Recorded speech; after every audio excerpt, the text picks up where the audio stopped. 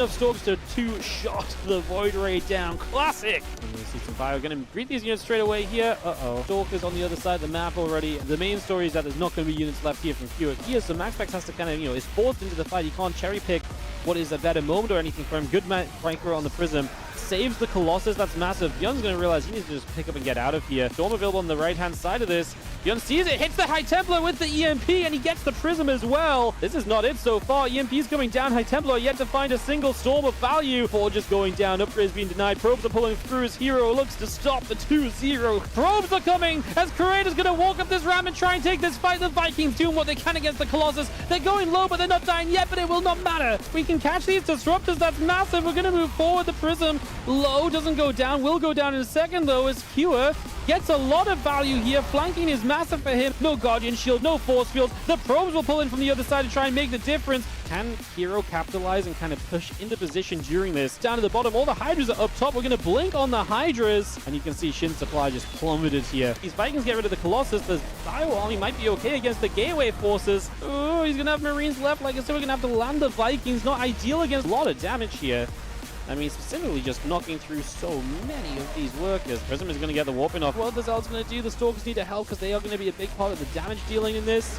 It's going to be enough. Trigger's going to get it done. We have an upset to start off 2026 on the WardiTV Mondays. Stalkers are a little bit behind everything else. The Siege Tank should absolutely target fire that Colossus as Bunny is making his way through this army. Oh, Bunny, he is getting it done. Stalkers are stuck in the back here, so we don't have a way out. And this is a great catch. herO gets caught, but the Stalkers blinking on top of his Immortals. Those are good force fields. Can he actually finish these Stalkers off before the Prism Micro gets there? He's actually doing pretty well. He's killing off a lot of these Stalkers. He'll pull a few probes in again. Showtime is coming out with a hold right here as he continues to chase forward.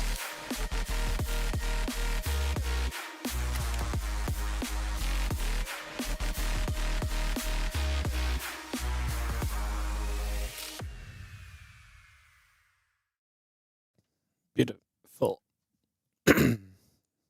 Still getting used to some of this new audio stuff, guys. All right. Let's cast some games. Let's get going. Let's figure this out. Let's do some StarCraft today. Hello, hello. Welcome to the WardiTV Winter Championship.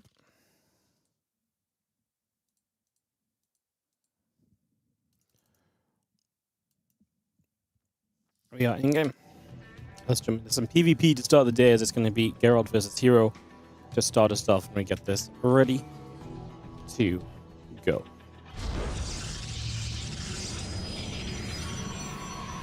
All right, hello. Let's get all the options set up and get ready to begin. And yeah, let's kick this off. Let's see what's going to happen as we get everything settled in. All right, it's going to be game number 1 here, best of 3 series between Geralt and herO. You get this first game starting up here on Old Republic, as in the bottom left-hand side, our red Protoss player will be herO, while in the top right-hand side, the blue Protoss is going to be Geralt. Can throw us in the Indicam. I'm just going to take 1 second and sort something very quickly, guys. 1 moment.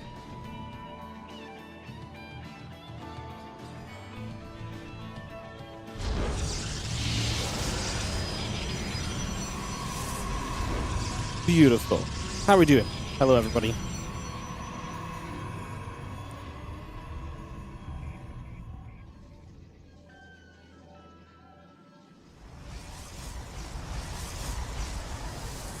So, I'm going to kick off and get in some action.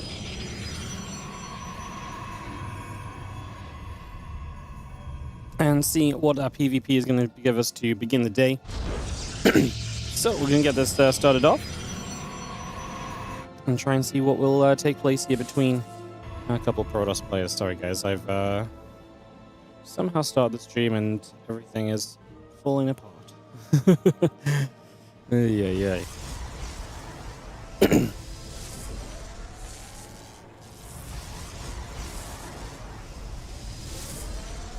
Cool.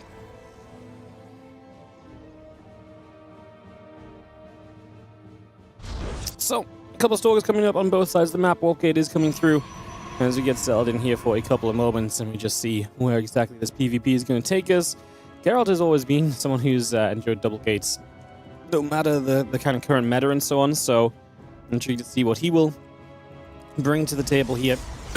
As we just have that probe heading down the map and looking to see where it can get to and try and see what might happen.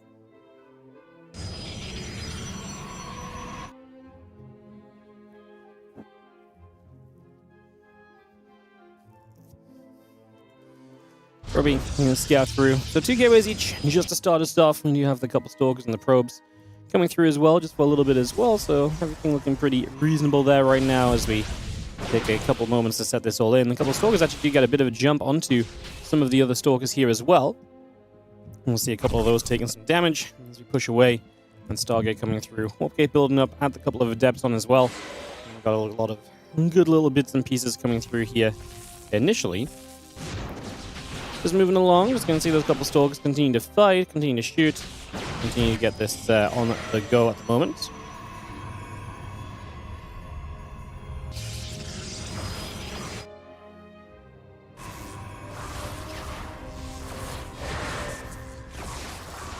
Just going to be seeing a couple of devs with the probe, try and fight back a little bit for a few moments. Just going to move that over for a couple of seconds.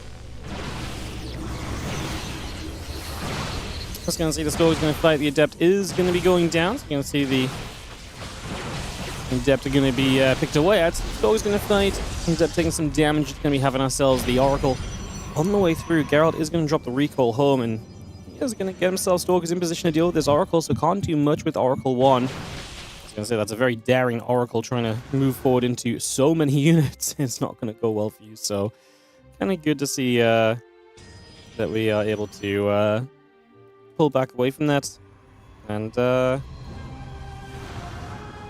just get this up and running for a couple moments.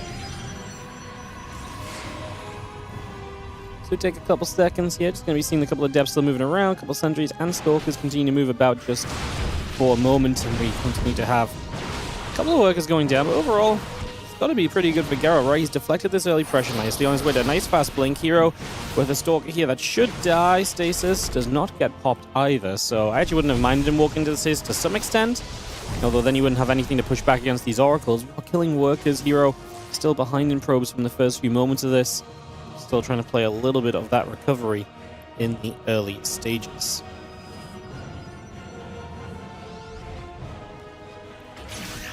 Then coming up, we'll see the stasis just catching a couple of the stalkers there as well. A couple of oracles coming back through. You can see the stalkers continue to put some damage out. Just trying to see a little bit more of what's going on. And that blink still coming around. Just going to continue to have a little bit of this setting through. Again, the stalkers come over. The oracles will continue to move. It's going to be having a couple of stalkers together. Going to try and jump on for some opportunity and try and find some value, as you have the Dark Shrine and a couple of probes still coming up as well, so a lot of that still comes online here for the next few moments. Pulse peel back over to the right side for a second or two, and just going to be seeing them go again, looking for some more opportunity around the back base. So looking for that chance, as a couple of oracles are going to just fight through.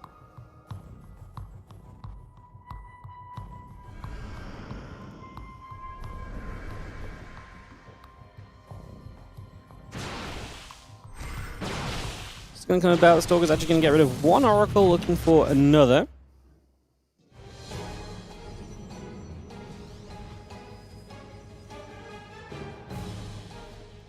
Let's go have that Nexus coming about, the gateway coming through.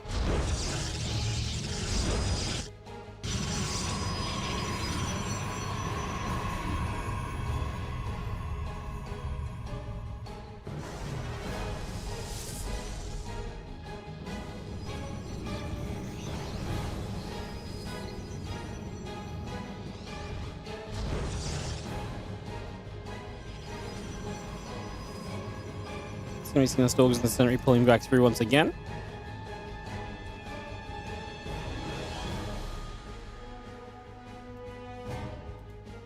We're going to have our Blinks continuing by, and the +1 attack and the Immortal continuing through as well. A few Stalkers on the way up, the Immortal coming about, a couple of extra gateways coming through also.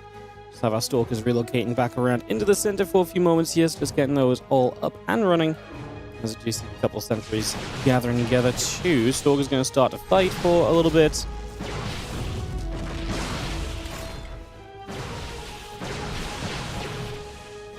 Stalkers will get after that Nexus. Next, he'll take some damage. Just going to be seeing a couple force fields coming down. Stalkers going to get stuck on that low ground. herO will blink over with the Observer and just jump onto the sentries. Gerald kills the third base, recalls home. I was going to say that Immortal is very much so on its own kind of over here, is going to get taken down. So, lose that, but Gerald is still maintaining the lead in this game. A few workers. Obviously, keeping a third base alive against a 2-base herO right now is going to be pretty great for Gerald as well. Considering this is, 5 players, 10 best of 3s today, everyone plays everyone round robin style. Start, challenging herO at the start, even Gerald, is a very good kind of way to start this group off. A very long way to go, and this game is obviously not won yet or anything, but it's looking very good for Gerald. Let's see if he can follow through. I do think sometimes... That's so funny. I was going to say, I do feel sometimes one of Gerald's larger weaknesses, he gets into some of these better positions, and then he really struggles to, close the game out.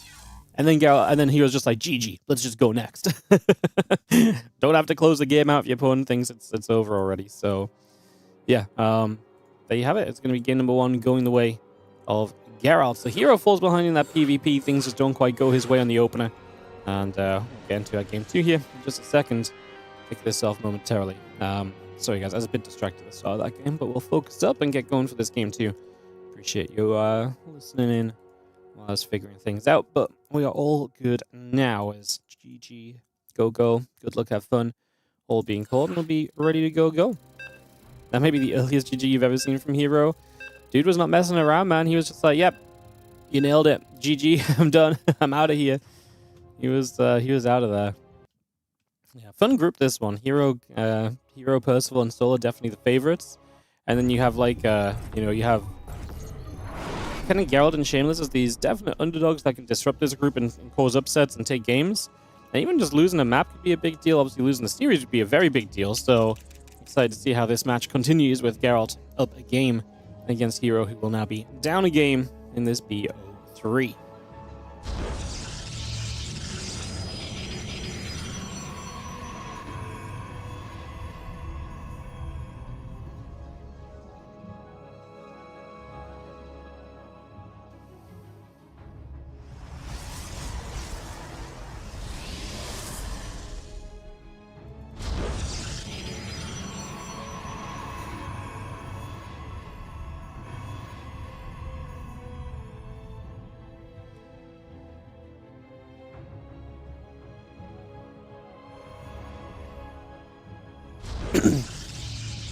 Couple gates coming through.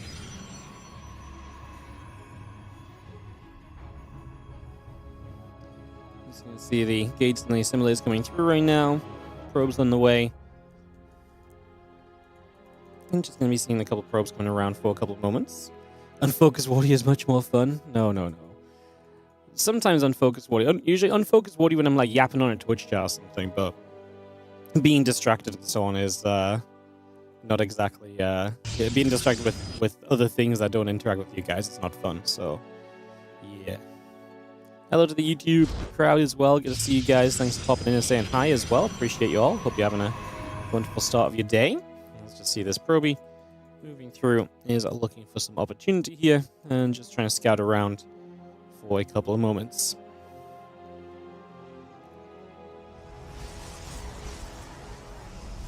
Settling that in, Cybercore's coming up, the probes continuing through. Maybe seeing a couple of gates still coming out. It'll take a moment or so to get all of that settled into place. There is a Stargate off to the top right side from Geralt this time, so he's going to be the one to be able to get some oracles out and put some pressure on with those oracles in the near future. So that'll be kind of interesting to see kind of play through this as well. As you're going to see herO opting for the proxy robo, so not super unorthodox or anything.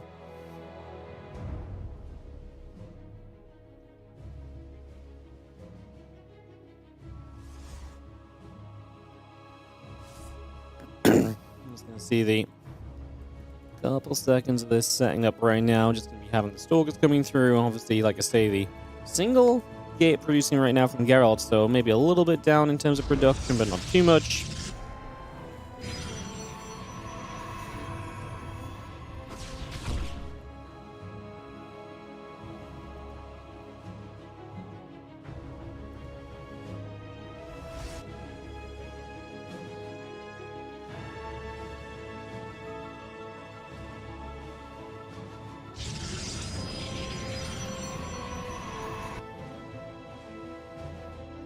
Just going to be seeing the setup coming around. Just going to be seeing the sentry and the prison coming up, so the pressure will come in from here soon. Of course, Geralt will start to apply pressure as well.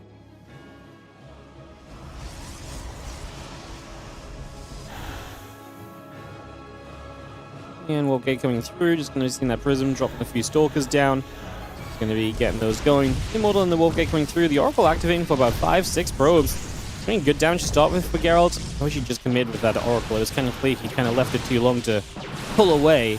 So then maybe he could have had just one more probe and win a game where every single probe may very well count. You can see right now a couple more shots landing, and these units putting the pressure on here from herO on the other side, trying to get something done early.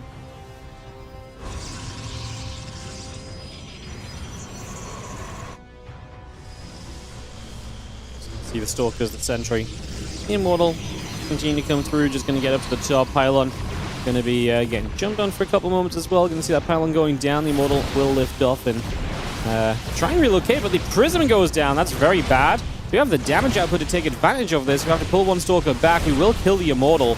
We lose a lot of units in this process. That battery was just not ready yet still for Geralt. Now we knock through these Stalkers. I think herO is still going to make this work despite what was a disaster. I mean, losing the Prism is really bad for you.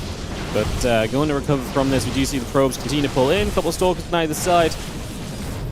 Continue to bring their fire into this as well. I was going to see a few more probes still pulling through and looking for a little extra value. As the Stalkers will continue to drop on down here. So that's going to be 9 workers killed. That's a lot of kills at the end of the day. And we do just see the rest of this continuing through. The couple of mortals coming up, the probes coming by.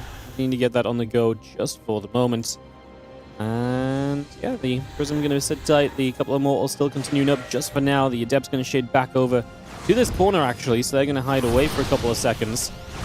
And we do see the Stalkers and the Sentry showing up to try and put a bit more value out here as well. It's just also trying to once again see what else can maybe be done. And the 2 Adepts get some probes. Game will stabilize a little bit, and of course Geralt is on an expansion, so that does help.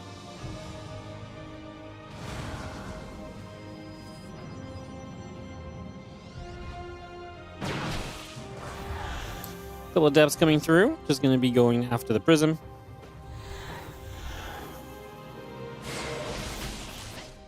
So you can see the Prism continues to sit overhead.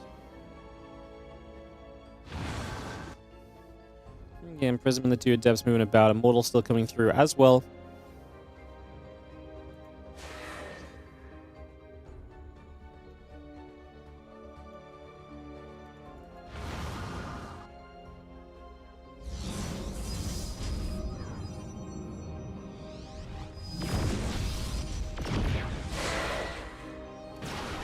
I'm going to see the Stalker shooting. Immortal going to go down. The few Adepts just going to chase across for a couple moments. Just going to run after that for a second. We are going to have the Prism play up into the main base. We have a Prism defensively here from Geralt, but his army supply is lacking. He recalls a bunch of Stalkers back over. These 2 Immortals are going to do a lot of work. That 1 Immortal is important. Let's see what the Micro is like. The Micro is going to determine a lot of how this goes. herO looking good supply-wise and continue to trade out. Going to be seeing a couple more shots coming through. That Immortal is going to go down. Sentry continue to go in as well. A couple of these Stalkers still getting jumped on. As you are going to be seeing this cleanup continuing. Stalker pulls back. You reset a little bit. I'm just going to see that Prism continue to come back around as well.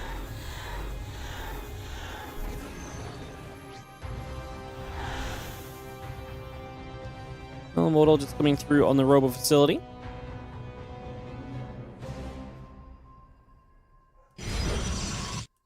Again, Robo setting up. Nexus in the Pylon coming through. Just going to be seeing the Prism coming back over as we just have a Geralt attempting to shut down this Robo. Still concerned though that herO just has a little bit too much firepower still left within him, especially considering he killed so many probes. It's now a 23-9 work game. So that word count is obviously a pretty sizable issue right here. Got those Adepts still coming across this other side. A couple of Zealots going to go swinging. The Prism will hang around for a few moments as well. Nexus and the Stalkers all continuing up. Pylon on the way through. It's going to be seeing these few Adepts going to get busy once again, jumping onto some of the units over here, trying to get onto those Stalkers for a couple of moments.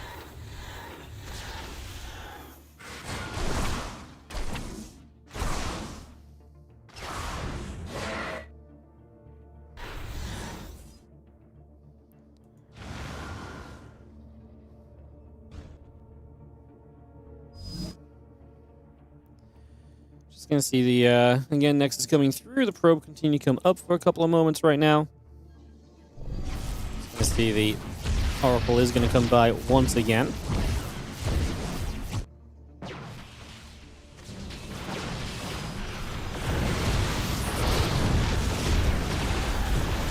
Now the Immortal coming through, a couple of Zelds are going to come about. We are going to see some fighting happening with the 10 probes going down for herO across the map. I do think he just has too much over here. And as you can see, this army will get it done. herO ties the series up 1-1 in our opening best of 3 today. And that will be a fantastic start to recovery. As, yeah, it was obviously not a great start in the opening game, but gets it back. Kind of did feel like Gerald had his opportunities in this one, but... yeah, into game number 3 then. Taito Citadel to decide the opening match today and kind of get an idea as to where this group may begin moving to. Just in case you're wondering about order of matchups, guys, it is on Wikipedia, but we will move into Geralt versus Shameless after this, and we're going to go through all 4 of Shameless's matchups in a row. So we're going to do Geralt Shameless, then Shameless versus Solar, herO, and Percival. It's all going to be coming up, so a lot happening there. As, yeah, we will take a couple moments and get ready to zoom and kick this off into Taito Citadel Game 3. Like I say, getting straight through to it and keeping this a-rolling. Alright. Let's go in game. 1-1 tied up. herO and Geralt. Opening matchup, a little bit of PvP to get us started. And so far, it's been some fairly fun PvP as well, so very enjoyable thus far. GLHF will be called. Set up and see herO can close it out. Obviously, he's definitely our favorite here, so somewhat expected. I guess we'll see. Let me get ready to go. Oh, do you say don't compliment the shirt yet? Oh my god. Guys cannot be, can't get away with a shirt without you guys noticing, huh? Oh, yeah, it's still a good shirt. Good to know it's still a good shirt, you know? Good to know it's still a good shirt. That's a, big plus.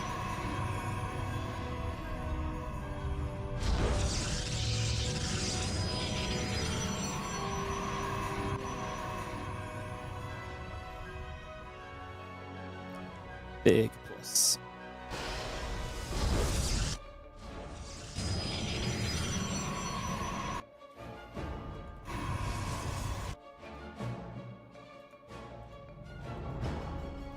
Alright, probably heading down toward the bottom side. We'll look to see what's going on.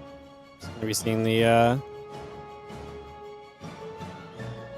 setup here for a few moments. The probe continues to go through.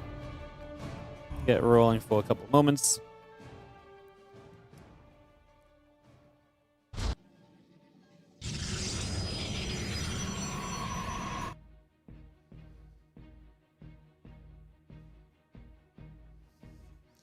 Again, Cybercore coming about, the gateway coming up. I'm just going to get that on the way, and we do have Pylon already from Gerald.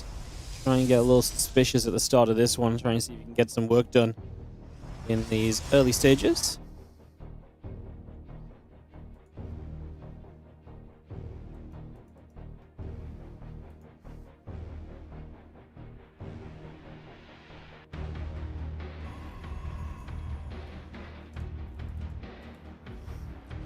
A couple stalkers coming through, the warp gate's coming about. There's going to be the robo facility coming down over on this side as well. So it's going to drop that robo into place for the moment. So it's going to get that ready. So we settle this in. A couple stalkers in that robo facility all coming online just for the moment. 2 adepts, 2 stalkers, that robo from herO. But yeah, playing it back at home a little bit more defensively than what we may be used to seeing. But it can still be used for aggression as well. It doesn't have to just be like a defensive robo facility here. You add a 3rd gateway and you're generally going to go across the map. You just don't have the potential to kind of reinforce with an immortal very quickly or anything along those lines, which would be, you know, kind of very normal.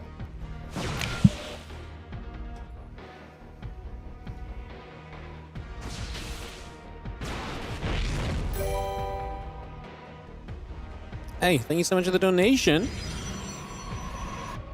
I will need to open my stream elements just to read that properly, so give me 1 second.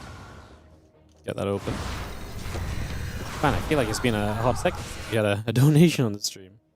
Apparently we had one like 5 days ago, so I'm just insolent apparently. And Nikedos Mavi, thanks for all you do, Wardy. Thank you so much for the £15 donation, mate. I appreciate the generosity. Thank you so much for supporting the stream and the StarCraft. We appreciate you. Thanks so much.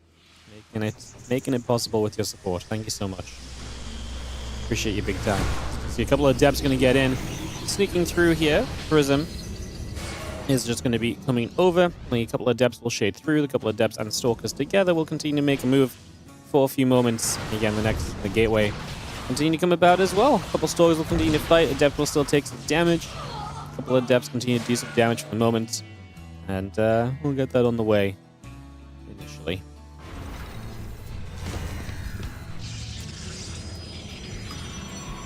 Well, Stalkers and the Sentries will join themselves in.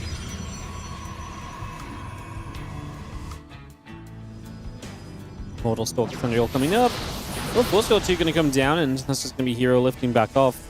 herO's still a one-base Protoss, man, so he kind of is in the need of getting something done. He's going to warp in another Sentry. He does have a good army supply lead. Some of that is going to be the Immortal, which is all the way back at home for him currently, still in production, so that's something for us to kind of stop and think on here. As a couple of these Adepts get active onto these probes, the Stalkers will try and start helping out as well. A few more shots coming through, a few more hits coming down. Just going to have ourselves the extra Sentry warping in. So we get a few probes as a big starting point, right? Because it's going to slow down at least some of Geralt's economy. A few hundred minerals to replace probes. There's still a few hundred minerals that add up over time. So generally going to say that we're kind of liking where this is going still is and actually go for the elevator up into the main base. Now we're going to have a prism popping out that's massive for Geralt because it means he can elevate his units over the force field. He has a battery on this high ground as well, so defensively speaking, I think Geralt's going to be okay. I do not think this attack is working right now from herO's. We do see a couple more Zealots warping on in. The Stalker going to be there, a couple of Zealots, the Stalker's gathering up. Geralt is holding for the moment. Continue micro here, does lose the Immortal. Unfortunately, that is a big deal. There's not a lot left though really for herO, and again, herO is in the business of kind of doing serious damage right now because he's still without an expansion. So if you don't do serious damage right now here as herO, but you're still very much so in trouble. As these Stalkers step through, they're going to get the Prism. It's in warping mode, so oh my god, an Immortal inside of it does get saved. But now we just chase down these two Immortals. It's a little bit messy, arguably. I think Geralt could have maybe done a little bit of a cleaner job of this. He could absolutely be chasing these Immortals down more cleanly. Like, he should absolutely never be letting these get away, because that would be crazy. And he does do so now. Just took a little moment or so there, and Geralt comes out with a base lead and a massive army lead. herO, I think, just stopped for a moment and was like, what the hell am I about to do? Because he had a ton of money. Now he's like, okay, Stargate and 3 Adepts. So he's going to try and find another way back into this, but this has not been the opening series that herO was obviously hoping for in the slightest. herO is in a whole world of trouble right now, and a loss to Geralt in a group like this. Don't get me wrong, I still think herO can very easily advance out of this group.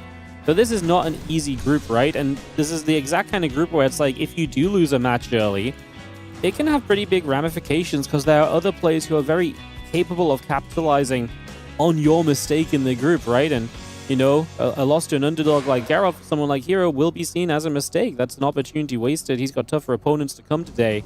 So yeah, it's kind of cool to see that this group might get shaken up from our very first matchup, which really is kind of fascinating as these Adepts come around. A couple Stalkers gather about. This is more GG when herO GG game 1. Yeah, I think so. The difference is now you can't just go next. Now you have to get out of here and accept the 0-1 on your scorecard for this group. I mean, that's massive for Geralt as well. If he wants to take a bit of an upset advance into the playoffs, then him coming through this group and, you know, making that happen would start with, beating herO here is going to do a lot for him. If he beats herO and then he, say, moves on and plays Shameless next and wins that, 2 wins is a lot of the time. It's not always going to be good enough to get you through, but it's going to be a lot of the time good enough to at least put you in the talk for tiebreakers, right? So that would be a pretty big deal. So yeah, Geralt going to be in a good position. That still relies on, obviously, winning other matchups. So has to close this one out, but he denies the Nexus from coming through. He walks away, which is a bit of a safety thing, I guess. He's just not quite 100% sure, but I would just like him to just stay here and just... I mean, I guess his opponent... I guess you walk away for a minute or two, and if your opponent doesn't attack, then you attack again and basically deny the base again. Is probably the safest way to play this, and I do think that's probably the approach we're just taking right now. So I suppose that makes some sense. As we are going to drop a Nexus down into that bottom left gold base. So a gold base coming online as well. Bringing that straight through, getting that up. As herO is just going to try and take the risk to get back in this game. Has to do something. The Phoenix are cute because they can obviously lift up the Immortals. And if you lift the Immortals, you're taking away some of the firepower of the opponent. And maybe you can kind of glean a decent fight for yourself from there. But I'm still not exactly loving the situation. Phoenix is going to come about. Just going to be seeing the probe going down. Again, Nexus and the probe continue to come through. And we're just going to see units coming around right here. Just going to be seeing a couple Phoenix coming about. Just going to see the couple of Adepts will go around as well. Observer going to continue to move backward. Nexus building through. The Immortal coming up. The Adept is going to unload onto these probes. So a bunch of probes already taking some damage. The Phoenix going to lift up a Stalker already as well. Now these couple of Adepts continue to get into business just for a few moments. So that the I think Prism's going to get shut down on the way out here. Is that the GG moment from herO? It definitely feels like it. I mean, I guess now you've got a gold base, you're going to give it a go, but even the Prism going down is just another massive failure for you in this game and in this entire series. This game is falling apart for you right now. Mortal Stalker continue to come around. Again, Blink and the Immortal coming up. Going to see the Sentry nibbling at the Phoenix there. The Phoenix is going to go down, so that will fall. Probes transferring over. The Oracle will be active onto the Nexus for a couple moments too. And this army now is starting to shred its way through the Nexus in the bottom left. So that Nexus bottom left does go down. So Geralt is basically just saying, no, there's no way back into this game for you. Now we've got a bunch of probes, Immortal and Sentries running around the map. Yeah, I mean, not really got much to cast on this one, guys. This one feels kind of as done as it can be. Gerald's about to have Blink, which I guess really is going to be the nail in the coffin here to open up. Yeah, herO has to type GG. That's going to be game number 3 and the first series of the day going the way of Geralt for a little bit of an upset. So there you have it on that one, as that's going to be massive. Geralt gets the first win of the day. And we're going to hop on over to EU because we're going to continue with a bit more PvP, guys. We are going to work through a bunch of the PvPs early in the group today, get those kind of out the way and get into the juicier matchups a bit further down the line. So Geralt takes out herO in some kind of games where he just got into a really good position early and he just freaking sent it from there. Yeah, kind of a fascinating matchup, honestly, because obviously was not really expecting. I mean, just wasn't really expecting the upset, if I'm going to be honest straight away. Impressed by Geralt is, I think, a fair statement. Impressed by Geralt. I was also worried, again, sometimes Geralt gets into good positions and I feel like he struggles to, like, follow up, and sometimes it feels like on the follow-up he kind of gets himself into more trouble than he ever needs to, and the game kind of gets out of hand and so on. But he honestly really did just handle this series very, very well, start to finish, and he gets, like I say, a massive upset to start the day off. Crazy. Crazy. Alright, guys, I'm just going to take a moment to sort a couple of matches out. In fact, I'm going to go break screen just so I can sort a couple things out so we're fully on track and pay a bit more attention and get focused and all that kind of stuff. So I'll see you guys in just 2 moments.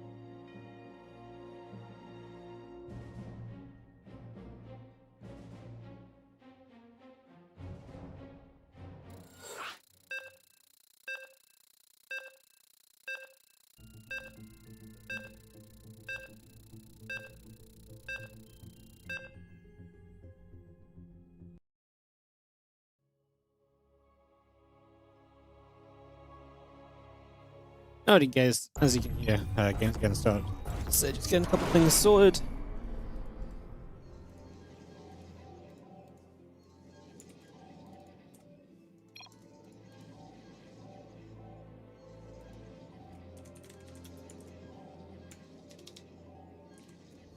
Cool. Alright, PvP resumes, this time with some Shameless on the other side. As Gerald starts the win off with a win, or starts the day off with a win over here. What an upset that is. And what a bit of momentum it would be for Geralt to start this day 2-0 if he could beat Shameless here. And we're going to see a lot of Shameless' games in a row right now. We're going to see a bunch of his games at the moment.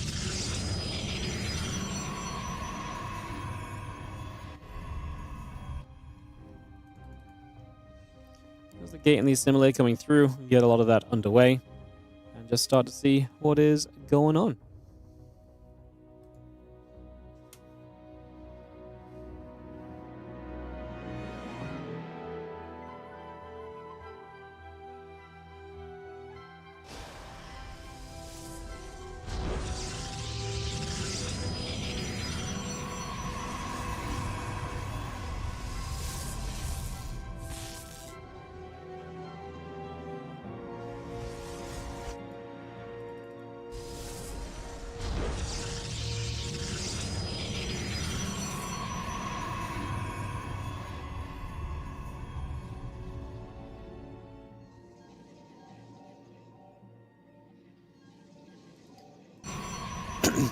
Okay, it's Cybercore coming up.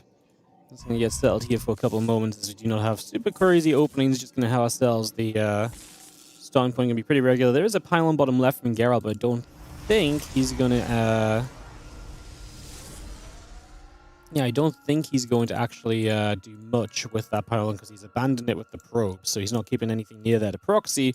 So this feels like it may be a bit more of a just straight up standard game. European PvP does have a tendency to kind of be a bit slower and kind of more standard, a little bit less aggressive at times as well. So we'll kind of see how that pans out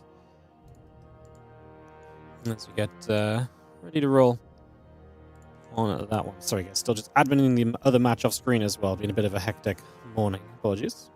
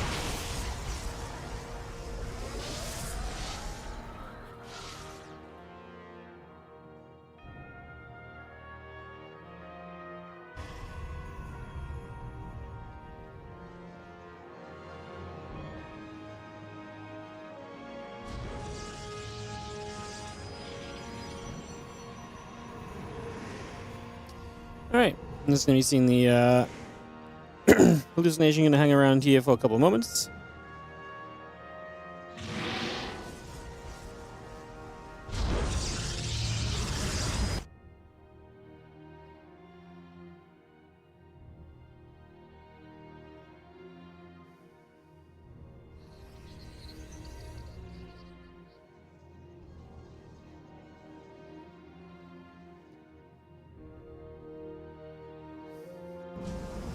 You can see the Nexus coming around, so just going to be seeing the Nexus coming about a little bit, trying to see a little bit of what's going on. Just going to be seeing the Stalker. Just going to poke at that Oracle and put a little bit of damage out there for a few moments. Stalker's coming over, Oracle taking some damage. Stalkers and the sentries together will be moving across as the Oracle chills out up towards the top side. And yeah, and the couple of probies continue to come through. The blink is coming online. It's going to get that stasis up onto the high ground. Can actually catch quite a few probes there, which is going to be quite nice. So Geralt getting in, and a sneaky little move is going to be a success story for him initially. It's going to be a nice little starting point for sure, so that's going to be a big plus to begin with. As I see those probes all, like I say, going that stasis and going from there.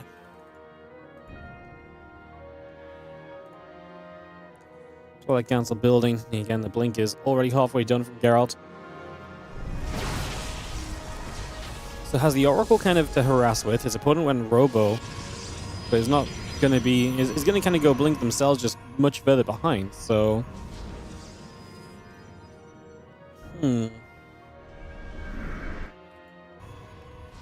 there's a couple gates coming up, that blink coming through.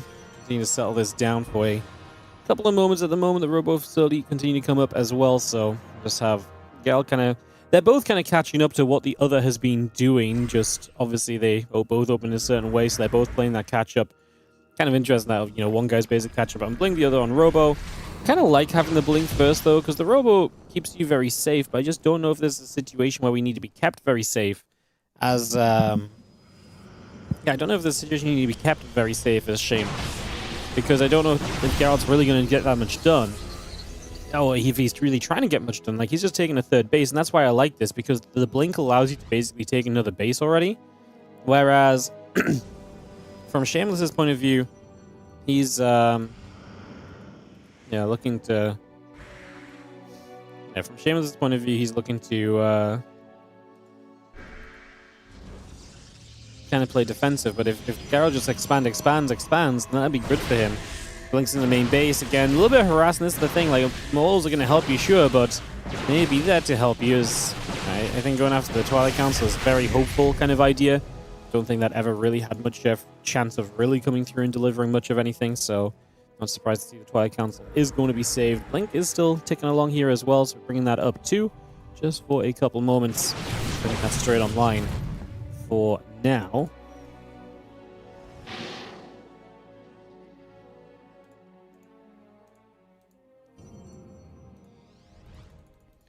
Prism coming up. Again, the charge. The Immortal continue to come into play. A couple of additional Zealots will warp in as well. That Prism still very much so building through. The Stalker and a few gateways coming up. A couple of Stalkers and a couple of gates coming up. Next is on the way by.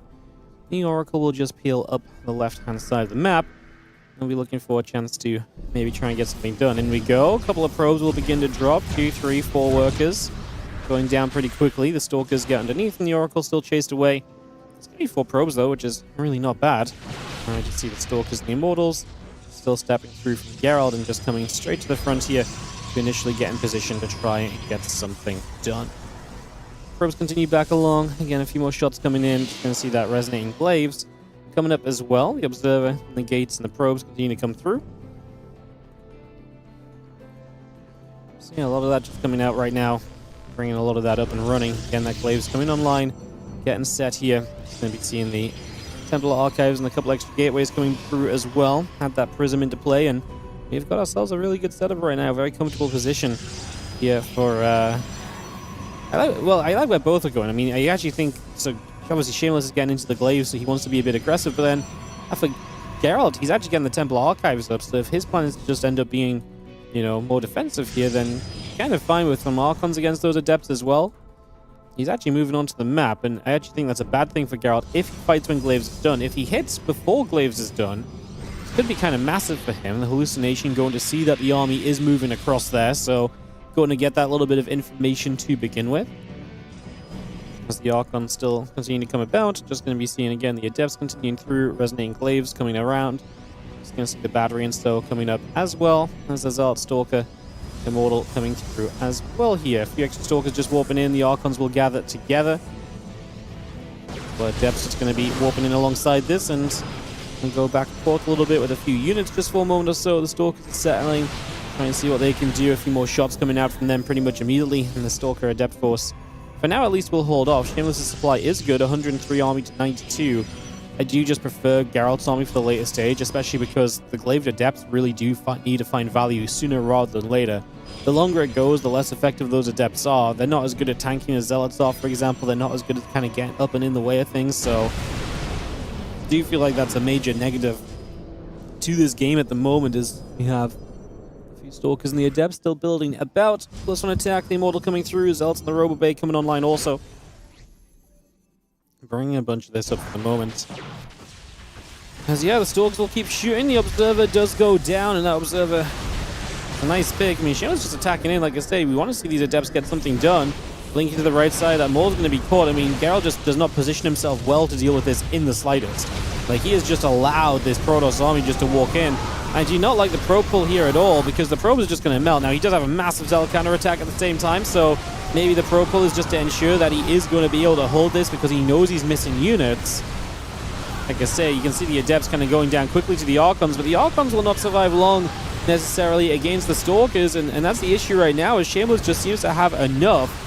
Like I said, Gerald has a bunch of units on the other side. He's going to pop out a Disruptor that's going to die almost instantly. There's no chance that that gets a shot off. Gerald just is not stabilizing here. The Zealots are going to kill the third base perhaps, but he's about to lose his entire main base production. He just... Honestly, I actually think he had what he needed to fight this army, but it just walked into his naturals. Then you're running into the natural, you're running into the clumped up area, the Depths are clumped, your Zealots are not able to get a good surround. Like I say, the initial Archons did great against the Adepts, but as soon as a few Stalkers got into those Archons, it became a very different story again. And another few Stalkers warping in. These units are going to keep on trying to fight. A few more Stalkers are going to keep on trading for a little bit of time. A few more Zealots are going to be showing up as well. A bit more damage being done there as we continue to trade through. Still a little bit more being done. A couple Stalkers coming about. Extra Adepts warping in as well, just for the moment. Can we just eventually find a defense for Geralt? I think the answer is no. Shameless is going to come through and take the opening game of this BO3. So Shameless is able to get a 1-0 start to this series and will be off to a pretty good position to begin with. We'll see what a game 2 gives us for him. And as we got a second map going in a second, just waiting for Geralt to give us the host up. He hosted the first game. I presume he probably looks at hosting the second for us here as well. Cool. Then this is exactly why this group can just go all over the place, I think. You know? I think this is exactly why this can go all over the place. Because, you know, if Geralt beats herO, then Shameless beats Geralt. I mean, then this group... It's so funny because, like, Geralt could... If he loses this, Geralt is the underdog in the next matches. Well, if he loses, it means 1-3. His wins against herO, but it just doesn't mean anything anymore. Yeah, this group could definitely be... kind of fascinating in that regard. Doesn't look like Geralt's hosting, so I will just start us toward a lobby. And now my lobby's crashing.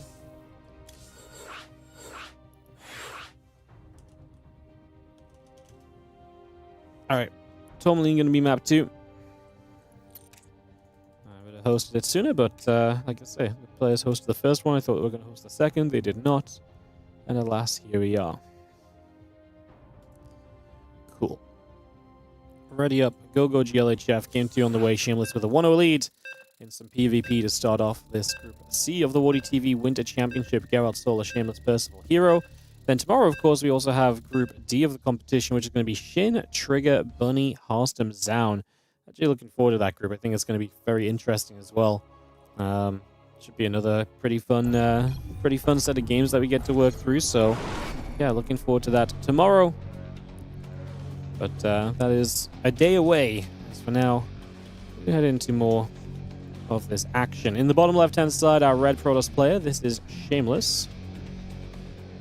He is up a game in this series as he takes on Geralt, the blue Protoss, in the top right-hand corner of the map.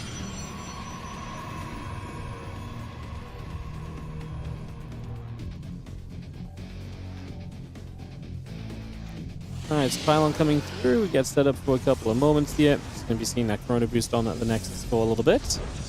As the probes come in, get settled down. Yeah, the gates coming through, the probes coming by. A lot of this setting up, coming in just for the moment. So we're bringing a lot of that in to play for now. And just seeing where this game gets interesting, I suppose, in the next little bit of time.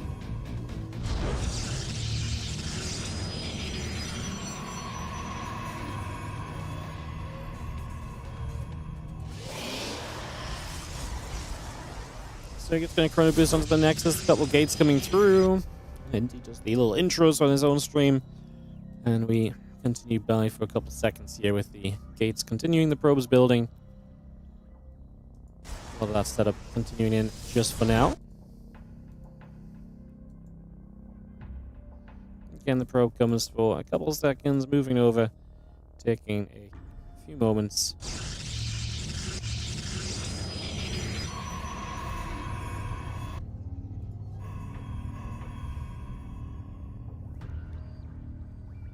That pylon is very close to being found very quickly, so if this really is a plan from Shameless, it's going to be figured out almost immediately here, so not going to get very far with that before it maybe comes tumbling down. And there's a couple stalkers still building through on both sides. The Wolf Gate's coming up. Probes in production. Just get all of this on the way.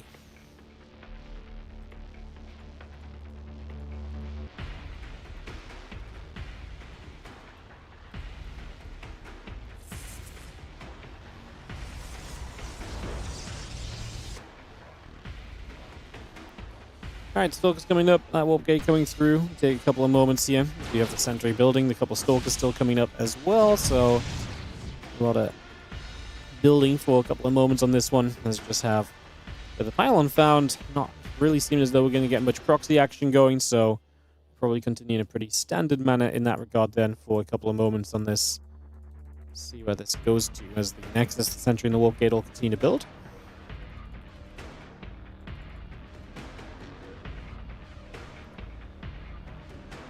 A couple of sentries coming about, that Warp Gate coming through, the Stalker's coming up as well.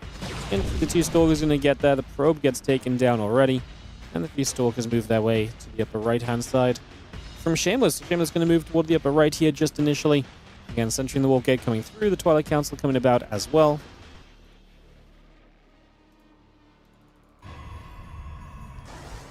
The Warp Gate both continue to come into play. We'll just see the few sentries and that Stalker continue to gather around.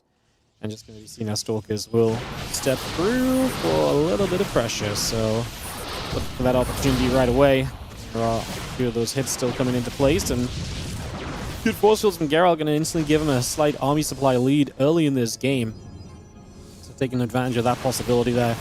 Instantly jumping on it and running with that chance given to him. So we take those. The Stalker's still fighting. The other Stalkers in return taking some shots as well. Hits coming back that direction also. That Nexus just finishes up. Got a couple of depths that are going to try and shade on through here as well. Also looking for any potential to do a little extra in the next few moments. The Stalker Sentry gathers still. One or two more force fields coming down. The Stalker's going to get hit. A couple of Adepts coming back around as well. Those Adepts going to continue to just make some moves as they go for a couple of probes.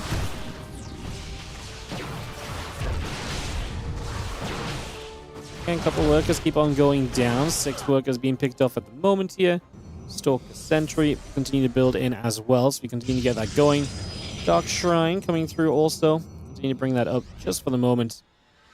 And again, a couple extra probes building through as well. Adding on the pylon, adding on the blink. A lot of that coming straight into play just for now, as that Stalker gets back onto this pylon and chips through that.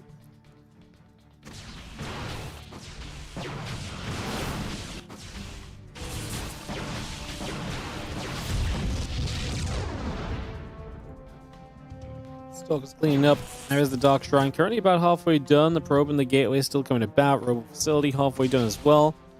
Stalker just going to chip through that pylon and clean this up already.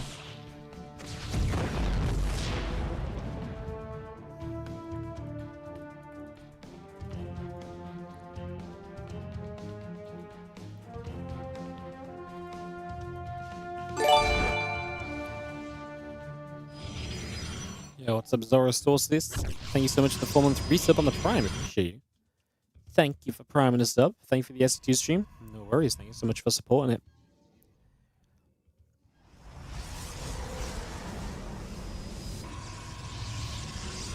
Just take a couple moments here while we wait for a couple things to happen. It's not a very fast-going game right now, is maybe the main takeaway. It's a slow developer. We do have Gerald. He's going to have Blink finish now, so this is where it gets a bit more exciting. He'll start a commit. Blinking Stalker's back out of trouble as he takes this fight. Shameless just doesn't have Blink yet, and Gerald just has more initially, and then maintains and increases that lead because of the Blink play. Now the probe's going down. Now the sentries are going to get jumped on. I do think that's going to be pretty much the cleanup just done and dusted. Geralt 70 to Shameless 53 supply. See a few more Stalker shots coming through, a few more hits coming about. Gonna try and get a few hits going back the other way again there and just trying to return some damage where possible. It's going to be Gerald in a pretty serious lead straight away in this game number 2.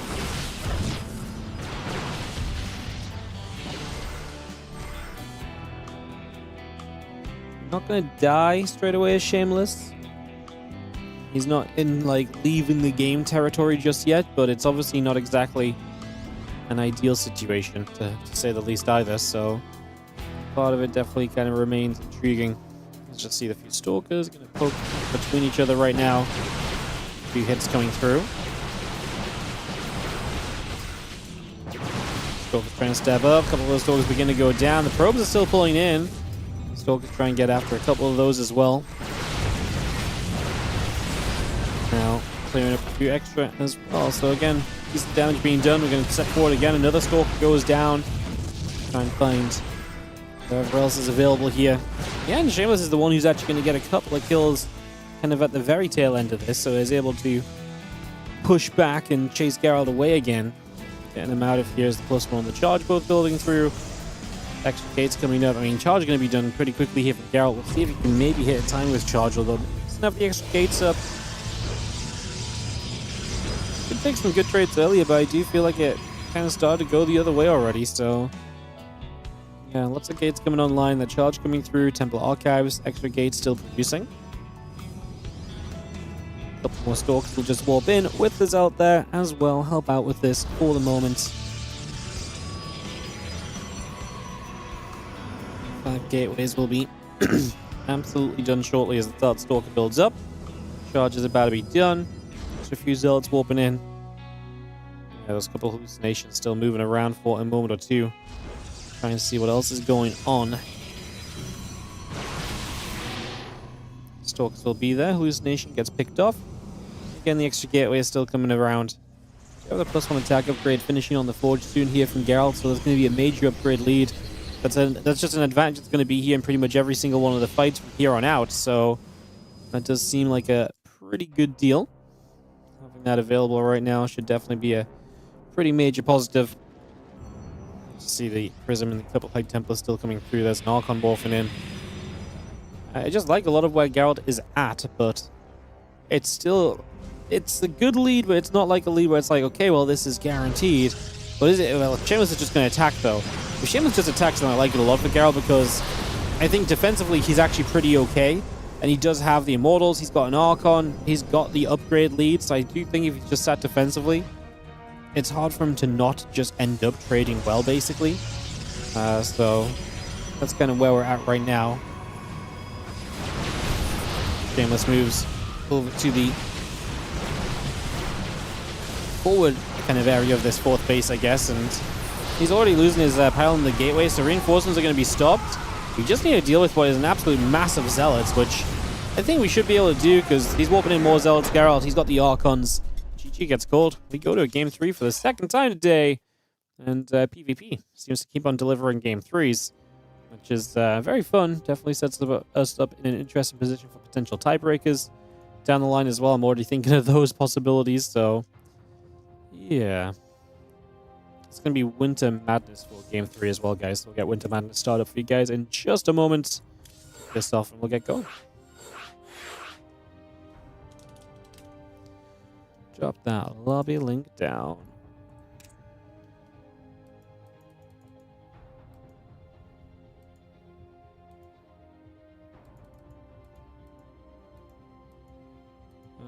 Just getting everyone in here, guys. Give us a moment.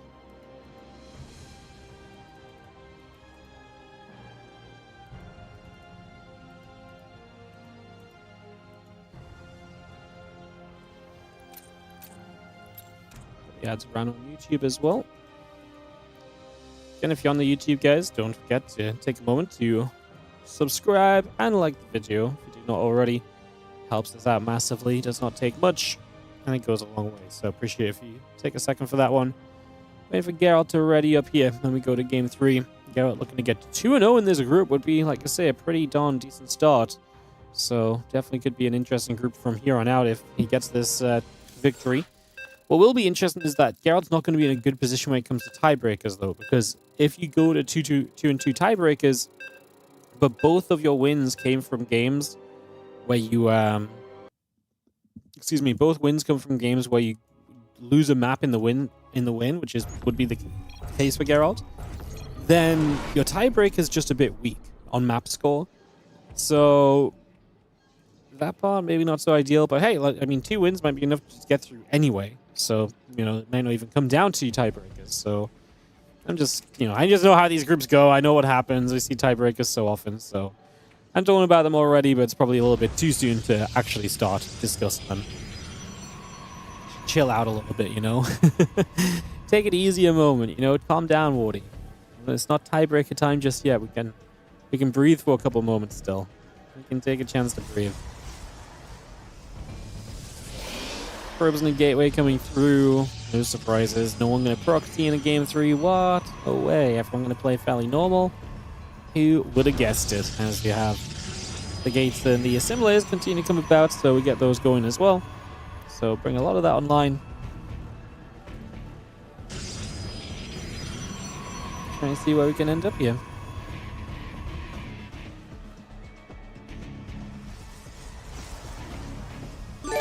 What's up? It's a screaming raw. Oh my god. My ability to actually say hi to people and talk about things today is seemingly at an all-time low. Screaming Waffles, thank you so much for the 29-month resub on the Prime. My my mouth is just like not opening enough. My words are not getting out before I just trip over them. Ay, ay, ay. Today is one of those days where talking hard is not a good experience when your job is to do the talk. Who is Shameless? Shameless is a Russian pro display. He's been up and coming for quite some time. Definitely has kind of scraped kind of the, you know, the higher end of the what I'd call like the semi-pro scene, and is kind of borderline one of the guys you could kind of say is more kind of on that pro level. Like it's very difficult to kind of clarify what that means necessarily, but to me, Shameless takes a lot of maps off of a lot of good players very frequently. You know, like if Shameless got out of this group, it would be an upset, but I wouldn't have said it was impossible going in either, right? So that's kind of where I'm at with Shameless. And that's generally what you can expect a little bit of when it comes to kind of seeing his games and what you can think you might get from him. Like, he's dangerous in this group. I think he could absolutely be Percival. I think he could probably beat here. I think Soul is going to be a tough beat for him, but no, definitely one of these guys who really has the potential to, I guess, they upset a group a little bit, even if he's not the favorite going in.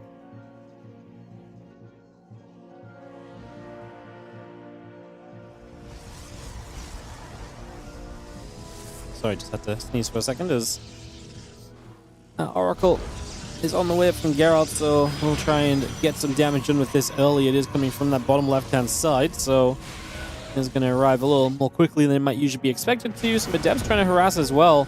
That's a bit of fun for Shameless to having to be deal with, like, Adept harassed, while the rest of this is ongoing as well. When the Oracle's about to fly in, let's see just how well this goes. We fly in, a couple of probes begin to drop pretty quickly, so we get some damage done right off the bat. 7 workers going down. The Oracle ends up leaving off over to the sides. Just going to see the sentry still going in after a couple of those Adepts as well. So the Adepts still coming about, shading through, looking to get a couple of the probes, and a couple of those probes will indeed go down. And now I've sneezed down my nose. It's like, what did you sneeze for? It's like, you're the one that wanted to sneeze, bro. Oh, yeah.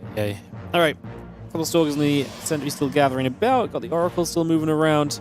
Twilight Council next is all building through. And yeah, Geralt just on the way to his follow-up right now, where Shameless is just 3 gatewaying, which is going to give him a good amount of unit production, but I do not love it in terms of where his tech is at, because basically his tech is non-existent. He throws a Twilight Council down now, so Geralt is going to have 2 Oracles on the map, and he's going to have the timing advantage on the Blink, all because Shameless is going to have the ability to build a few more kind of baseline gateway units that he's not even going to attack with early. There are just so many problems with this entire situation. There are so many issues here. There are so many issues here. As that Blink comes through, the gate comes up, a couple of probies building through. As you can see, a couple of Stalkers are going to step over. They're going to greet the Oracles and try and push them back the other way as well. The Oracle's pulled back into the center. Stalkers, the sentry is going to get underneath. Fight for a little bit of time.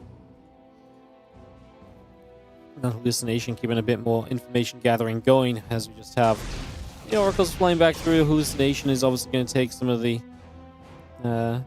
shots at those Oracles. Will not deal any damage, but can keep track of them for a little bit of time at least. Drops the Revelation down to see what the army composition and so on looks like at the moment. Just keeping on top of that where he's able to as well. Who's winning this game so far? Nobody really. Personally, I kind of like Geralt's position a little bit more. Faster third starting up, the faster blink going to be done, equal work count. Like, things are just going more quickly from Geralt. And I do still like the Oracles being on the map as well. I do think they still provide value. So Geralt is maybe leading, but he's not in like a... It's not a position of this game where you could say he's like, oh, well, Geralt's definitely going to win from here. It's very much so close, just cherry picking which advantages we like more so a little bit right now.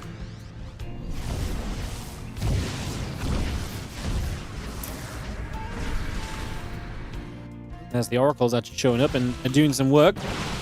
Getting in there for 6-7 probes. That's why we like the Oracles. Just so much potential with them is... Forward gateway gets depowered as well, so Stalkers and Geralt get a good catch, and Shameless trail a little bit supply-wise. These Oracles will still linger off over to the side, and they're going to pull back toward the middle of the map now. Stalkers and Sentries work their way around the left, blinking toward the front for a few moments.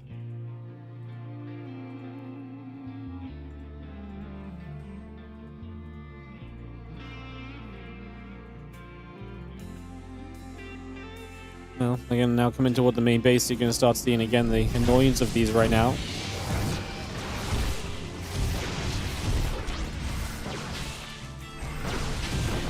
And they go. Stalker's going to shoot. Get a few hits off. As we're going to be seeing a Pylon going to take some damage. Pylon is going to go down. The extra probes will come about for a few moments as well. So we got a little bit more done. We're just going to see the Stalkers keeping on fighting. Running up there and chasing some of those Stalkers down right off the bat. So some damage being dealt. Geralt going to keep coming back in. I mean, again, killing so many probes and now putting this pressure on. If he denies this third base, Geralt is going to be in a very solid winning position right now, as you can just see those Stalkers continue to fire right up. That Nexus is still taking a few more shots of damage, but a few more hits coming through. The Stalkers will continue to fire into this, and nothing much else to say. I think this one is going to be a defense from Shameless, but Geralt, his position is still great. Even if he doesn't deny this base, still 10 workers ahead. Like, he's got a saturated third base, whereas his opponent has a third base that does not really have many... Well, he does send some workers to it, but that means his other bases are undersaturated because he's only just got past kind of 2 base saturation. So, kind of keeping that in mind, a few Stalkers still gathering up. Charge coming through, +1 attack coming through for the moment.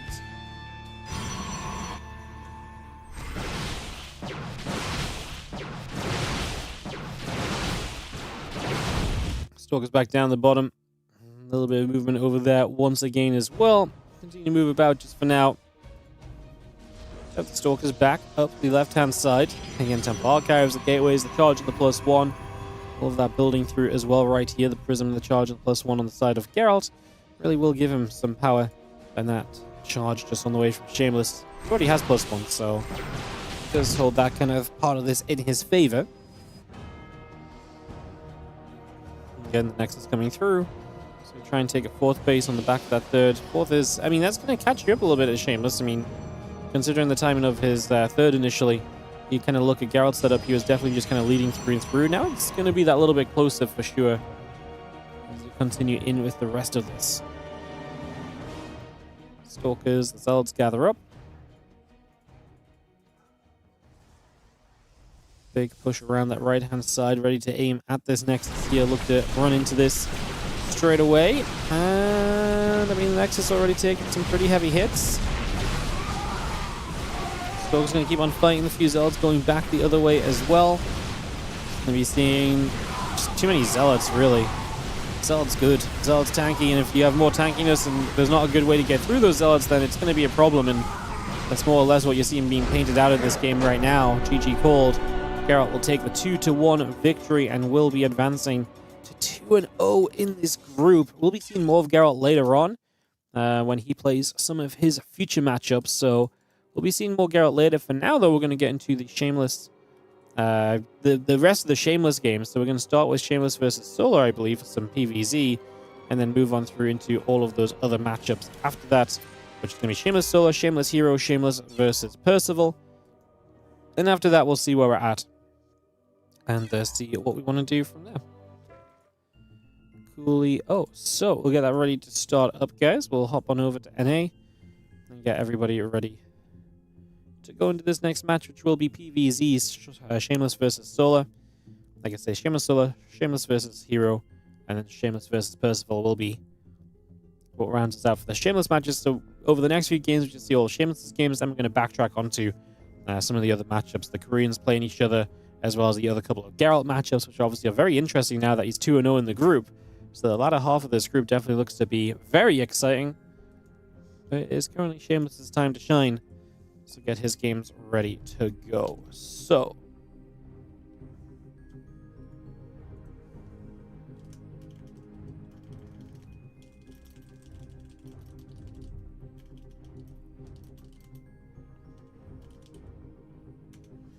cool. Get this started off, guys. Get ready to go. And we'll kick this off in just a moment or two. Get some videos going and get this into play.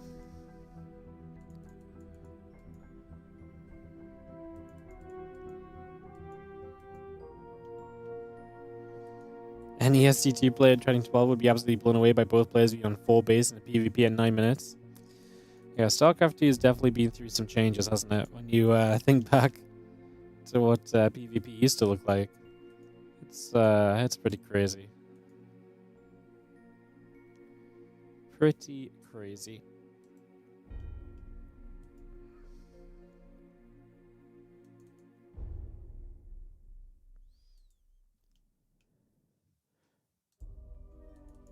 Some videos, guys, and we should be able to move through shortly.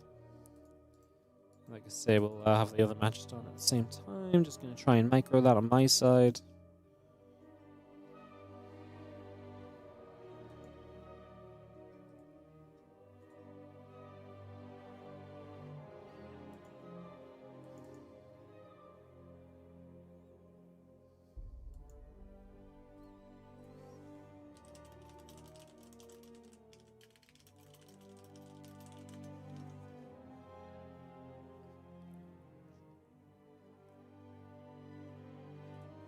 Cool.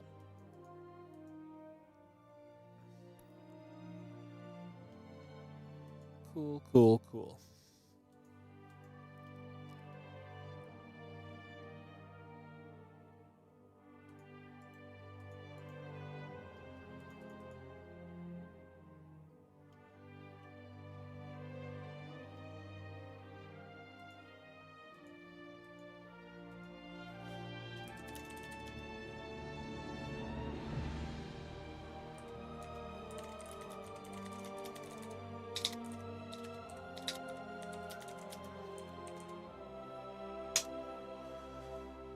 Tourmaline going to be map 1. Get this hosted up for you guys. Game's truly evolved over the years. Yeah. PvP was literally just 4-gate versus 4-gate all the time. Non-stop. There was just nothing else to it. It was just 4 gates. It's actually really crazy when you think to how much things have changed basically over time.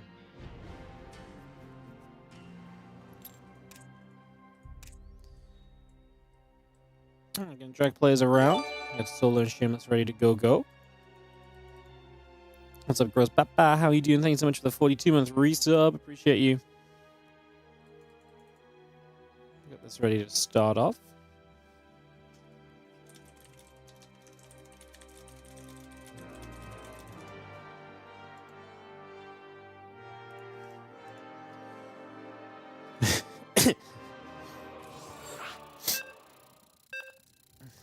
Shameless calling Solar the boss.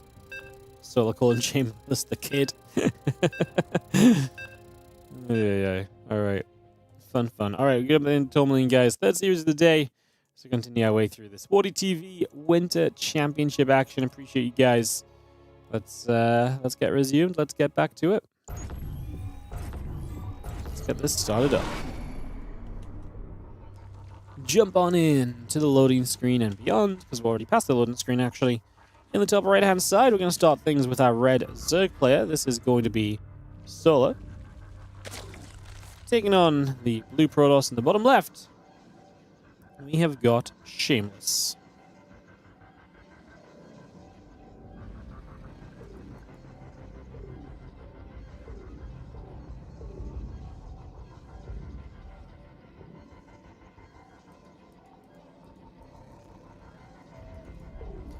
Alright, Pile the probe coming about. Get that set up and ready to roll. Gateway and the probe coming around as well.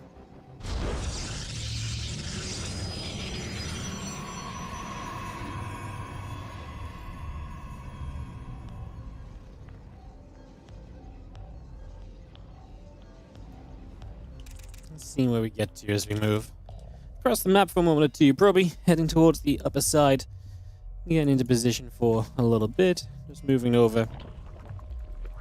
Moving around for a little while. Again, probe coming over. A couple of nibbles onto the mineral patches here for a little bit as you come through.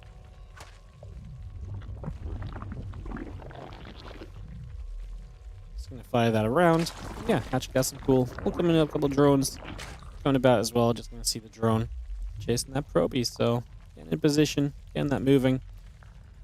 Getting this ready to go. Cybercore and Nexus both building into place.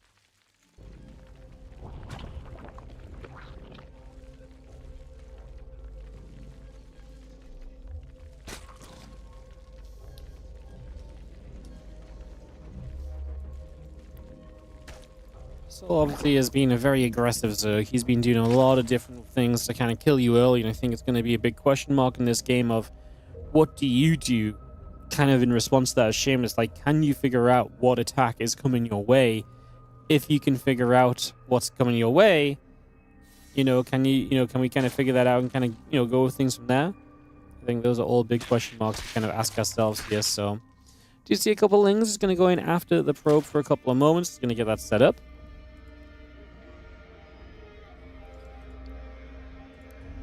Ling speed coming through, the couple of queens and the Lings still coming by as well, so we get that on the go for a few moments. Get that running by. And yeah, just going to see the Stargate and a couple extra probes in the Adept. Coming through, Warp Gate building. We get set to go. A couple of probies. Just going to get into place for a couple of moments. Get that underway.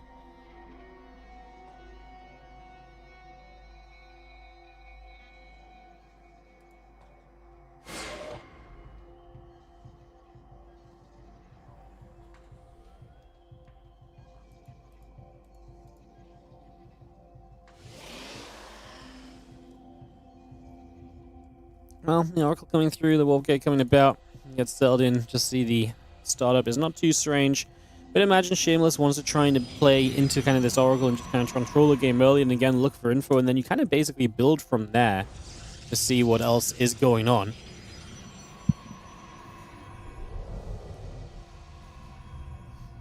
The mic volume is fluctuating a lot. Is anyone else hearing that? Because apart from me just kind of talking loudly or talking quietly, it shouldn't really be fluctuating. Like, I just talked a bit quiet there, but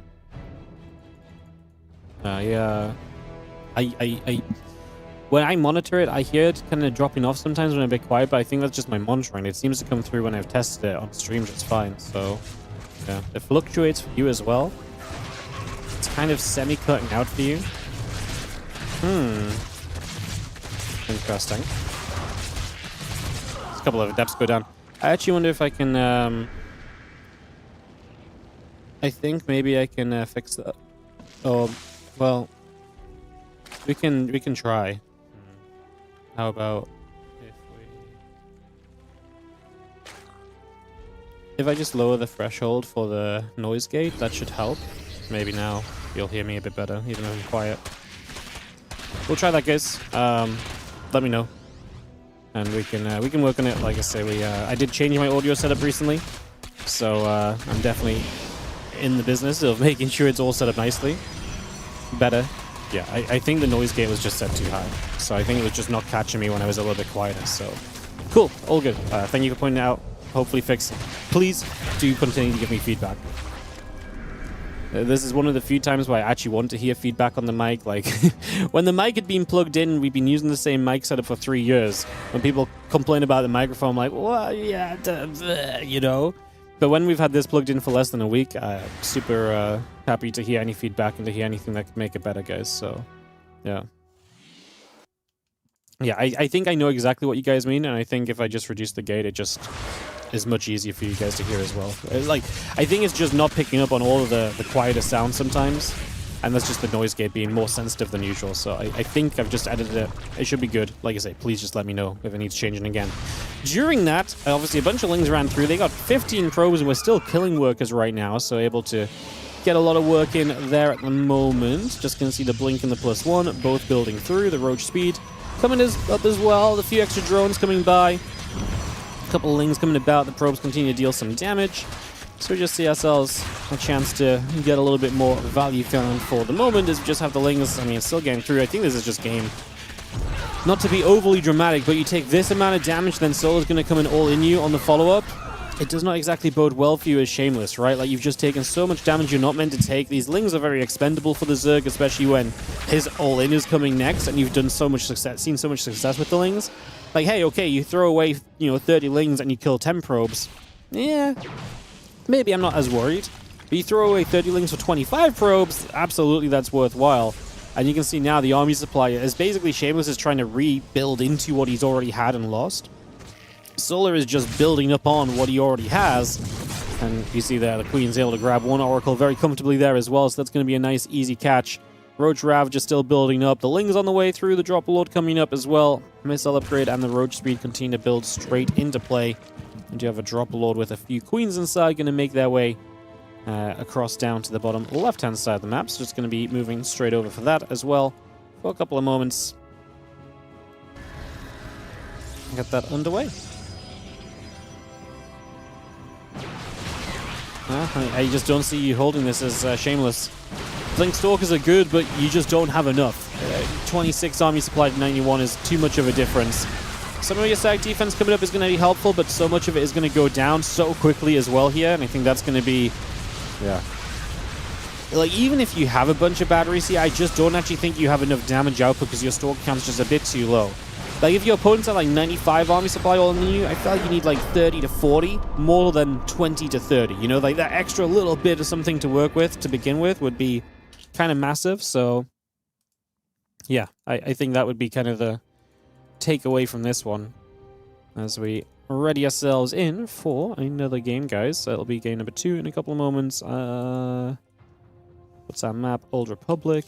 Let's get this going. Solo going to have his own map preferences, or server preference, sorry, for this game too. So that's also going to be very good in that regard, because that's going to be a little tough for Shameless. And he's definitely one of the players who's affected by that ping, I think, quite a bit sometimes, especially playing on West.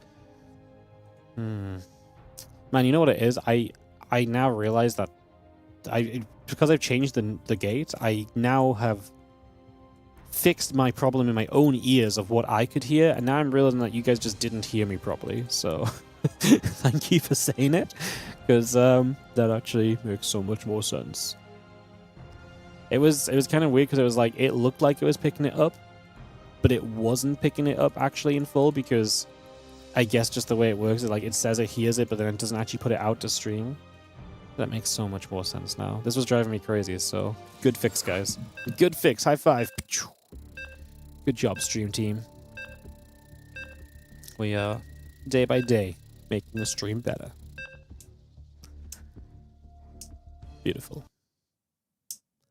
Only problem now is you can hear me when I'm clicking my pen and fidgeting. I'll put it down. I can't promise it's going to stay there. Game 2. As we kick this off, Solar not wasting time, as we didn't really expect him to be fair. In the bottom left side, our red Zerg takes the 1-0 lead in this ZVP. And we get this going. Blue Protoss in the top right is going to be Shameless. as we get up and running into game number 2.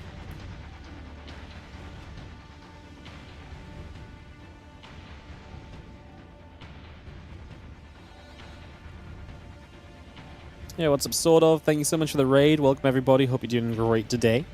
Thank you for joining us. We've got some Zerg action here with Solar versus Shameless. And after this, there'll be a bit of non-Zerg action for a bit. But we have all of Solar's games in this group against herO, Percival, and Geralt still to come further down the line. So, this is series 3 out of 10. So, we're in the first third of the day still. Plenty of StarCraft 2 still to come. Very, very exciting.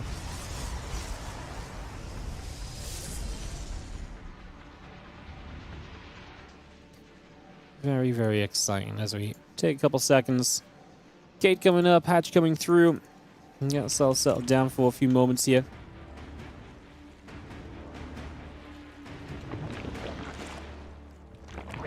Get readied up.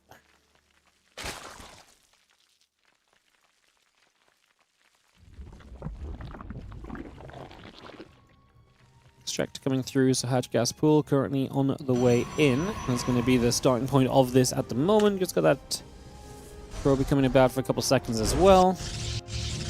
Who's cameraman? Ryong's. That's not Indy. Indy wouldn't do us dirty like that, flicking around the screen and making it not easy to see what's going on. Ay. My bad, guys, my bad. Let's just have Cybercore on the Nexus coming through then, and the probe continuing up as well, so just take a couple seconds on this one, getting set up early. And get that ready to go. Overlord will head to the upper right-hand side to scout a bit of what's going on. And yeah, Cybercore and Nexus both just building up into play. Probe coming through, Queen's on the way. Looking very reasonable for the moment. Very, very reasonable for the moment. Overlord's even going to sit and chill for a second. There's, again, Queen's the link speed. Both building up, and a couple of drones coming through also, so again, a lot of that just getting straight into the action here. Adept and Warp Gate building by.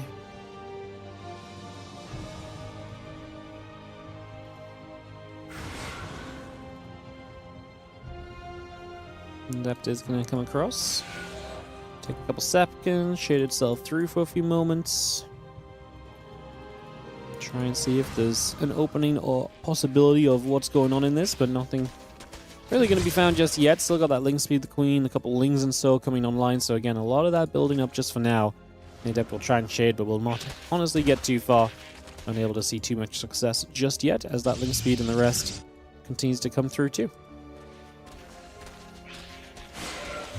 Adepts will shade. In we go. Pressure going.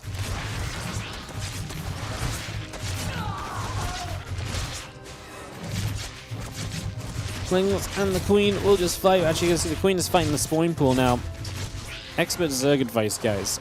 Your own units do not typically need to be fighting your own structures. So usually when you see the Queen hitting the spawning pool instead of the Adept that's killing your drones, that's what we call a mistake. I know. I know this is why you listen to you guys.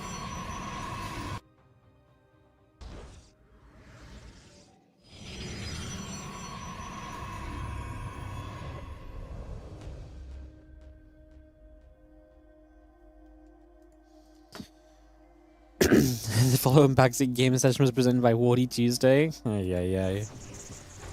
Look, if you're a big fan of Wardy Tuesdays, then we have a Monday Cup in a couple of weeks' time. It's going to be a Tuesday Cup. Oh. Thanks, Wardy. I'll try that in my games. No worries. You know what? Like, I just feel like, it's 2026. You sometimes still see Zergs attacking their own buildings. Like, we're just going to keep pointing it out, I'm just going to keep pointing it out. Couple lings coming by, the melee upgrade coming through, the lings and the drones come up, the Overlord will be building. We have our Nexus about to complete, and the extra gates, Twilight and Forge, all build through as well. We have that hatchery down building here as well. Just going to get that set up straight away, get that underway, get that started. Kick this off for a couple of moments. Here do you have the lings will get in after these Adepts. One Adept going to get caught pretty quickly, and anything we can do to shut down Adepts from here on out is going to be good. Believe it or not, stopping your opponent from continuing to have Adepts harassing you is generally just going to be seen as a positive. So we take those.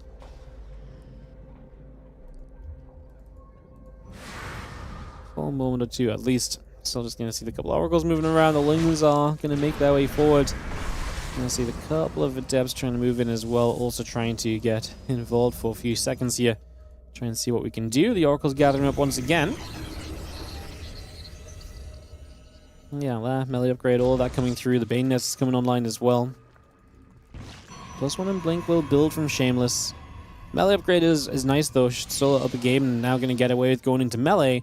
And melee specifically pretty good against Blink Stalkers. So it's going to give you a very good opening there. Definitely gives you a good opportunity to kind of get something going in this scenario. So I like this a lot for Solo, which is not great for Shameless because he's down a game, but doesn't mean it's over or anything for Shameless.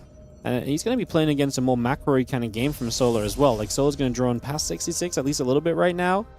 I mean, at the very least, the Hydra Gen coming down. He can still just Ling Hydra all in, or Ling Bane Hydra, like heavy pressure. Usually, though, that's still going to be looking to be done off a higher work account, and as the Protoss, you're kind of expected to get to some splash damage to try and fight that off. Let's see. We saw a missile and a groove spines. If we don't build any more workers, then yeah, we could obviously be just aiming for the concept of straight up pure aggression, right? And just we just send it, and maybe we do. In which case, let's see how well the Stalkers can kind of deal with this. It's a lot of Hydras producing at the moment, honestly. So a lot of them coming in right now. Stalkers and the Adepts gather up.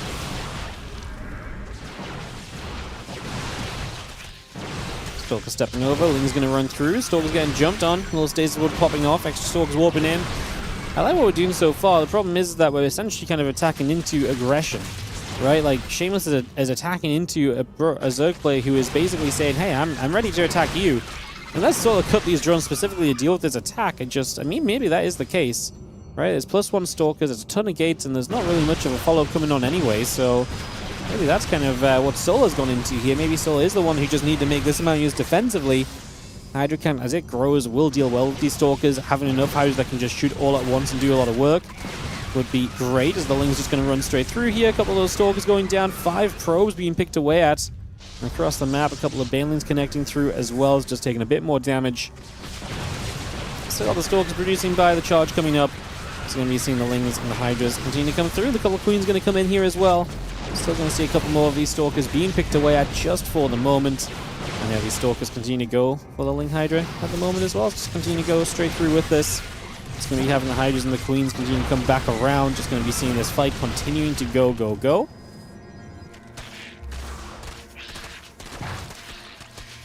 Ling's going to go for the Adept. I mean, just a little bit of a running by here and there. The Stalker count's still very good, but these Hydras are holding on there. About to get better. Hydra speed.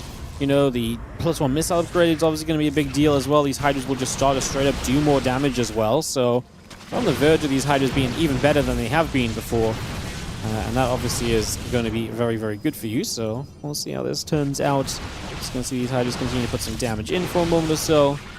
Where they go. I just don't think the Stalkers are breaking through anymore, really. We're about to have Charge, though, and Charge is nice. Maybe a few Banes could be added on now as Solo. He's had the Bane Nest a long time and hasn't yet added Bane speed. That's not going to matter as much if it's just Banes being used defensively, because the Banes will just naturally get to the Zealots to charge in. But it's actually an interesting moment. We're going to pull a few drones in as Solo kind of says, hey, I need to make sure I actually don't die here. He kills off a lot, though. It's just much more committed from Shameless. He really kind of stood into this fight for a whole lot longer than he was doing previously. And he comes out of it having to kind of pull back and try and recover from this a little. Ling Hydra going to continue through. The Queens going to try and fight as well. We see a few more of these Stalkers still shooting back the other way. Hydras, Blings, Banes, Bane speed, all of that's still coming up. Hydra's going to get in after a few of those Stalkers once again. Stalkers will just fight. The Hydra's taking damage. A couple of Zealots charging forward also right now. Continue to push into this. Shameless just doesn't have enough. He has no follow-up to this, right? Like, he's not going into Storm. He's not going into the future. So he really needed to win this game on the back of this attack, which is definitely what he kind of committed for. Just Solo does, in the end, have enough to make that happen. And unfortunately for Shameless, that's a 0-2 start to the group for him today. We'll be moving into Shameless versus herO in a few moments.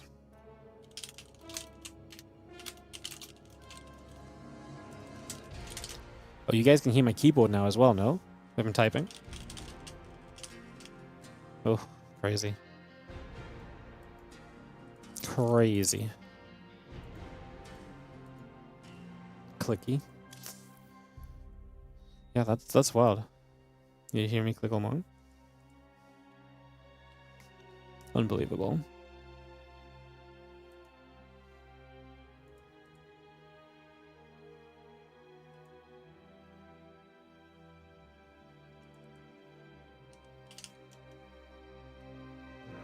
Cool.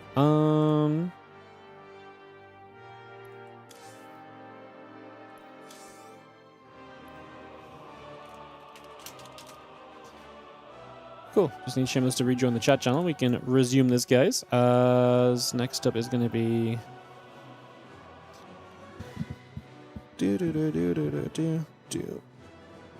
Boom, boom, boom, boom, boom, boom.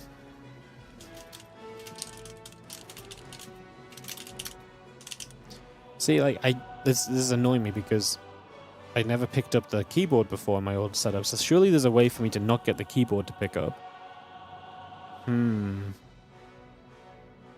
What does the keyboard tap in at? Levels-wise. Okay, I think I just need to turn it to about there. Let's try this. Let's try that. Cool. Do do do do do do do do do do do do. Don't see Shameless in the chat channel, but if you can join us here, we can get these videos started.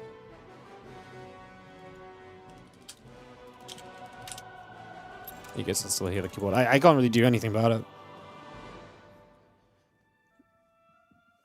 I can probably... There's probably like a fine line on my noise gate where it's like a certain point is really good because you guys can hear me no matter what, but you don't hear the keyboard no matter what as well. I just need to keep nudging the knob around a bit to figure out what exactly that kind of line is at or where that setting is. I just need to put a bit more time into it, so trial and error, guys. Trial and error. Hey, Wardy, do you know which teams are finalized for the team league? Yeah, I can run you through absolutely everybody if you'd like to. That's signed up so far. So, also, depending on how many more people sign up, there may be something of a qualifier process. What keyboard am I using? Oh, I'm using you're going to love this, a WASD keyboard. This is literally from 2016. I've had this keyboard for 10 years. It's my own personalized WardiTV keyboard. I love it. WASD keyboards no longer exist, so I'm going to be very sad when I have to get a new one, because I'm going to have no idea what to get, and I don't know, man. I like this. It was simple, it was easy, it works, you know?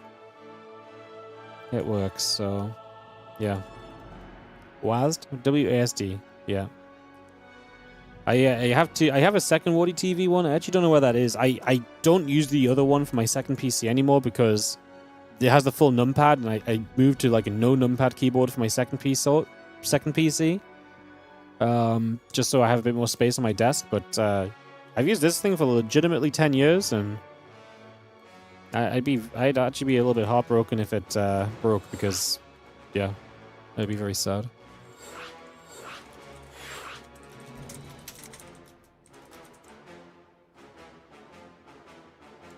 I'd be very sad. Okay, I'm remembering keyboard next. I mean, I just don't want to get a new keyboard. I'd rather just use this forever. I've had some other keyboards because I've used other keyboards like for traveling and like on my second PC and stuff, but like, yeah, I love this keyboard. Like I said, I've used it for like 10 years. Same keycaps and everything. It's a little bit old and banged up right now, but like, it's just mine, you know?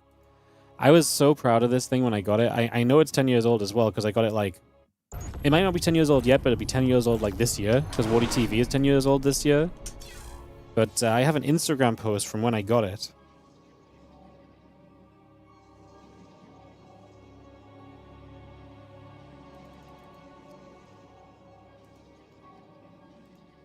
And yeah, I posted it on Instagram. I thought it was the freaking coolest thing that I had my own logo that went on a freaking keyboard. I legitimately thought this was the coolest thing of all time. Here it is. 7th of February 2017, so I've had them for 9 years. Oh, it looks so new and nice in the picture, man. It looks so new and nice in the picture. It's crazy. But yeah. While keyboards don't exist anymore. To be fair, I don't think there's anything necessarily special about this. I'd probably just be looking to try and get one that I can customize and just get my own keycap set on again, because like I don't need anything fancy. I just like kind of having a WardiTV keycaps. It wasn't even it literally just says WardiTV on the spacebar, you know?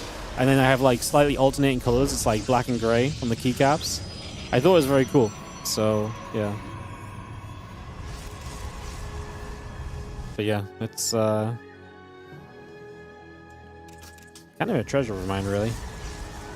I've legitimately used this thing for 10 years, nearly. I guess 9 years. I can officially say it's been used for 9 years.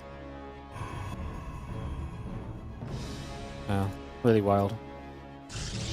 Really kind of wild.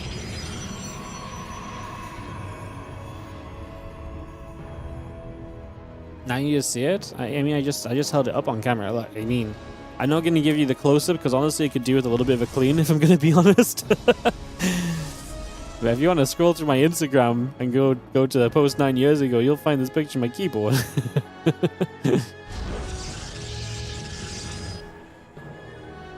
if you're that intrigued.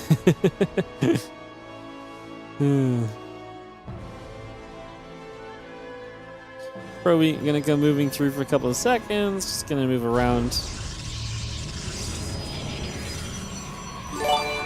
and get set up.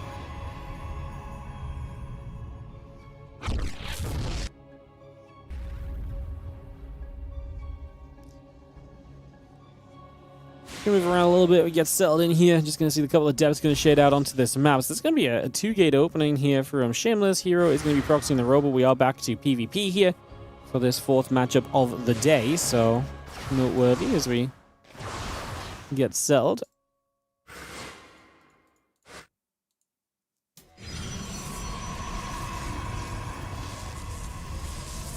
It's gonna be seeing the probes gonna nibble at each other for a few moments as well. It's just gonna try and find a little bit more damage. A little bit more value, nothing too crazy going on. A couple of depths will try and shade through as we do see, yeah, the defensive robo from Shameless against the aggressive robo of herO. That does mean herO can probably poke forward and put some damage out onto the front. That's definitely going to be something of a factor we can watch for here. As yo, Dayback Janky, thank you so much for the 7-month resub on the Prime.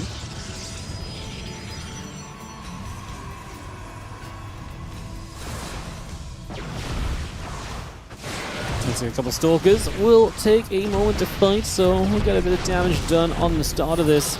It's going to be seeing the couple shots coming through. We do have a couple of the depths get in, and that means that herO will do some damage here early. We'll get after a bunch of these probes. 7, 8 workers going down right from the start.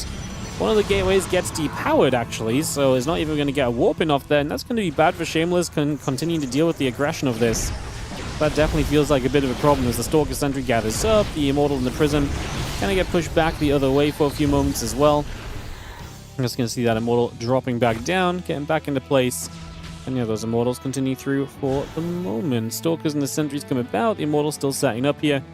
And then again, just a probe coming through for a little bit of time. The Adept will again take a chance to shade for a few moments. And yeah, just going to be seeing the Prism loading up and moving back over. The Immortal's coming around for a little while. Just going to see the Adept taking some more damage. The Probe will take a few shots as well.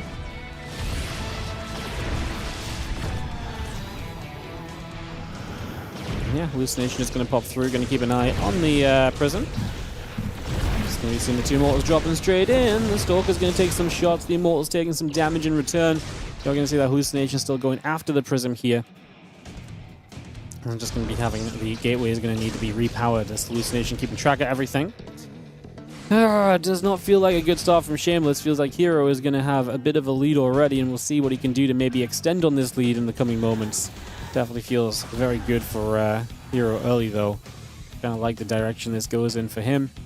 Like I say, in these early stages, definitely looking up initially. Hallucination still moving about. We've got the Stalker and the Sentry coming by. A few additional Stalkers coming up from herO, so 3 of those are now going to begin to warp in as well, so bring those straight up and around. I'm just going to see the couple of Mortals, the Stalkers, and the Adepts will aim at this Robo. So Shameless will at least get rid of the Robo of herO, so that's a benefit, you know? He's going to knock herO down. Now, herO has a 1 immortal advantage. It's something for us to kind of keep a bit of an eye on for a little bit right now.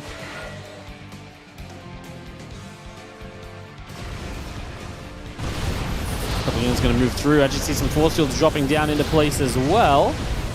Going to be adding on for a couple of moments. Just going to be seeing the rest of this continue to come through. And Depth's going to come back around also there for a couple of seconds.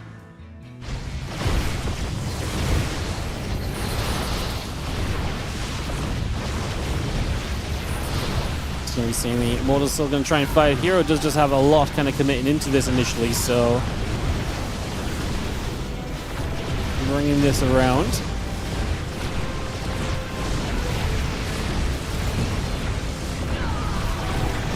Going to be seeing the couple of shots still coming about, a few more hits coming through.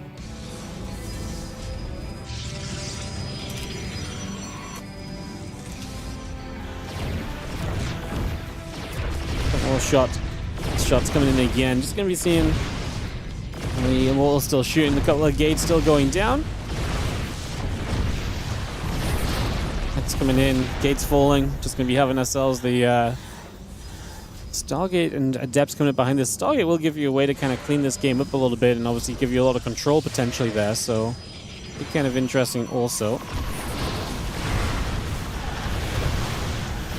Immortal's going to keep on fighting. Just going to come through for a few moments. The Immortals continue to pull backward. We do have a few more shots coming in and a few more hits coming about. Immortals trying now to think herO's going to have enough here to knock this one down into his favor. GG's. herO takes a 1-0 lead in the BO3. Also, did I completely just get sidetracked away from the question about the freaking Team League?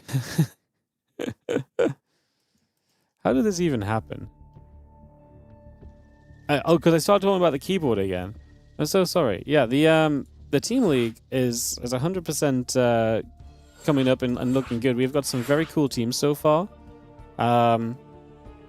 such as the villains of SC2, which will be Solar, Max Pax, and Percival. I can run you guys through the full list of teams. Hang on, give me a sec. I've got the same page open twice instead of my actual organizing page. Smart.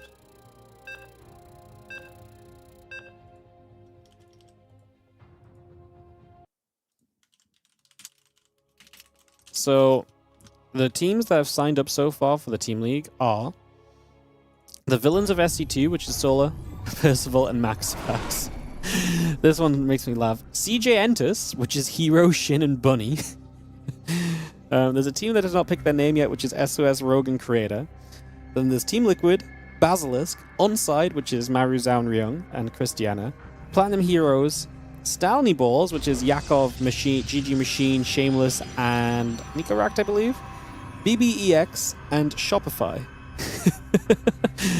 I just love that herO made his own team. herO made his team with his old CJ teammates and was like, we are CJ Enters. I'm like, herO, you realize that of all people, you're actually sponsored by freaking T1, you know? Like, you actually have, you know, SKT1 is your team. Like, I feel like of all people, maybe you should not be naming your team after another old Pro League team, but yeah, it was his idea. He likes it. They named themselves, yeah, so players can kind of make their own teams. There are a couple of rules, but players are allowed to make their own teams and they can pick their own team names. So I asked herO what his team name would be. He's like, let me ask the guys. And he came back and he said, we are CJ Enters. So, yeah, it's kind of fun. I like it. I like it. I told Wikipedia was like, oh yeah, that's going to be no problem at all, because we're going to put CJ Enters on his team name. It's going to link to the old CJ Enters team. Yeah, that's funny.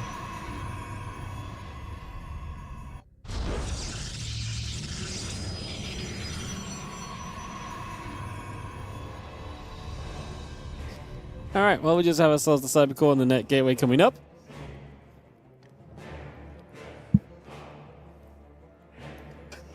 Probes coming through. Let's settle down here for a few moments. And the Cybercores continue to come about.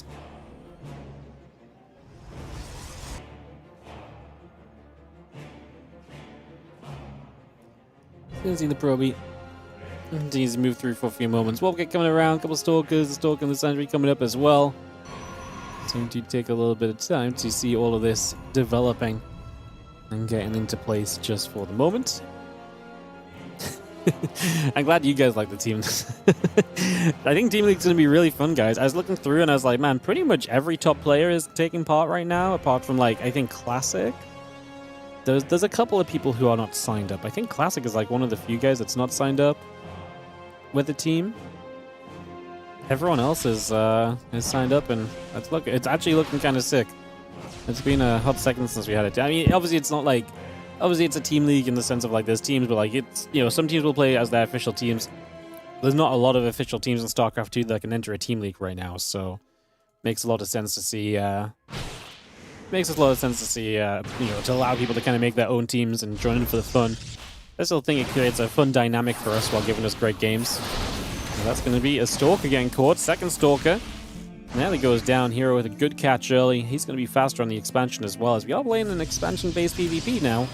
So a little bit of a different vibe to what we've been having going on previously. Some OG stuff. CG enters here. I know. I love it, man. I do love it.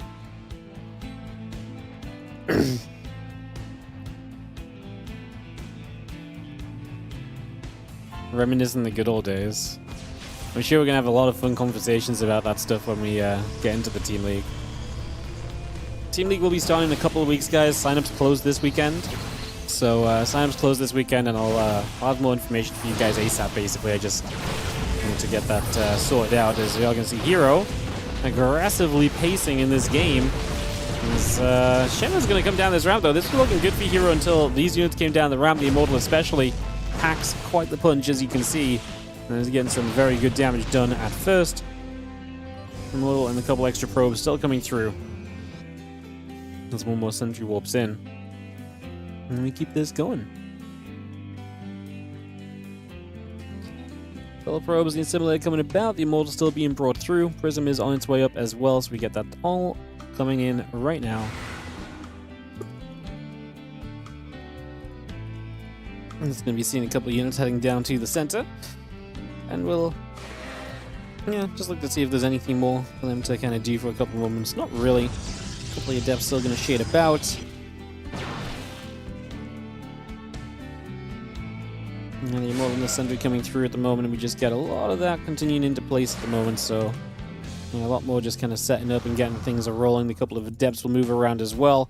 Immortal still stepping about. Stalker Sentry coming across too, and we are readying ourselves a chance to attack into this natural expansion, it would seem, in the next few moments. So we're readying up an attack over here. One pylon going to go down. herO finds himself supply blocked right off the bat, so that's going to hurt straight away as well.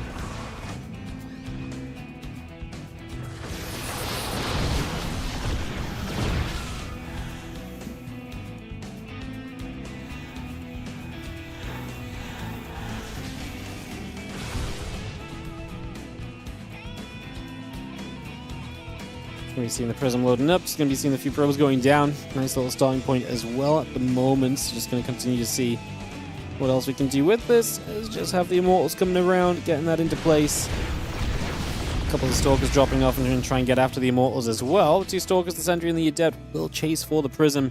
Try and find a little extra there and just continue to shove that back the other direction again, going for whatever we are able to. A couple of moments on that one. Immortals now in the main base is going to knock down a pylon. Just going to shut that down on top of everything else that's currently taking place around here. So you see the couple of Immortals still shooting through. The Sentries are going to be there as well. We continue to take that trade. Continue to fight this about. We are going to be having the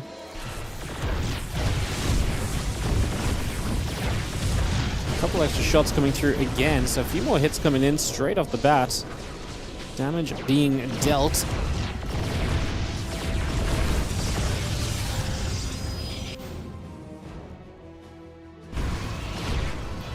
It's going to get kind of weird. hero's going to be on less workers, as these two Immortals are here, though, doing some good work, and keeping the gates depowered is obviously a big deal as well. It's a lot of the production is just removed until something shows up that can kind of deal with this. And herO right now has a lot more army supply than his opponent, so It's starting to feel like a pretty big deal. And to get the cleanup. We shut that down. Just going to be seeing a couple of immortals coming about as well. Still seeing if there's anything else we can do. The couple of immortals are going to shoot away. Firing it up. The prism pulls back also for now. Taking a couple of seconds. Stalkers, the probes coming over. Just going to start pushing up this ramp. Just so much from herO and just not enough army supply. Here the two immortals returning home, so I guess we'll see whether that's going to be enough to change things right now, but can't really say that I'm loving the position for Shameless, because I just don't think he has a way to kind of get enough army up. His three immortals have to essentially out-micro his opponents, and straight up there you just see they do not. herO takes a 2-0 lead, and hence a victory. And herO moves on through, as Shameless will ready himself to take on Percival in what will be his final match of the day. But unfortunately for Shameless, it's an 0-3 scoreline right now to work from. We'll get that ready to go in a second into game number 3, guys. So, and sorry, series number 5, I should say. Game number 3, what am I on about? Actually just yapping nonsense there. Ay.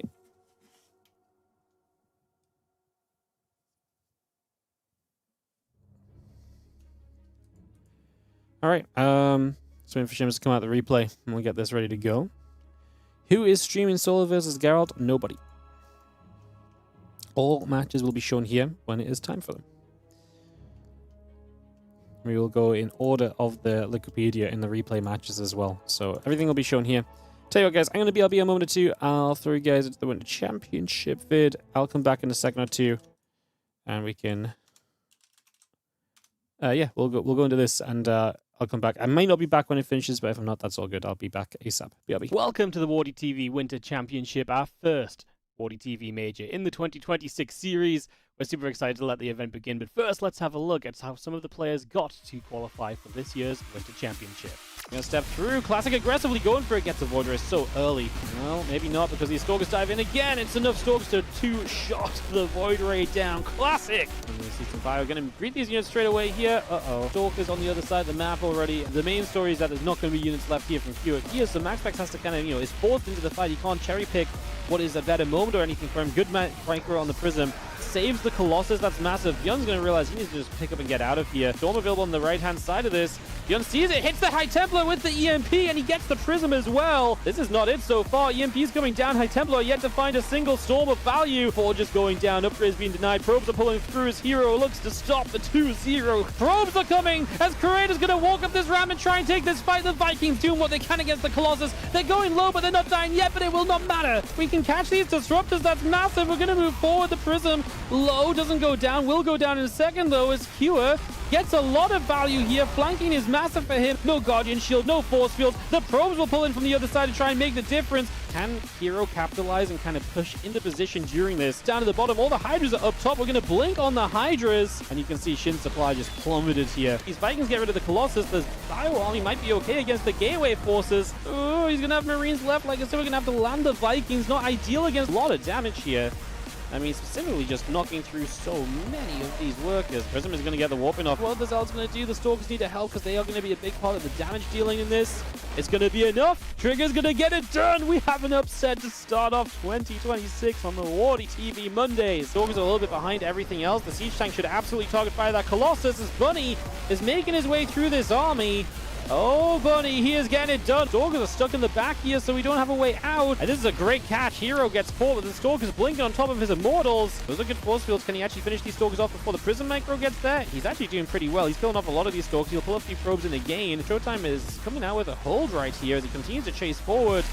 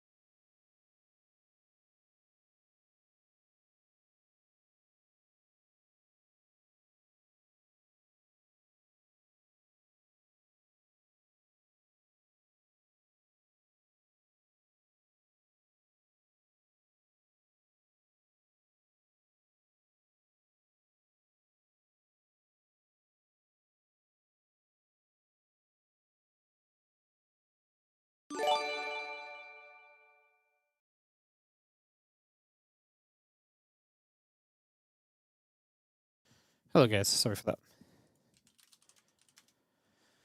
Alright, gonna go Percival Shameless here. Hello 4, what's up 51 with the resub? We should all resub while he's away and pretend the sub count is dropping. I'm not sure how that works, but... Because if I see you subbing, then surely it's not dropping, right? Question mark. Alright, players are gonna ready up for a second. I should have given you guys... You know what? I gave you guys the video. I should have given you guys the WardiTV sellout button. Amateur hour over here. Amateur hour. Amateur hour. Alright, this is Series 5 already. Man, we are speeding. The last couple of matches we've just sped through. So we're going to get into Series 5. And then we start the replay games. We'll just kind of work through those and see where we're at. Obviously, herO getting the win over Shameless. Puts him to 1-1. Shameless 0-3. So not really where Shameless wants to be. Going to play Percival here. This could be an important one for the group, depending on what else happens. So, I mean, it's a chance for Shameless, last chance for Shameless, but also big opportunity for Percival. A win for him gives him a good chance of kind of, you know, having a position to play to advance on through with. So, we'll see how this goes. We'll see what goes on. As we kick this off and we get ready to go. In the bottom left-hand side, our blue Protoss will be Shameless.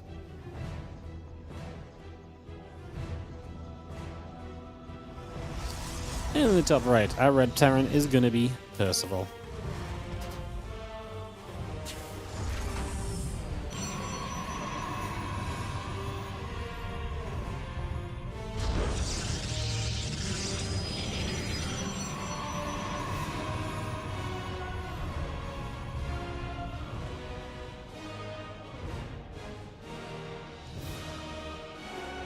Alright, so we'll settle here for just a second or two, get this underway.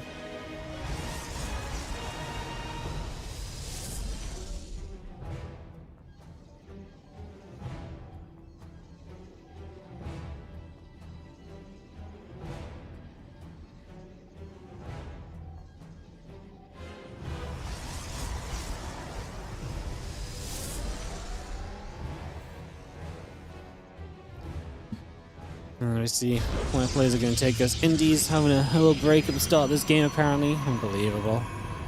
What do we follow these casters for if they're just taking breaks and taking it easy? Unbelievable. Unbelievable. Alright, we'll engineer and Bay Block to mess us around initially.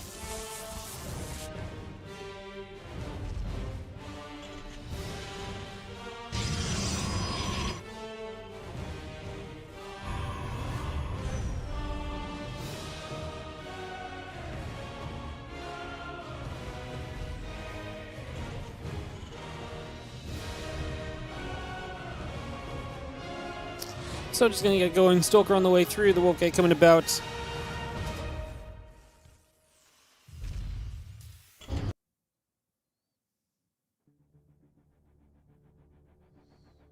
And get this underway and get set up for a couple moments. Get this all ready to go.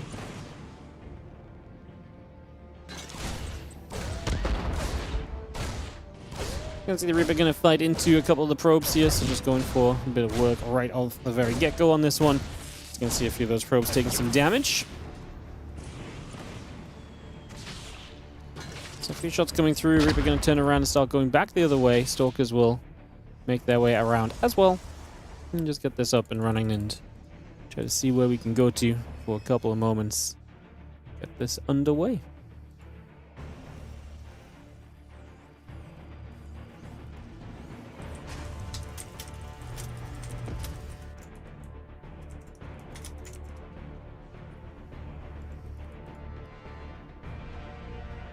Stalker gathers up, try to cancel the gateway, and Walk Gate all continue to build by as well, just for a couple of moments, so we get that on the way through.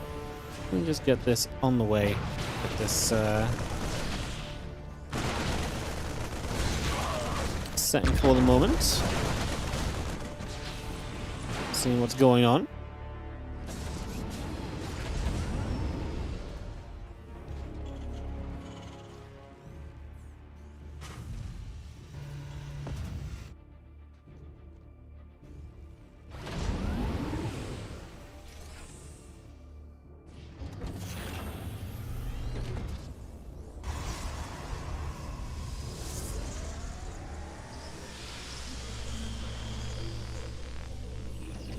bringing this through. Just going to be seeing the Banshee and the Cloaking coming up for a couple of moments. We get that on the go. Again, the Banshee, the few Marines, the Cloak all coming through. Robo Facility, Stalker, and the Probes coming about. That Blink continues to come online.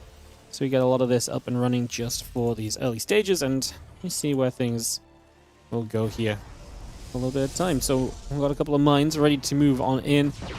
Got the Reaper hopping by as well. Just trying to get in and see a bit of what's going on in that regard. Widow Mine shoots doesn't do much. This Widow Mine going to try and burrow up as well. Probes. Okay. I do not like that unburrow at all.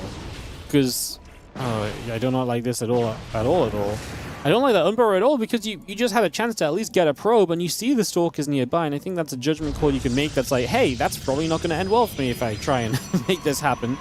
And alas, we try to make it happen anyways, so yeah, I don't really love that one out of Percival.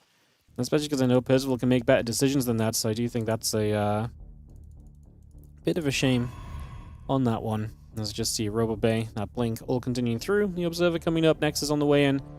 Marine Tank Banshee building at the moment as well, so continue to get that set up just for a few more moments here.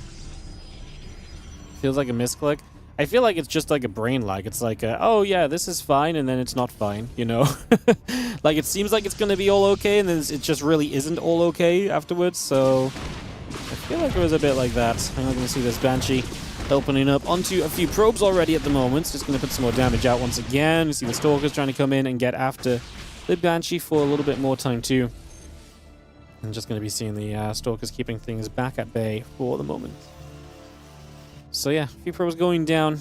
Shameless, again, looking for his first win on the day. A series win here would be nice for him. Obviously, probably unlikely to get through this group, but still, I mean, there is always that 4th, 5th place prize money difference as well, so there is a reason to win, even if you are eliminated, which I think you can maybe. There are scenarios where you could get through on 1 and 3, so it's not impossible to get through on 1 and 3, it's just very unlikely.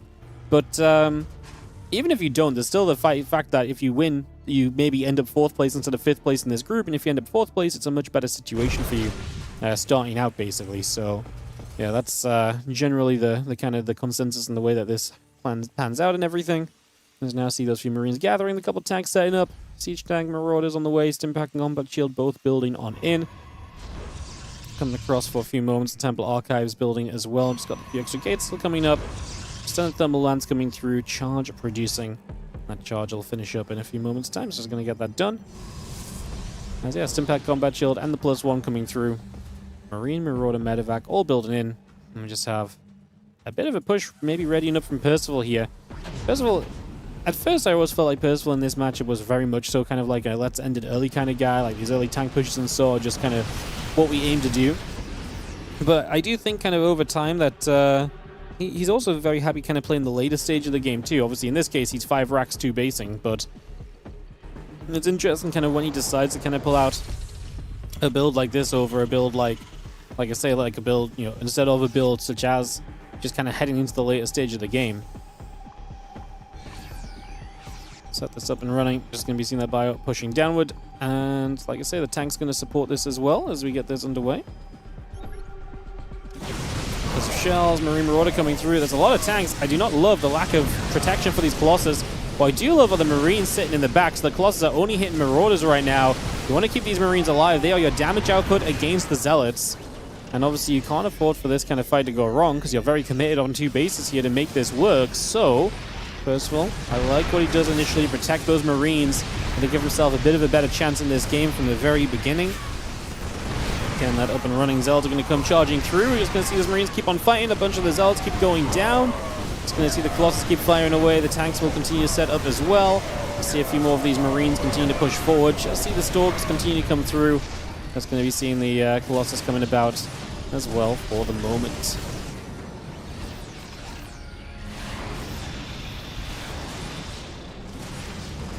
Again, just a few more Zealots coming around. The Viking is going to go poking onto the Colossus for a few more moments here. Still finding a little bit more damage. We are going to see one of the Colossus getting deleted, but there's not a lot of bio left, so I actually think Shameless is going to have a defense on this.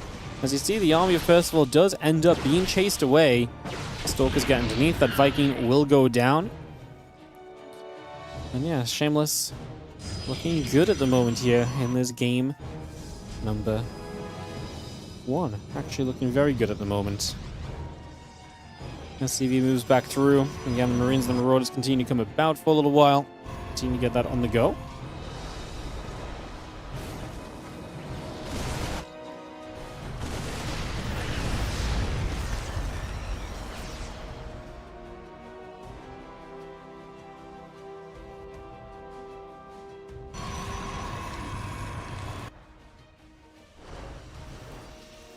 Going to have the Forge on the Nexus continue to come about. We will just be seeing the rest of this coming up as well for a couple of moments, so continue to bring that over.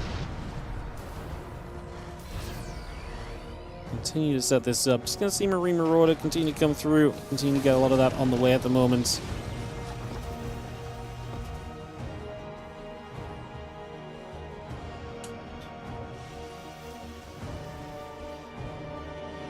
Again, +1/+1 upgrades all coming about. Just going to see these Colossus and these Archons going to get busy.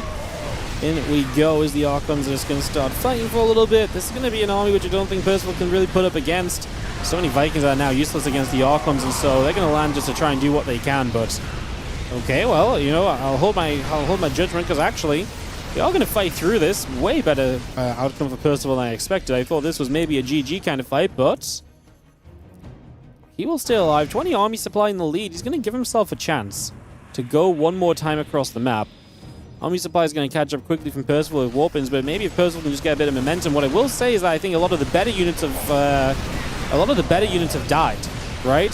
So if what we've really got left is a few Zealots and Stalkers, and then it's like 1 or 2 Archons being brought into play, then yeah, I kind of feel like maybe it's still possible. But Percival, he's 1-1 to 0-0 right now. The upgrade is not yet done for Shameless. He's going to lose the Archon, the Immortal as well, going down. Oh my goodness. Well, this is the 4th base, which, let's face it, if we lose the 4th and your opponent's still on 2, generally that's still an okay place for you, but it's a starting point for Percival. A new Colossus about to pop. My question mark is going to be, do we have a way to protect that Colossus? Because one Colossus alone is not going to do too much. I love the DTs. Against 2 base, DTs are obviously going to be extremely impactful and effective as well. We have to scan here. We do not shoot at the Colossus straight away as well. Busy with the Dark Templar is going to kind of give that opportunity. Still a bit of a supply lead here for Percival. He needs every unit he has to be running across the map and getting in position. A second Colossus might just end this game, because I think with 2 Colossus up, it really becomes extremely difficult to imagine a world where this army is able to kind of break through 2 Colossus at once. So I really feel like that's likely going to be a pretty major factor as well. Just going to be seeing a couple more shots coming through. Marine Marauder continue to come about. Need to settle down. Just going to see the Medivacs coming back over once again. So again, we pull this back through for a little bit of time, and we resume.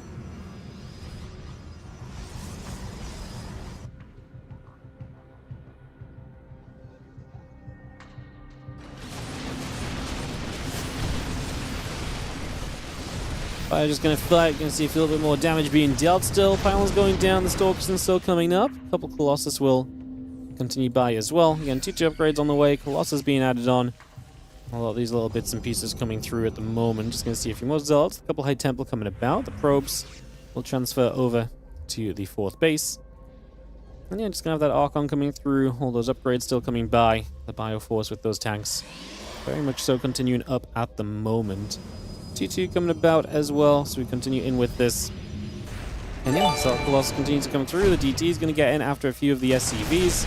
Just going to be seeing the Bioforce continue to get going after the DTs once again. So a bit more being done. A few SCVs going down. Looking very, very good.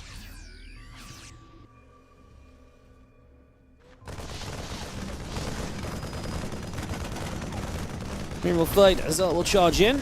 A bit of damage being done. The Marine already dropping. We do have the couple Libs going to pull back, and everything else coming once again. I like the Libs. I mean, the Libs are obviously going to be something that can really solidify a position. At this point, you're back to kind of needing a very good fight as Percival, and this time you're not going to have army supply to kind of make that happen. Yeah, give up this 4th base. There is zero reason for you to defend the low ground here as Shameless. The only thing you're doing by defending the low ground is giving your opponent a chance to get back in this game, right? Like, so it makes absolutely zero sense to fight this 4th, as they are going to come in from the surround. And with the Archons and the Colossus in the back, that's going to be good enough. Shameless takes game 1 of this BO3. Good defense. Hey, what's up, Vidal NX? How you doing, mate? 30 month on the Prime. Long time you didn't watch anything? Glad Wardy's still going strong. Hell yeah, we are. You know it. We keeping the StarCraft rolling. We don't mess around. All right, game number 2 coming up in a couple of moments here, guys. They were hosting the last map, so we'll hook into this one. This is big for Shameless, actually, because he just won on West, which I feel like is his server preference. And like I say, I think for Shameless, server preference goes a long way. Rough connection from Russia over to West, so I know he's been vocal about that previously as well. And get game 2 in the near future. And get this ready to go, guys. What's up, by the way? I have 400 people watching on the YouTube. Like, I know the YouTube does better nowadays, and like I know it's been like on the upwards kind of trend and stuff, but like, it still baffles me when I look over to YouTube. It's just like 400 people, and like today is a cool group, but I don't think it's like a star-studded group. Like, you know, yes, we've got herO and so yeah, we have some stars, but like we don't have the biggest names. Like we don't have the Clem, which I feel like the Clem name always draws like a lot of viewership and stuff, you know. Just look up at YouTube. We've got 400 people watching. Hello, guys. Thank you so much. Like I say, it's great to see the YouTube continue to see so much success. Thank you for choosing to watch some WardiTV Winter Championship action today. Appreciate you all. If you're watching on the YouTube, again, we'll just ask, take a moment, hit the like, hit the subscribe buttons. It really does go a long way, and it helps us out so much. Allows us to do more. And, yeah, we get this ready to resume. At 1,050 viewers a lot for this kind of stream on Twitch. 1,050 is pretty good as well, honestly, for this part of the day. I'd say, yeah, considering the time right now, I'd say 1,050 is also pretty good. It's just a good day to watch StarCraft, apparently. You guys all got the day off or something? Yeah. I think our Twitch viewership is maybe a little bit of average. I mean, 1,500 viewers across both streams is very good, though. Considering this is, what, the halfway mark, I'd say a lot of the better matchups are still to go. Like, we've done 3 PvPs out of 5 series so far today, you know? So, to me, the games just get better. So, yeah, I guess today is actually looking like a pretty darn good day. Everyone wants to see Percival Shameless? Yeah, apparently so, man. Apparently so. Shameless leads by 1 in this matchup. 1-0 lead. Going to a game 2 very shortly as we set this up, get this going. Let's see if we come in about probe on the way through as we settle on in. It's going to see a little Chrono Boost on the Nexus. Probes will continue about. And yeah, Gateway and the probe coming on in. Racks and the gas coming online as well. SCV coming through. Assimilator will finish.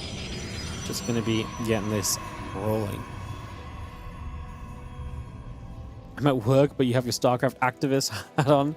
Working on improving StarCraft's presence online. Nice. I know a lot of people watch during work and stuff as well. I just, yeah, numbers change. Numbers go up and down. Like I say, I feel like today's viewership is pretty good for how far in we are, I guess. It's not a crazy statement. All right. Game 2, what we're talking about, what we're doing. Not much just yet, I guess. Early game, first 2 minutes is without a proxy or something along those lines. Going to be pretty regulated, so not super wild initially. Get that on the way, and let's just have the SCV going to come back through to push the probe back the other direction for the moment. Just we have a couple moments early with not too much going on, guys, and we're out of ads and stuff. I do just want to take a quick sellout moment just to mention one of the most important things of our sellout sections, which is the Patreon page at patreon.com/WardiTV. This is a WardiTV tournament, $5,000 Winter Championship, part of our WardiTV 2026 series, where over the course of this year, we will be giving away, I mean, 10, 15, 20, 25, about $50,000 of prize money, give or take, probably a bit more than that. So if you guys are enjoying the stream and you're enjoying the content and you're enjoying the tournament, do consider supporting the Patreon. Patreon is where 100% of anything pledged goes directly into tournament prize pool. So 100% of anything you pledge on Patreon ends up in the pockets of the players. So again, that's patreon.com/WardiTV. Again, the events like this do not happen without your support. We're only able to put so much out because you guys helped put so much in. It's a good cycle. You guys give us money on the Patreon. We put out more StarCraft 2. You guys, the players get played. Players get paid. You guys get to watch more StarCraft 2. You guys maybe want to support more. You know, it's a great cycle that we try and live up to here. So, yeah. Love it. And if you guys enjoy it, I greatly appreciate it. As we get ourselves ready to go. Twilight Council coming through, gate coming up. Get settled down for a few moments early. Get that on the go.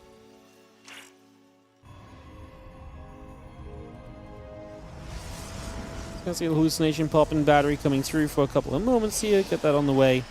Just get this started off initially and see where things are gonna go for the moment. So bringing this through, getting that all on the right way here, and things are moving early.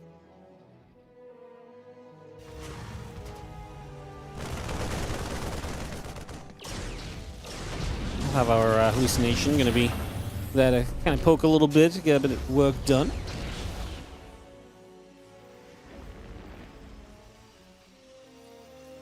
Trying to find a little bit of value as we move about, and we're not going to see the starport setting up. Robo facility next on the way in, that blink coming up and online as well. Liberator tank and the Marines all continue to build through as well, so we got all of that coming about just for now. And yeah, Stalker just going to pop out. The blink is still building on the Twilight Council. Bringing that over. Away we go. Double Widow Mine in the medevac going across the other side.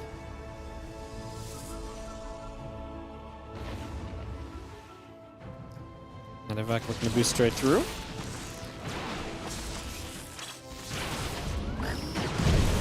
I see the Widow Mine's firing, a couple probes going down.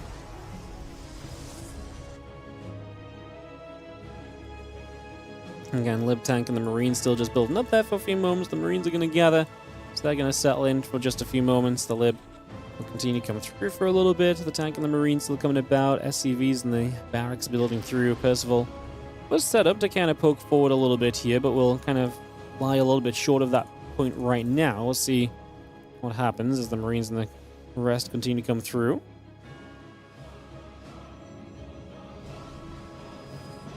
You see the Marine stepping forward. Tank is going to set up. Just going to see the Marine's going to work onto the Nexus straight away here. So just putting a bit of value in right off the bat. Let's see the Liberator going to take some damage as well. It's just going to work through that for a few moments. Liberator will go down. Does not get that Stalker. Going to continue through with the rest of this as we just have this attack from Percival kind of getting shot down already. Shameless putting in some serious work at the moment. Stalker's pulled back over the other side. But this attack from Percival, I mean, he is going to maybe get the bunker up. I'm not sure how much we're really going to be able to do with that bunker finishing. I'm going to be completely honest at this point. It's not even going to finish up. Shameless now has the chance to chase this away.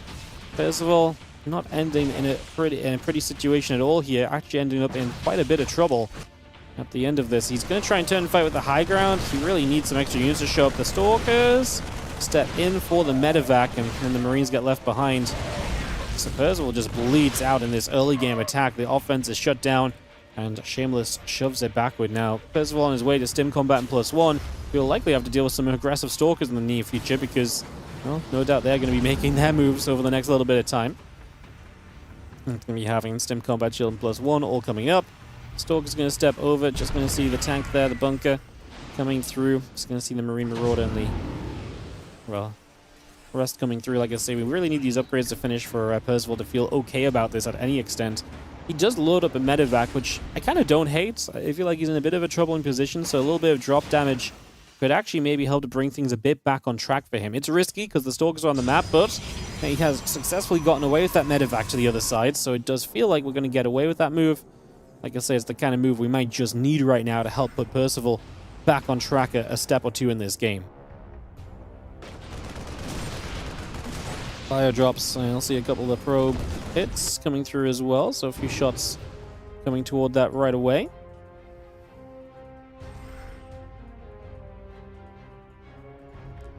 Medevac actually turns back. The units are there. We need to be super careful. Percival needs to recognize this. The Stalkers can blink underneath. Oh no. This is not a good game. Just shot down the Observer. But yeah, this is not pretty. Losing a full medevac unit. Nothing done with them at all. I like the idea of the drop, but obviously the execution here does not really relate to kind of something that you like to see for the Terran side of things. I think this is just falling apart for Percival right now, which is going to be a rough start of the day for him. 0-1 against Shameless, who was 0-3 before this as well. It's going to be very good news for Gerald, right? Because if Gerald's at 2-2, obviously I think Percival has shots and chances against the other guys, but like it really does mean that then Percival has to beat one of herO/Solar.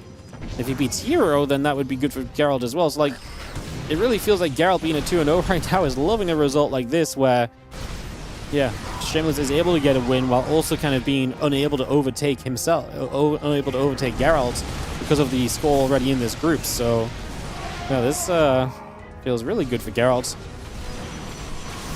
Really puts the pressure on Percival in the other games that we have coming up through the day. Concussive shells coming through, the armor upgrade coming about, +2 attack and armor coming online, the extended thermal lance building as well. Just got that prism still coming through, the nexus coming up, add a couple of extra gateways on as well for the moment, so continue to bring that straight into play for the moment. Got that all online. And this bio army just going to continue about medevacs. We'll continue to gather for a few moments.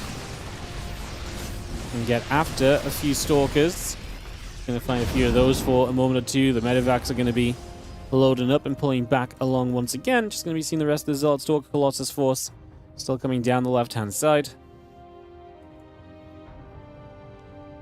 Yeah, +2, +1 coming in. Just going to see the DT Shrine coming up as well. Fire will just unload. Just going to get straight after the pylon already. And just going to have ourselves the Marine. It's going to continue through as well. It's just continuing through for that. A couple of Zealots getting after the SCVs. Clean up a little bit. I'm just going to be seeing the Ghosts and the Marines continue to come through. The Stalkers and the Zealots continue to come about. The Siege Tank going down. Again, a couple of shots coming through. The Bio still pushing forward. Zealot Stalker continuing about right now. I'm just going to be seeing a bunch of these SCVs still going down. There's a lot of workers dropping. Percival chasing it down. I kind of like the fact he was getting after that Colossus for a second, but will not be able to get much further than that. Now a couple of Zealots being cleaned up as well. Come back through. The Vikings still getting shot at, taking a bunch of damage. Go back the other way. Obviously, army across the map kind of making this a bit base trady. There's the kind of way Percival can pull himself back into this. His army supply looking decent. Obviously, economies on both sides are getting kind of ripped apart. Percival's economy at the end of this is not looking great. He's got a few EMPs available. He needs damage to kind of get through these units after the EMP. He has got a lot of Marauders, and the Zealots are gone. At the same time, on the other side of the map, that's maybe why he needs an EMP now, because that's a lot of Zealots. I don't think we're moving through those very easily. But he kills the Colossus. Loads up over here. Army supply is similar. Percival lost 30 SCVs, though. At first, they'd lost a similar amount of workers, but Percival loses extra SCVs at the tail end. He does not kill additional probes, so... and the Stalkers get the jump on a few of those medevacs as well, so Percival's supply will keep going down. Shameless is going to take the win. Shameless will end the day at 1-3, so we will see the 1-3 scoreline for Shameless. Percival will start off at 0-1. We'll see what he can do to recover. We're actually going to basically watch all of Percival's games back to back to back now, and that will begin with Percival versus Solar in a few moments. So, we'll be getting into that. Yeah, we'll get into Percival versus Solar here shortly. I just need a few moments to get that set up, guys. Give me a moment to sort that out. I'll run us into some ads, because they're about to play anyway. So I'll run us into some ads, sort this out, and we'll get into Percival Solar. Give me just 2 moments. America, Europe, Korea. Nope. Yes. It is the 24th. Yes. Cool.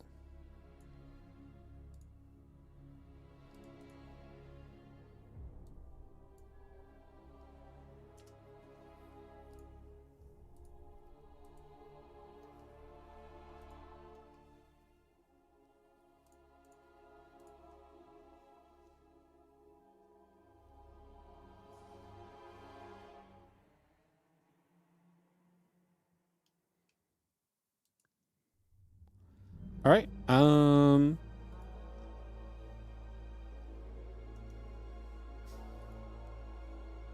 Cool. Grab these from over here, and we can go into Percival and Solar, guys, and just keep the games going.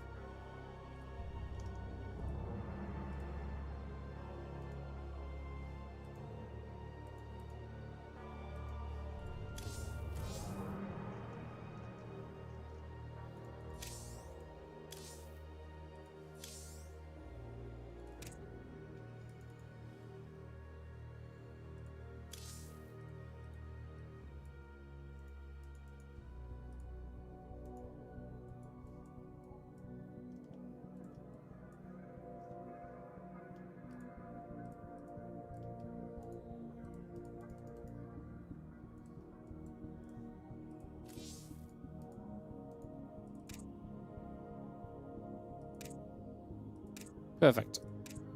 Alright guys, thank you for a little bit of patience. Like I said, just have to click a few buttons to make this one happen. We get the sell out button. Oh, I should have sell out button, shouldn't I? I can't sell out button during the ads. It's a waste of a sellout button, you know? Gotta be responsible with these things, you know? Gotta be responsible with these things. Alrighty, we are lining up for yeah, Solo versus Percival. It's gonna be some TVZ coming up. So we will go Solo versus Percival, Percival versus herO, Percival versus Geralt, and then I believe it's Geralt versus Solo, and the end of the day will be Solo versus herO. So that is the order of matchups. So we're halfway through this group already, which is kind of crazy, but I guess that's not super crazy. We're like 2.5, 3 hours into the stream already, so it makes sense. Just yeah, just feels as though some of the games have been fast today, I guess. All right, let's jump into this one, as we are going to have Solo and Percival. So we know Solo obviously did defeat Shameless already. We also know that Percival lost Shameless, so it does feel like every match right now is an opportunity for Percival to get a win, because he's really going to need them if he's going to get out of this group. He's going to have to find wins from somewhere, so he really needs to figure that part out. As Percival is our blue Terran at the left-hand side, taking on Solo, the red Zerg in the lower right-hand side. Like I say, TVZ to start us off in this game number 1 of this BO3. So we get this up and running, get this underway. Let's see what is going to happen. Max and the SCV coming through, the drone coming about, and get that underway just to begin with here. Nothing super crazy in the first couple moments, and yeah, we'll see what Overlord will find going across the map, which is pretty much the excitement we'll get early. It's a hatchery first. There's not really anything else going on just yet, so a little bit of time to get set up at the moment in this opening game. Interesting, because I really feel like Geralt going 2-0 to start, and then Percival losing to Shameless, I actually really feel sets us up for the potential of like a really interesting chase for the 3rd place in this group. If we still kind of expect herO and Solo to probably be the big favorites. I mean, obviously anything can still kind of transpire from this point of the group, but, you know, sticking to the idea of herO and Solo being our favorites, 3rd place feels more open. I mean, I did have kind of, you know, Percival down as my favorite personally to kind of be taking us to, you know, taking the 3rd place, but maybe, just maybe, we'll have one of the Protoss players taking that 3rd place between Shameless and Geralt instead. It's going to be interesting. Like I say, every match will be very important from here on out. And that includes this TVZ right now, which I think is winnable for Percival, although probably not, you know, definitely not easy. Let's be realistic. So is one of the very best out there, best in the business. So not easy, but winnable, absolutely. As we settle on down, Reaper is going to make its way down to the bottom right side. And yeah, we just take a few seconds to get started.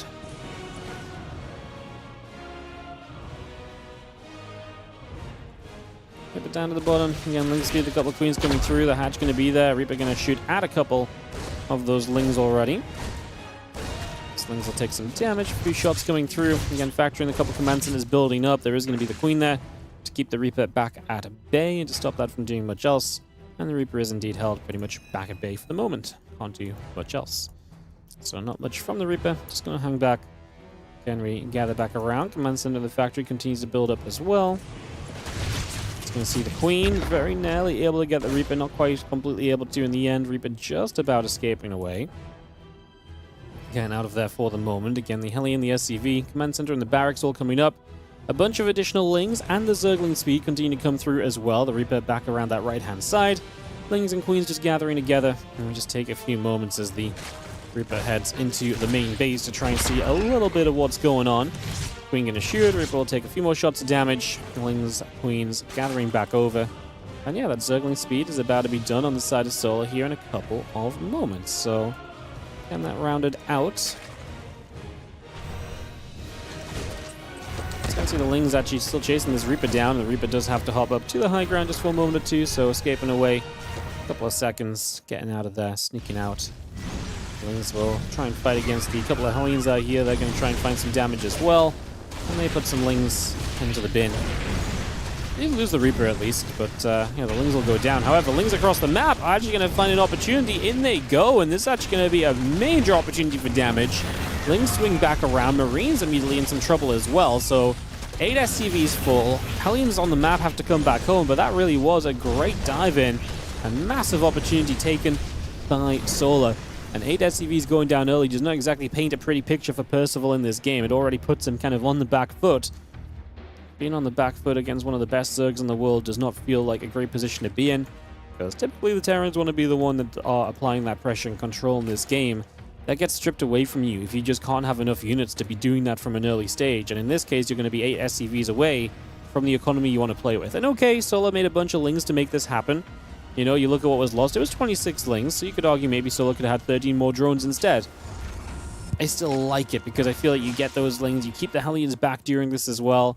Maybe it would have been better if we'd killed a couple Hellions as well. We only killed a Reaper and a, well, in the actual fight, kind of a Marine. So maybe we would have liked it if we killed a couple of the Hellions too. Still think it's absolutely fine for Solar, especially if he's going to be able to keep these Hellions out of his mineral lines. I guess the bigger threat right now for Solar is he doesn't have a lot of Lings after you've kind of given up a bunch, kind of running to the other side. So now you just need to make sure you still don't take damage from the Hellions, but that would undo a lot of the progress that you've made. I mean, you look at the 18-worker lead, and it's hard to really disagree that Solar put himself in a great position here. He's definitely kind of booming right now, and the Hellions do not get anywhere for any damage, so it does feel like this is coming to a big Solar advantage after the early few moments.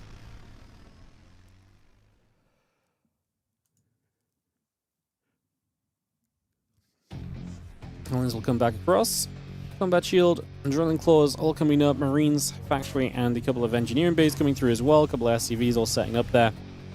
See the Hatchery just coming down over on that right-hand side. The creep spread continuing to gather about. Marines and Hellions will come through. I'm just going to see the few Marines stemming forward. The Hellions wolf into the Hellbats here, so they're going to step in straight away. And we're just going to be seeing the few Zerglings.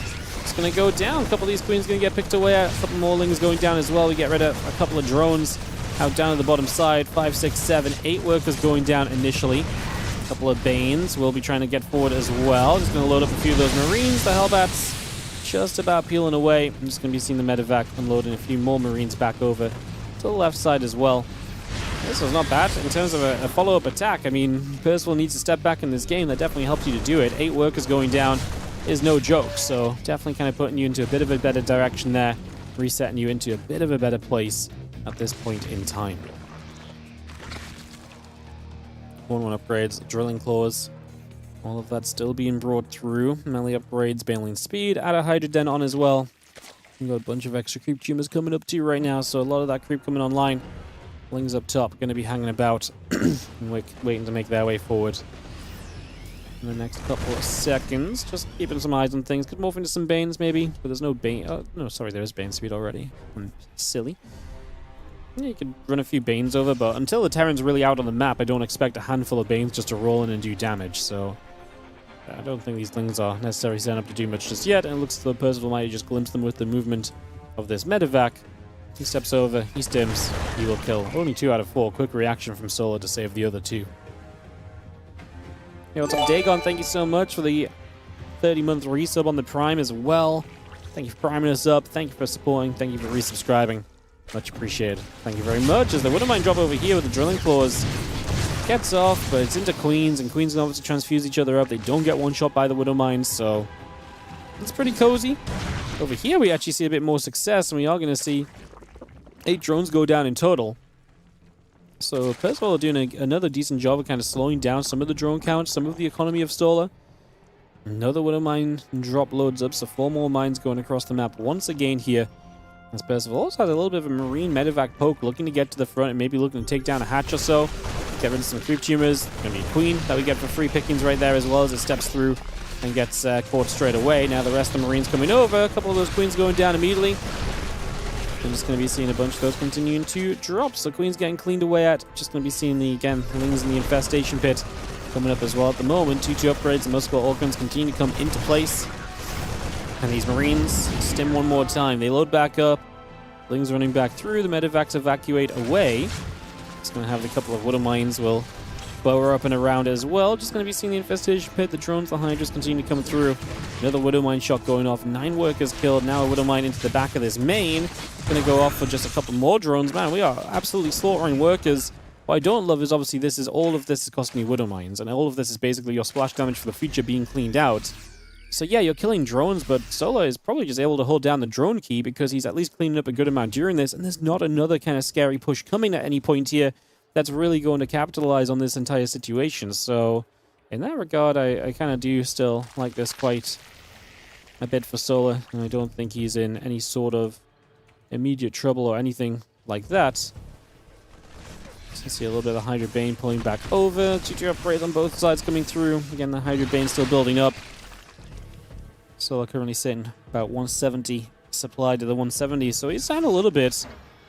I think those drones consistently going down have definitely kind of nagged on him a little bit. I thought he might be able to bounce back nicely, but it's adding up a little. That said, Solar is on a very good army comp. Hydroling Bane upgrades are good as well. He's going to be pretty even with the 2-2 timing of the Terran player as well. Right there, we split away from fairly decently, but there's more mines down that ramp, so we've got to be very careful about our approach down into this low ground. Calculating a few SCVs, Solar split a bunch of units across to the other side of the map, and this seems to be where the main point of action is going to occur now. 15 SCVs going down, a couple of tanks getting cleaned up as well. Bane still rolling up this ramp as well. They're going to move through. Siege tank going down. Planetary Fortress is now going to fall as well, so that's also going to drop here. I'm just going to be seeing the 2-2, the Hydras, the Lings, all of that continue to build into play at the moment. A couple Liberators will be sieging up. The Hydras making their way through even more of these SCVs. Damage just being done at the moment. So much being done right now. Just going to be seeing the rest of these medevacs coming back over. This was a massive counterattack, though. 28 SCVs going down really is such a big deal. Hard to really argue with that one as we have... Well, more Hydra Bane. Going to try and step back in this direction. Away we go. All of that gathering through. Just going to pull it back down the bottom right side.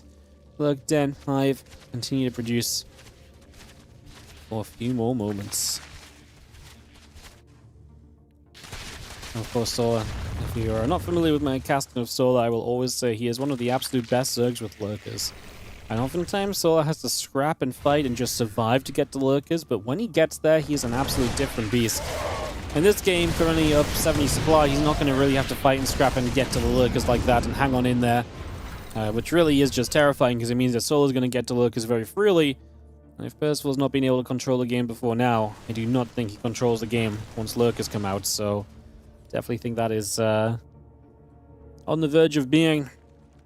I don't want to say this game is done and dusted, but like we are up 80 supply pretty much as Solar, and it's getting to a stage of the game that's even better for him. His composition is coming online. Like, there's really not much positivity to put into the game from Percival. Like, there's 3-3 melee. His attack upgrade's going to be faster than the melee of a Zerg. Well, it's because Solar's building missiles, so he's actually still using both Evo Chimps. You know what I mean? Like, this is not really a scenario where Percival recovers from, I don't think. A couple of Widowmine shots go off, they land, they connect. We are going to be seeing these Hydras and the Banes keep pushing through. A couple of depots going down straight away. Just going to be seeing these Marines continue to come over. And just going to be seeing the SCVs pulling across. Few of those SCVs keep going down. The tanks will continue to get jumped on as well. You're going to see the Hydras and the Banes keep on moving through. A couple of Widowmines trying to line it up over here. 20 SCVs going down really is some very serious damage. I mean, that's on top of just the fact that Percival is falling apart altogether in this one, unfortunately. GG's. Solar 1, Percival 0. We have a 1-0 advantage for our Zerg at the start of this best of 3. Solar looking to power up and move through very swiftly and confidently in this group so far, right? He beat Geralt in beat Shameless in very comfortable games. Plays Geralt later. Beat Shameless in very comfortable games. Kind of beats Percival in this first game pretty comfortably. It was not kind of, was definitely, moments where he was taking damage, and there was, obviously we saw the moments with all of the damage being dealt with the Widow Mines and so, but like he did so much early. He put himself in such a good position that he was just primed for a really good situation already. So yeah, he was kind of taking some damage, but taking damage from a great spot, and his opponent had to commit into a lot of mines to make it happen as well. So yeah, that counterattack on the other side was a pretty hefty deal, and did switch things back up.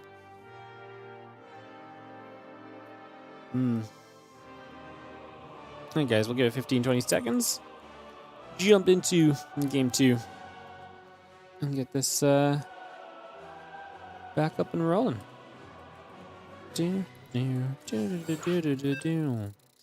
Win the championship here. Group C. It's been crazy groups so far. Group A, Clem, Rogue, and Nikorak advanced as 1, 2, 3 with Nightmare and Mana eliminated. Group B, Yakov topped the group with Christiana and Spirit coming out in second and third place. Showtime and Creator were eliminated. All right, now Geralt leads this group 2-0. Solo looking to join him at 2-0. They would be the only undefeated players. Let's jump into a second game. On the top left-hand side, our red Zerg is going to be Solar, taking on the blue Terran. In the bottom right-hand corner, we are going to have Percival. Yeah, Groups A and B were actually pretty wild. We had some good upsets in there. It was a very interesting way for things to play, so kind of excited to see what happens as we continue through. See where this group takes us, as we'll follow an Overlord for the first couple moments out of the base here on Ruby Rock.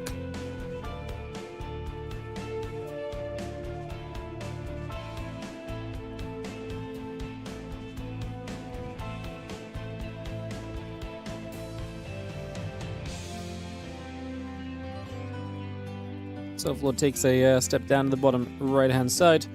Hatch Gas and Pool coming up against the barracks that's already on its way in. Nothing too surprising about that just yet.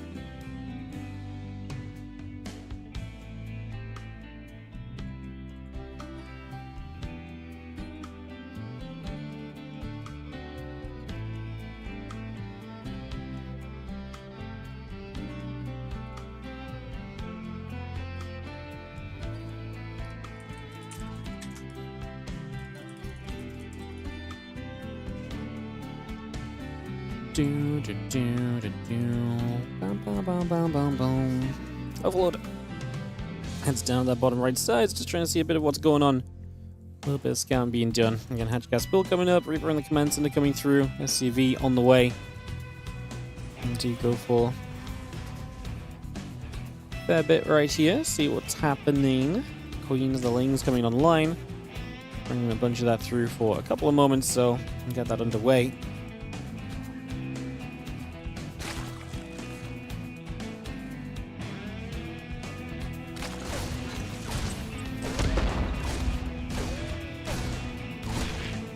Ling's coming through, Reaper is chased around. Just gonna see the drone getting turned around for a couple seconds as well. Just gonna knock away at that initially. Reaper will take a couple of shots. We do get a couple of cancels off. And a little grenade coming down as well. So we got a few moments of setting that up. The Ling speed coming through, the couple command centers coming in as well. For the moment, bringing that online.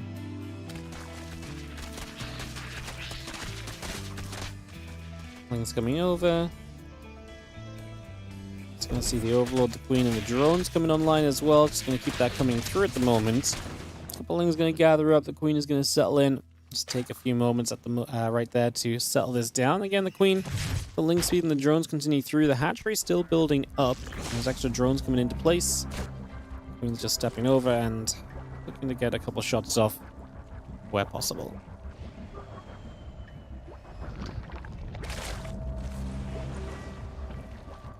So yeah, Queens and the Ling's going about. Queen is going to be there. Reaper is going to come through. Ling speed and so coming around as well.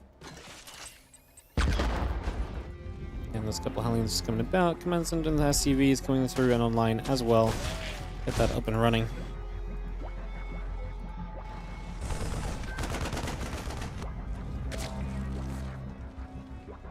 Banshee Hellions and that Marine still coming through. Just see the few Lings gathered off to the side. The Marine gonna take the chance to go after the Overlord here still for a little bit of time. Extra drones coming through, the Lings on the way.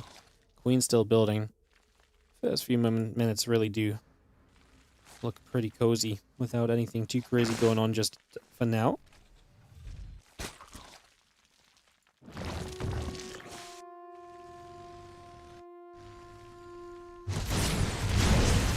Now he's just gonna fight. The little grenade comes down, bops a few Zerglings off to the sides. And then a couple hits coming through, the Ling's coming back over, Queen's still gathering. And again, the Lings, the Queens, the Lair continue to come online just for a couple of moments. Just gonna be seeing the Banshee and the Cloaking coming up as well.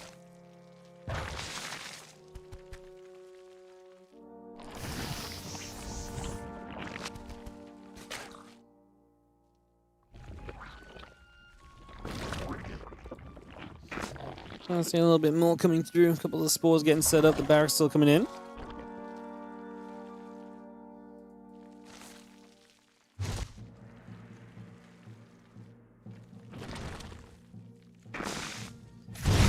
Is going to try and hit the queens. The queens take some damage. Again, the Banshee and the Cloak coming through. The couple engineering bays and the barracks still coming up.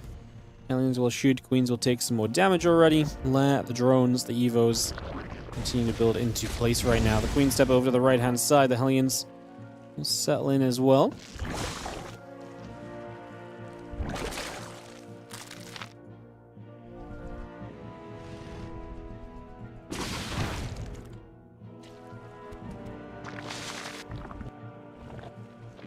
One upgrades building, the Stimpack building through. We got the missile upgrades as well on the side of Solar. Percival pokes up with the Hellions. At the same time, the Banshees are going to make their way over as well. So just going to have the hatchery getting cancelled up. The 1-1 and the Stim still continue to build through. Hey, what's up, Man in the Moon? Thank you so much for the 58-month resub. Appreciate you, mate. Thank you for the Wardy Hypers. Thanks for the support. As you see the couple of shots onto the Banshee there, trying to chase it down. These Hellions kind of getting deep, but not really in a scary position. That's rough, because we're going to lose... Okay, we lose a fair amount of things. We actually... I say, we keep 4 Hellions alive. I feel like turning back to the mineral line for like a drone or two there is kind of crazy. That's, very surprising.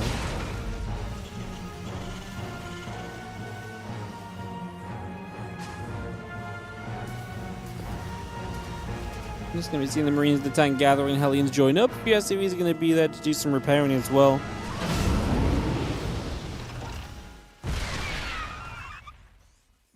One tank fires, Ling goes down, the Marines still join up. 1-1 upgrades and the 10 Hydras and the Bane Nest coming up as well. The Groove Spine still coming through.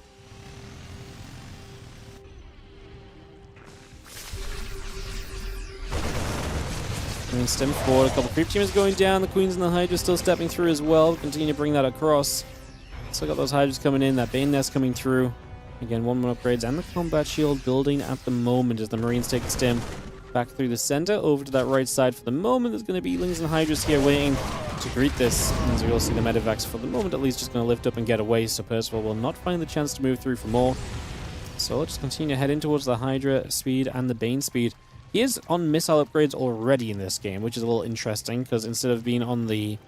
Because in the previous game, he was on the melee upgrades early, he went to missiles later. This game, he's a bit more kind of Hydra-focused and missile-focused from the get-go.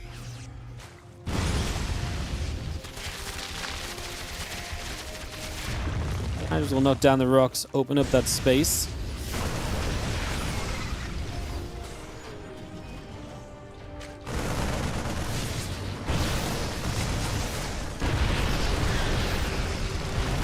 Big push from Percival at that top side. This is just him on 5 racks as we do see the Hydras. Gonna have to carry this fight because a lot of the Banelings went down pretty quickly, and the Hydras, as you can see, kind of getting jumped on at the moment. The Medivacs able to keep this Bioforce healthy enough. Tanks will press forward here in support against these Hydras again. Bane speed was not done yet, which obviously made this a difficult hold for Solar so far, and will be a bit easier now that he's got Bane speed, but actually does need Banelings to, utilize that in his favor, so he's kind of still missing that part of this. Marines coming back through, still pushing up. Tanks putting a lot of work in now. There's the Baneling speed, but so far the Bane's just getting destroyed before they can even reach, because there's just not enough of them. Not too many Marines left over. The tank's starting to get jumped onto. I think Solar's just about going to have enough at the very end of this fight. I think he's just going to find what he needs here, which is kind of crazy. The Hive coming up. The Ling Bane Hydra is still coming through as well, so we bring the rest of that into place. Man, we're actually going to just about, as Solar, hold this off. That was very scary, though.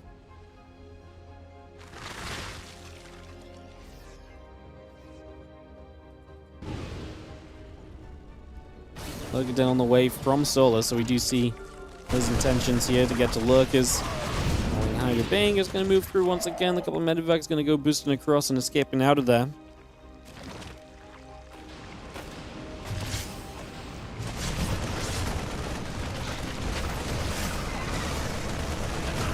Just going to fight. A few Lings will be there. Spore going to shoot at the Medivacs.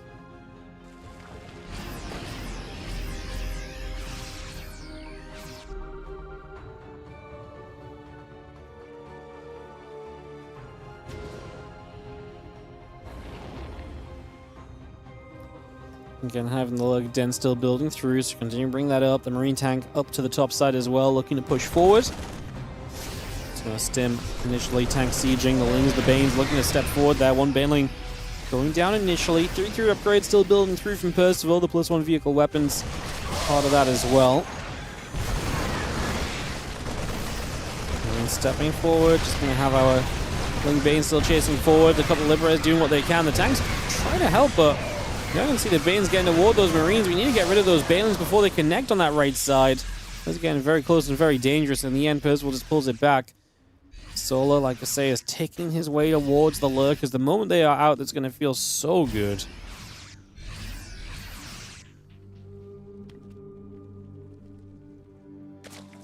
Again, +2 missiles building. The Overlord speed coming through. Adrenal Glands is, in fact, on its way. +2 melee building right now as well, so you can then bring that up. Marine's going to get rid of the crit team of the Queen, going down as well.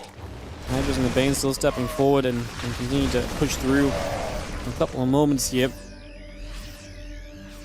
I'm just stepping back across, actually going to jump onto these medevacs in the bottom left. There's some bio that's going to kind of jump through a little bit as well. We do see the Banes coming back around. Medevac goes down. Tank's going to try and siege. Just a good jump from Solo, but man, the two tanks on the top will do a lot of splash into this as well. Solo does not need to win these fights as much as he just needs to kind of push the army back enough that's going to convince Percival to chill and give Solo the chance to get up to those lurkers. I think it's going to be a big factor.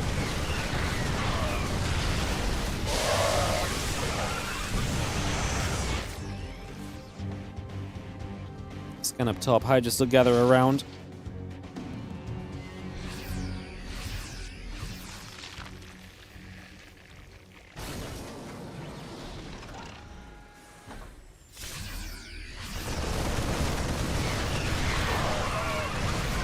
Chase, a few Marines going to take damage. The tank's going to fire back. Hydra's going to lunge backward there. We see the extra lurkers finishing very shortly. They're going to step through. The few Banes still trying to chase into this. That's going to be a cleanup on this portion of the fight, so Percival will not be able to stick around here. Solar about to be up against the 3-3 of the Terran, so there are going to be the upgrades going in Percival's favor in a second or two, but we'll see if we can find any fights that are going to help.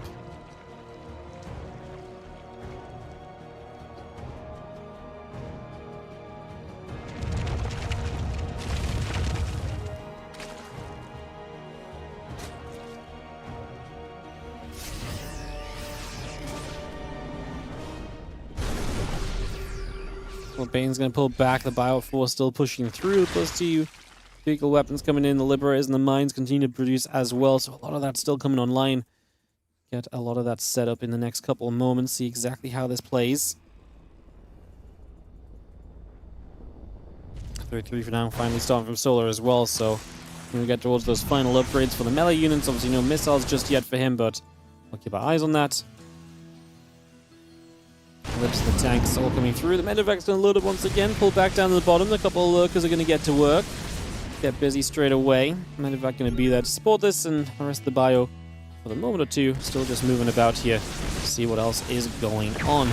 Just going to be seeing Solar actually going to take a chance to dive in at this little army down over here. There's a few lurkers were getting cleaned up. He is able to make a pretty darn decent dive. He gets a lot out of this straight away. Now we're going to see Lingbane Hydra continue to come through and just chasing across. Couple tanks in some trouble. Couple Baneling connections looking reasonable as well. Coming straight through there for a moment or so. Liberator is going to be shot down. The Ling Hydra still pushing up. The tank's taking damage. A lot of cleanup taking place at the moment as we are going to be seeing the army of Solar just crushes this. I mean, there's a little bit from Percival on the other side, but man, I'm genuinely just surprised how much Solar was able to get done on this first wave of just kind of pure power through. I mean, he's just going to win the game off this, it feels like, and Percival just not able to hold on. Just the moment the lurkers start coming out, Solar's already able to manipulate the game so heavily into his favor. Liberator goes down. The few ghosts going to try and hold their own for a few moments still. As you see, the couple of bio shots coming back the other way. 3-3 upgrades still coming through. Hydra drone count on the way up as well. Continue to bring as much of that into play as possible here. Solar just rebuilding comfortably, and Percival down to 44 workers. This base unable to land because there's a freaking hatchery where he wants it to be. So gonna have some issues getting back toward a 4th base, it seems. Not ideal. And Solar definitely, again, just feels like he's taking such good control of this game at the moment. A few Hydras will take a lunge underneath this command center, and the CC will take a few shots of damage right off the bat.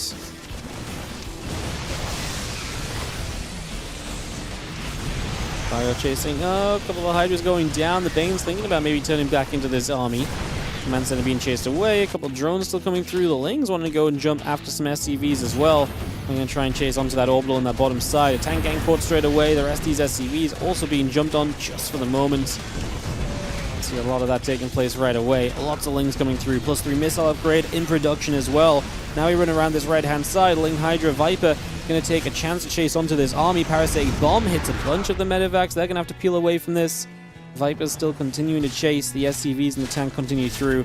Maybe another command center just dying here, and Percival does not feel like he's providing any answers as he sits 120 supply down. I don't know what answers he's meant to start providing, quite frankly, but yeah, I mean, if he doesn't provide any, then he dies, so it's kind of in his best interest to think of something, but like I say, it's not going to be easily found or easily done here, as Solar just looked dominant in his ZVT. Kind of looks as he looks so often in this matchup. His ZVT just absolutely pure fire. He is so good at this matchup, and yeah, just exactly taking advantage of that right now, as you can see. I don't think we survived any more fights here as Percival. And Percival seems to think the same. GG. Solar just absolutely power mode right there, and is able to get through for the dub. Alright guys, we're going to take a quick ad break. Before we take the ad break though, we do have a little more, a couple things just to mention. So give me a couple of moments while I sort something out first of all. Let's do that first. Just fix this up.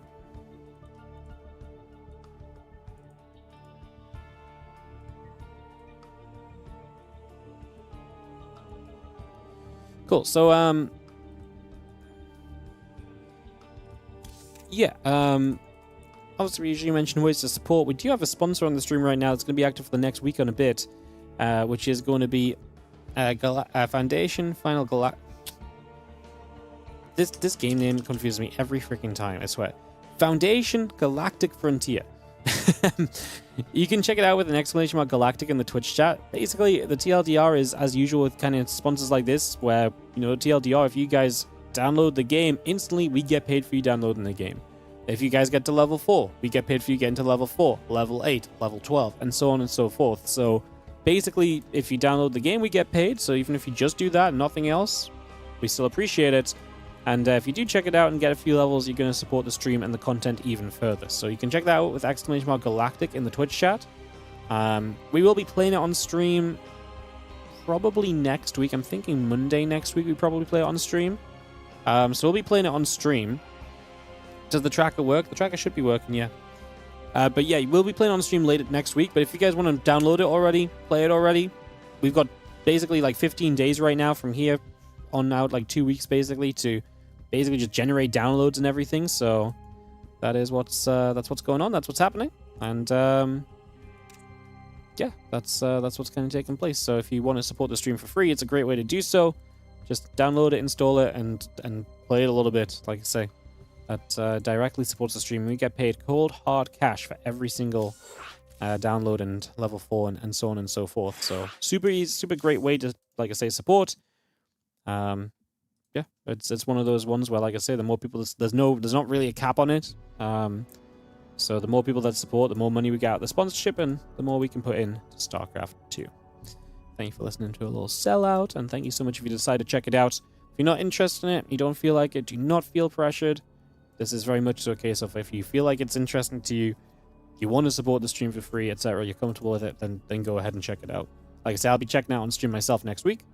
If you want to wait until I check it out on stream and see it for yourself before you install it, absolutely works as well. I'm just letting you guys know if you want to get ahead on it, that you're very welcome to get ahead on it, you know? So, yeah. Yeah. Alrighty, cool.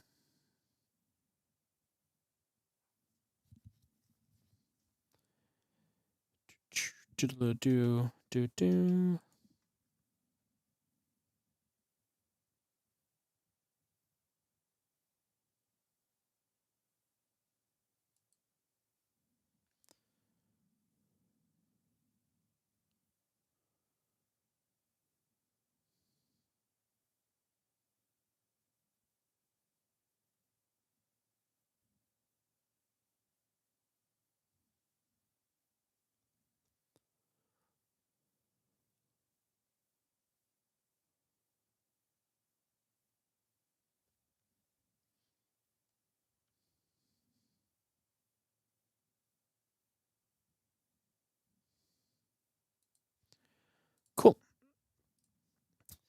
Yeah, thank you, Drexia, for the 100 bits as well. Thanks for the awesome cast. No worries. Thank you so much for supporting with some bits. Appreciate you.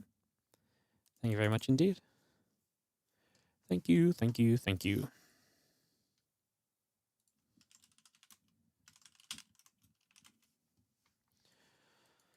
Alrighty, guys. Hope we're all doing good. Hope you're all ready for some more games. We get ready to go. Get ready to kick this off. Let's keep the games rolling. Thank you for sticking around. Up next is going to be herO versus Percival. So, again, we are going to continue with the Percival matchups. He's now 0-2 in this group. Time for him to try and draw this back. He can still... I mean, I think he would have to win against... If he loses against herO, he's out, actually. So, actually, if Percival loses this, we already know he is out. And then we would actually already know our advancing players. So, that's kind of crazy. All right, big matchup then. Must win for our Terran, who is going to be in the bottom left corner of the map. In the red, it is Percival. Taking on the blue Protoss in the top right, it is herO.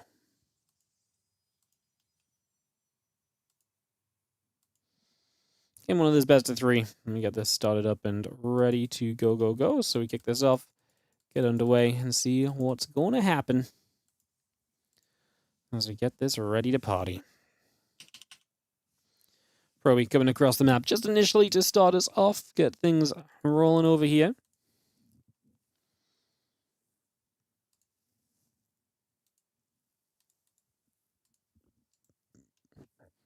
I'm intrigued to see what we do actually get out of a herO Percival matchup, because to me, I look at this matchup and I think, well, you know, it's herO. It's a really difficult player to beat.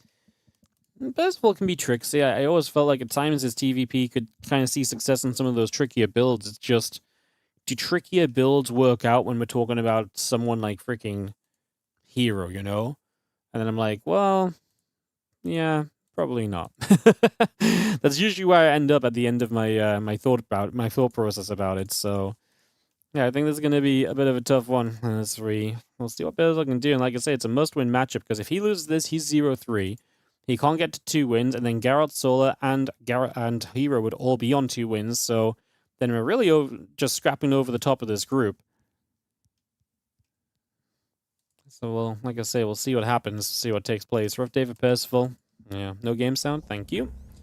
Just had it muted from, I can't remember what I muted for. I opened something to check something for a second, then I got to unmute. Thank you so much. Still getting used to the new audio setup. You know what it is? The main thing is just, like, it works the same way. It's just, I'm so used to, like, glancing at my audio mixer and just being like, cool, everything's unmuted. And right now, when I glance at it, my brain doesn't immediately correlate what I see with something being muted, you know? So my brain didn't pick up on the fact that I still had the game sounds muted, so thank you. Appreciate it.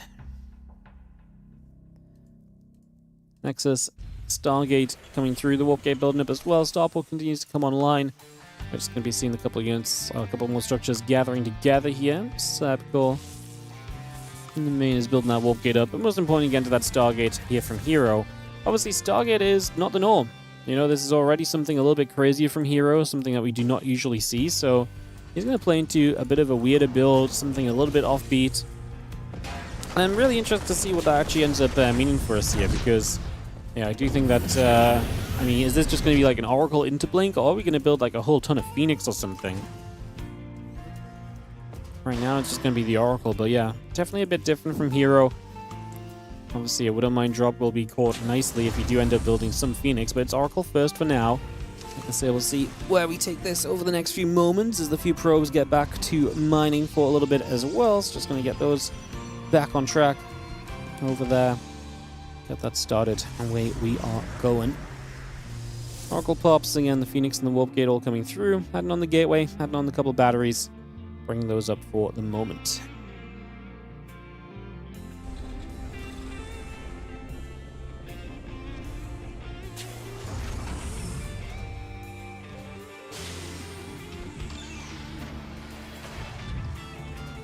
Well, Banshee, the Marines, the Cloaking, all coming through. Just going to have ourselves the Depot going to come around on the left-hand side there on the natural.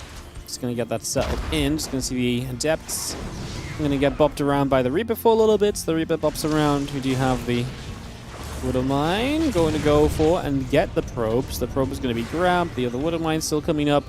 That Phoenix getting a good lift off there. Again, Marine Tank, Banshee cloaking will continue to come through. A couple of SCVs going down, and let's see the Oracle still firing as well. So a few more shots coming through just for the moment. Putting that into play. Oracle activating through, and it's a lot of SCV damage. So already just seen workers dying. You know, the entire SCV line there has to pull off and pull down to the low ground as well. Also going to be a little bit of a factor.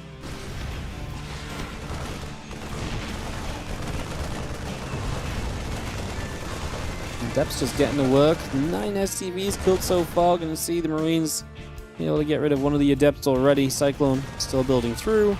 It's going to get rid of the Adept as well. Banshee the cloaking continue to come up.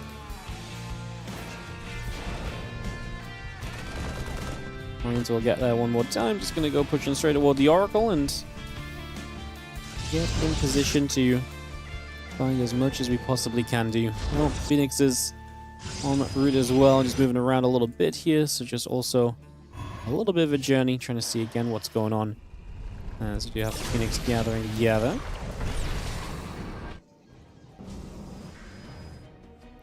Again, the tank, the Marine, the Viking all build through, so we're going to have that all coming online as well, as the Phoenix will be there to grab a Marine or two. But push off Percival is about to arrive on herO's third base, and we'll see if herO actually has enough to kind of hold this off right now, which not necessarily a guarantee, to be fair. Marines and the Cyclone coming straight over. It's going to be gathering up there as well for a little bit, so trying to put a little extra out already. We are going to be seeing this Nexus taking a few shots. Banshees are working their way through this. The Nexus is going to fall. It's going to go down. So we actually cancel the third base off, which is pretty big. That's going to slow herO down a lot, and herO on an army composition, which overall kind of long-term we don't necessarily love as much, right? Maybe Phoenix can be cool, but you're without any sort of Twilight Council upgrade right now.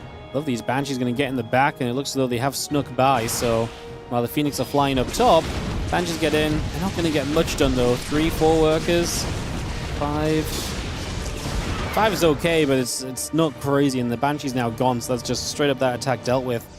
Don't know if herO just saw them a little bit preemptively, because he was moving straight over there to deal with them a little bit ahead of time, so it did feel like he had a little bit of a pre-sense about the fact that those Banshees were making moves and that he was going to have to do something about them. Well, herO will still have the Phoenix to harass with as well. As one of the benefits of the Phoenix, as Percival will wait for the Stim and Combat Shield and would hope that he might be able to make a push here off Stim, you know, off basically the bio upgrades that kind of see some success going to the other side of the map. So I'd imagine that kind of feels like an important factor here. I guess we will see. The few Phoenix still gathering themselves up together. It's going to fly through. A couple of shots coming out. The Marine goes down. Stim pack because of shells and the +1 attack upgrade all continue to come through also here. A couple of Widow Mines continue up. The SCVs are still building online as well, so we bring all of that through for the moment. Picking that off, the Oracle. Going to throw down another Stasis Ward into the centers. Just going to put that into position already. Phoenix going to fly over. They're going to lift off both of these Widow Mines. So they're going to get picked off, taken down immediately as well.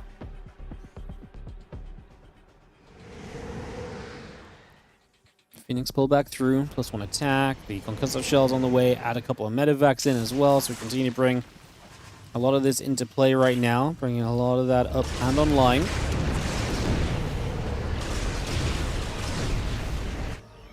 Gonna be SCVs going down. It's funny because like it doesn't feel as though like Phoenix do kind of feel worse than kind of Blink, but man, when they get into this sort of position where they're starting to just kill workers off constantly and everything, it just feels so annoying to kind of deal with that, you know? Like it's just such a frustration from the Terran player because it just feels as though there's nothing you can really do about it to stop it, and you just your takeaway is like, well, could be worse. You could have better units on the map, but that still doesn't make you feel good about losing SCVs.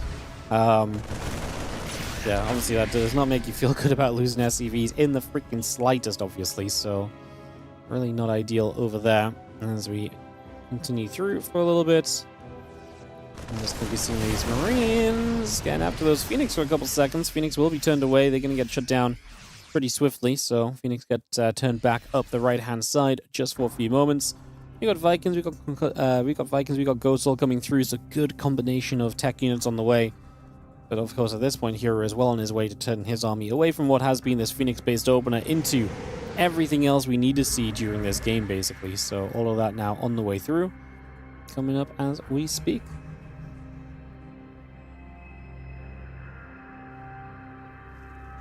Marines pulling back over. A couple medevacs will be nearby.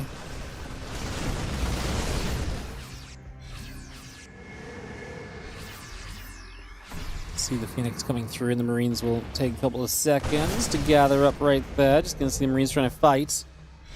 herO already being out on the map is looking for the opportunity to make something happen of this. If I can get rid of the Oracle, which is nice, get rid of some Revelation potentially. herO just up 10 army supply before this fight even begins, by the way, so that's being a factor. It's gonna be seeing the Vikings chasing through, the Bio chasing over. Cyclone gonna get a lock on Archon. He gets taken out. The Zealots keep dropping. The Phoenix coming over as well. Marines is going to keep trading here. The couple of Phoenix continue to get shot down at the moment. The Archon and everything else continue to come through, and just having this Bioforce pulling back. Vikings still trading nicely at the same time.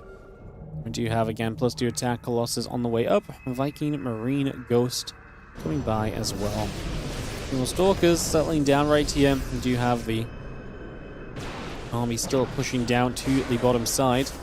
Moving into position straight away. The Adepts just going to be there. Marines will begin to take a few more laser beams off the Colossus. The Adepts will shade. The Vikings will try and fight once again here, going after the Colossus. One Colossus goes down already. Now the Stalkers and the Zealots trying to fight back.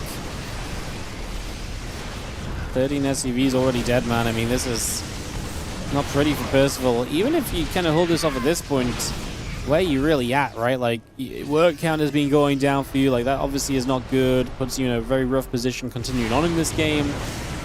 See, the Colossus is going to return some fire. It's going to lose one Colossus, but man, we've got more SCVs that can be killed here. And I think that's almost my biggest concern, is that we still have more damage that can be done over the course of this, and it feels like almost definitely will be happening over the course of this as well. Because, yeah, if nothing else, SCVs would probably die during the defense. In this case, we're just going to lose SCVs, and we're going to lose the army. So Percival just has to say GG, and that's going to get it done for herO to be up 1-0 in this BO3. And Percival is going to be sitting on the verge of elimination in this group already. Ooh, not great for Percival. Not great for Percival at all. As we ready ourselves up into a second game here, which will be on White Rabbit, guys. I'm just going to run ads just because we've had a little bit of possibility that maybe the ads run during the games. If we don't, just in case we get a long game, guys, I'm not sure. I would rather play it on the safe side, so we'll just run a round of ads, get those going. Get that ready to go. As herO gets the 1-0 lead. Like I say, Percival not really been his day so far, yet to take a map, and 0-3 would eliminate him here.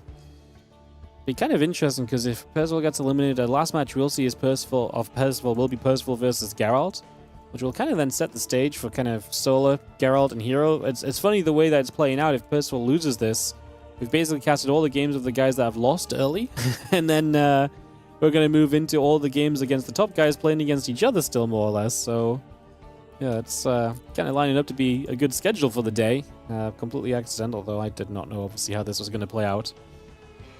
As after today, we will only have 3 players left to be put into the playoff bracket, which will come from Group D. That Group D does play tomorrow, guys. Shin, Trigger, Bunny, Horstum, and Zaun. I actually really like that group. I think it's very interesting. I think it's a group of players that play very well against each other, and probably going to give us some very fun games overall if I had to make a guess. So looking forward to that group tomorrow as well. Should be cool.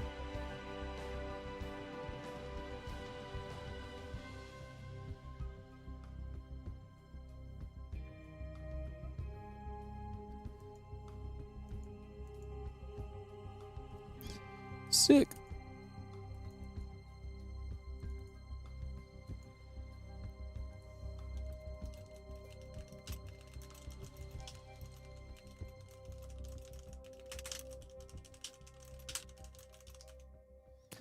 Let's kick this off, get this started.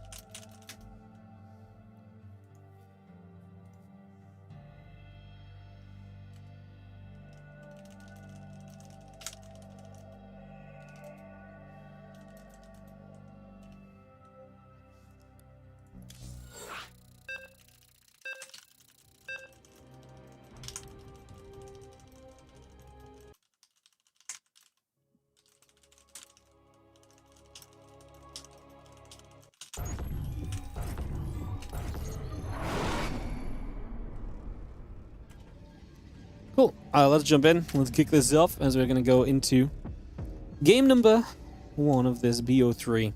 Sorry, game number 2 of this BO3 between herO and Percival. Sorry, just replying to someone for a sec. As we jump in and kick this into play. Game number 2. herO in that bottom left-hand side with the 1-0 lead. In the top right, Percival with the 1-0 deficit and now facing elimination.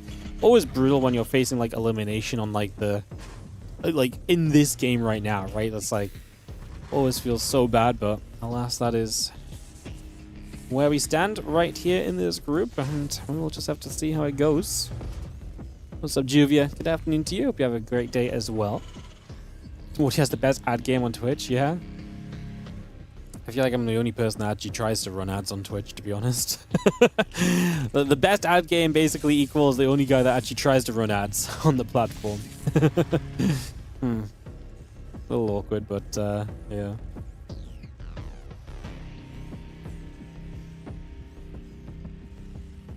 And apparently some of the massive streamers nowadays just like spam ads. Like they just put ads on like on the lowest cooldown possible, and they just spam 3 minutes like super frequently. And they just have such ridiculous viewership. They're just literally printing money. It's crazy. I didn't realize this because I thought a lot of bigger streamers are just very against the ads, but I think the biggest of big streamers are just like, F it. There's so much money from just pressing this ad button non-stop. It's nuts. Pig spams them? Yeah, you should spam them, man. Like, especially like, I mean, I know Pig doesn't always just cast, but like, especially in our content, especially StarCraft, the length of games, like, it's so easy to run ads between games. So you absolutely should. I think in a tournament setting, you absolutely should. And like, I know it's not great because you guys have to watch them and sometimes you don't hear what's being said between the games, but the reality is, like, the ads pay, and it's money that you guys don't have to pay. And if you guys want to not watch the ads, you guys can sub and support in that way. You know what I mean? Like, it's crazy. I mean, our kind of viewership, it's already fairly lucrative, I would say. The crazy thing to me is when there was this kind of phase on Twitch where like Twitch were offering like, hey, if you promise to run this amount of ads per hour for the next month, we will guarantee you this much money, right? And some of these were like, hey, if you literally just agree to playing 3 minutes of ads per hour, we will pay you this much, right? So, 3 minutes an hour is not ridiculous. That's literally standing up and taking a toilet break, every once an hour. And there are some of these streamers that were on freaking Twitter and they were like tweeting out, they were like, man, F Twitch. I do not stand for this. They offered me $60,000 to run 3 minutes of ads an hour. Do they think I'm stupid? I'm like, bro, there is no one in this earth who is stupid, more stupid than you, not pressing 3 minutes of ads when you go and take a pee, like, or stand up and stretch your legs, like 50K, and they're just, that is literally just, to me, if I tweet that, I feel like that's basically a statement of like, hey guys, don't subscribe to me, I don't need money.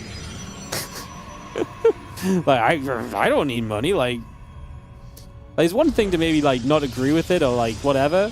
It's another thing to be like, I'm not gonna make 50K this month because I don't need to, because I disagree. I have like, bro, man, like, I feel like when you're basically making money off the back of people giving you money, I feel like it's a very dangerous thing to say. But then all their viewers are on Twitter being like, you're the hero of the people, F ads. I'm like, guys, are you crazy? Like, this is not normal. This shit's freaking crazy, honestly. I couldn't believe this, personally. I know everyone's different and stuff, but like for me, this was just like, this was baffling. Absolutely baffling. I think one of the craziest things actually is the fact that like, I feel like a lot of, don't get me wrong, people have always hated ads.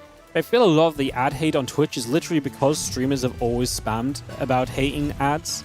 And so a lot of streamers have kind of created their own point of view of like, or their own kind of narrative of like, hey, ads bad, and then so people's viewership are like, ads bad, right? Like they just repeat, So this is certainly a take, you think? Well, that's my take.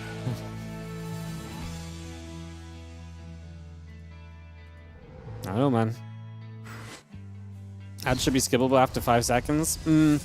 The problem, I mean, I don't disagree, but then the problem with that is which ads you sell, right? Because selling skippable ads is actually much more difficult than selling guaranteed ads, which I think is part of the problem. So, thank you for the take. Please observe. Mate, I'm literally on the other caster's point of view. Like, the observing has nothing to do with me. Oh, you want me to talk about the game, though? We can talk about the game. That's going to be Shadow Stride on the way up from herO, so that's kind of funky. I don't know if I love this group of units from herO actually going across the map right now. Bio has the stim. Guardian Shield is so good in this situation. If we could have got rid of the Sentry, that would have been nice. I actually kind of feel like that Force Field helps the Terran, where the Bio is able to kind of slip down the sides of it. The big issue for Percival is you can't really keep going in this fight because you don't really have a way to kind of keep this all kind of rolling outwards, because you got to kind of, you know, wait for your medevacs. DT shows up, and that's a little awkward because we don't have a scan right now, so the DT was going to get quite a bit of damage done before we deal with this initially.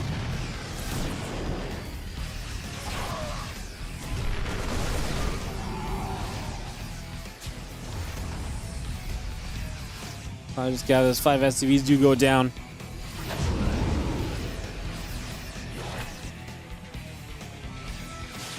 Gonna see the Marines gather. A couple DTs will join up there as well. Just gonna be seeing a couple of medevac from the barracks continue to come through. The gates and so coming up as well. It's gonna be seeing the Phoenix gonna roll up. The few DTs on the low ground, chilling for the moment.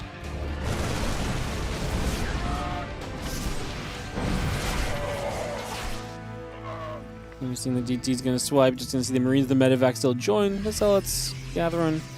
I think Percival is going to come out of this okay, but he's still behind a bit on the supply. It's just intriguing because obviously herO's kind of playing a bit of a weird game and a weird setup, so his entire position is a little bit like, you know, well, where are we really at right now?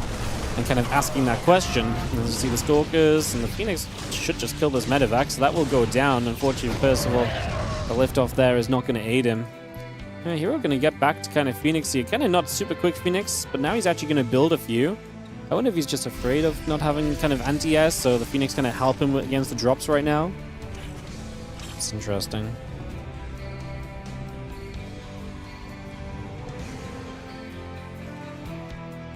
Well, we do have +1, the Nexus, the +1 armor as well, so 1-1 upgrades coming through, Robo Facility coming about. The army just going out to the other side. The DTs will slice through a Marine right there. Just going to see a little EMP coming down. One DT gets picked, and just like that, able to make a good grab. Hearts of Park and Kaji Idea made 70-month resub. Appreciate you, man. Coming up to the 6 years. Crazy. And DT is going to slide through. Just going to see a couple of SCVs getting jumped on. We'll see the Ghost sniping away there as well. It's going to be seeing the recall back home. Will come through. The Phoenix is going to jump onto the medevac. And we are going to have ourselves that medevac getting cleaned up. So that medevac goes down. The 1-1 upgrades and the blink still coming by. And a Robo Facility about to finish with the Robo Bay coming up as well. So you can see the switch into double Colossus production likely coming up from herO soon. I feel like as every moment that ticks by, we're going to get into a more and more comfortable place here for herO.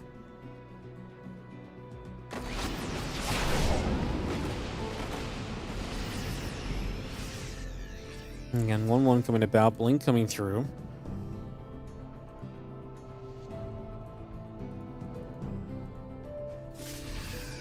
DTs will still step up.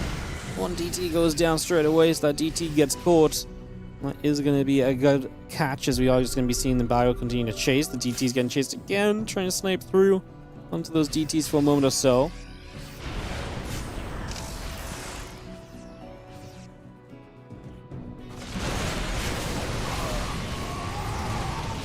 I see a couple of those Zealots being cleaned out. Just going to be seeing the blink and the thermal lance continue to come through. A couple more Colossus continue to come through.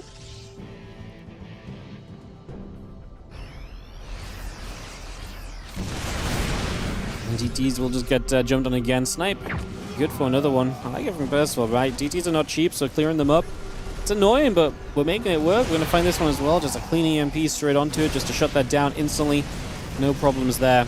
Just going to see the Bioforce jumping back onto this set of rocks, and looking to clean that up as well here for a couple of moments. So a little bit of cleanup being made, a little bit happening on a moment or two for that. Some of the units coming about as well here, getting set for a couple seconds. And so the observer is coming back around in this direction as well. It's a lot of zealots on the map from herO. Feels kind of scary, no? It's just a lot of zealots that are just kind of lingering around, ready to pounce. Also, just very scary if they get caught right out on the map as well. Could be kind of a danger. Bio going to take a stim in at the zealots then for a few moments. We are going to see the rest of the units coming back through. 2 upgrades on the way up, plus 1 ship weapons a part of this. And the other upgrades coming by at the same time. So bringing a lot of that through just for the moment here. Bringing this online at the moment and seeing where we go to is... Just going to see, man, it's a massive Protoss army at this point. Zealot's talking now, 4 Colossus available. hero's so clean on these transitions. I always feel as though there's something I notice when I watch herO play. Sometimes he's in these really weird places, but man, his ability just to suddenly get onto an army which really competes is very impressive. And I know we saw the Robobay in the second facility coming up, but man, just now we're suddenly 4 Colossus in this game is about kind of fighting these Colossus off more than it's about fighting off all these other bits and pieces that were going on otherwise. A couple of Phoenix getting caught by the EMP, a couple of Viking shots coming through.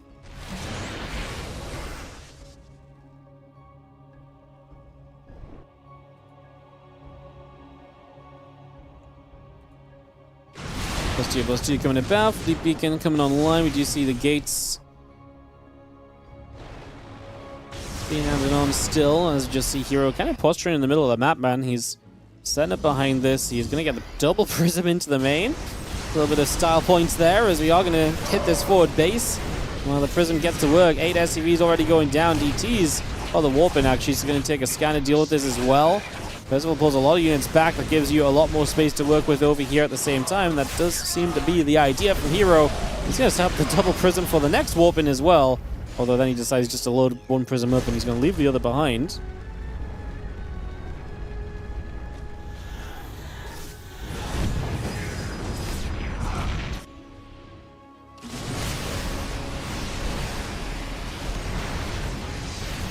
Probably going to fight. A couple of Stalkers going to get jumped on. Colossus getting jumped.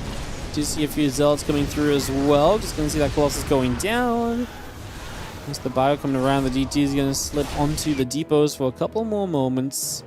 Goats coming about. Plus 2 ship weapons coming in.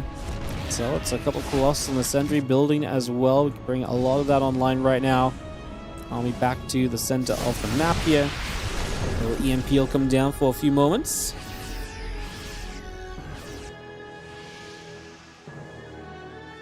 3 upgrades, plus 2 ship weapons. A lot of that coming through for a couple of moments. So again, we bring a lot of this through. Again, the upgrades coming about. The Colossus all building.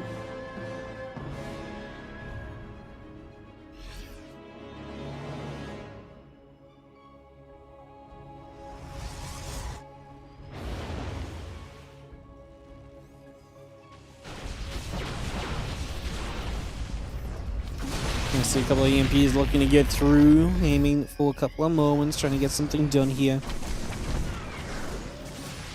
Let's see what we can find. We do have more shots coming out just initially.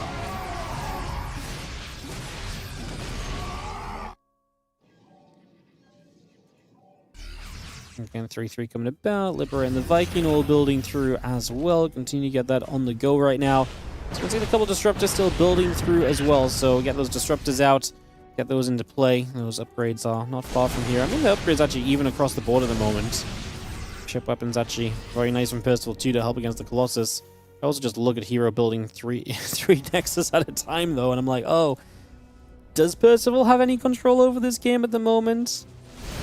herO just starting to get to that mass expansion stage, and as you get to that mass expansion stage, does typically become a much more comfortable game for the Protoss player at that point. Prism, Warping, not going to go off. The Vikings good enough to get the denial. That does feel big. Stops a big problem that you're about to have to deal with from coming into play at all. Stalkers and the Colossus still pushing back the other side. We do see the Colossus putting in the work onto a lot of that bio army. The rest of these bio units coming through as well. Also delivering quite a punch at the moment. Stalkers blink up. A couple of Vikings take some damage, taking some shots. pull back around. 3-3 still finishing in a very few moments. The bio units going after a couple of those zealots. More Vikings coming through.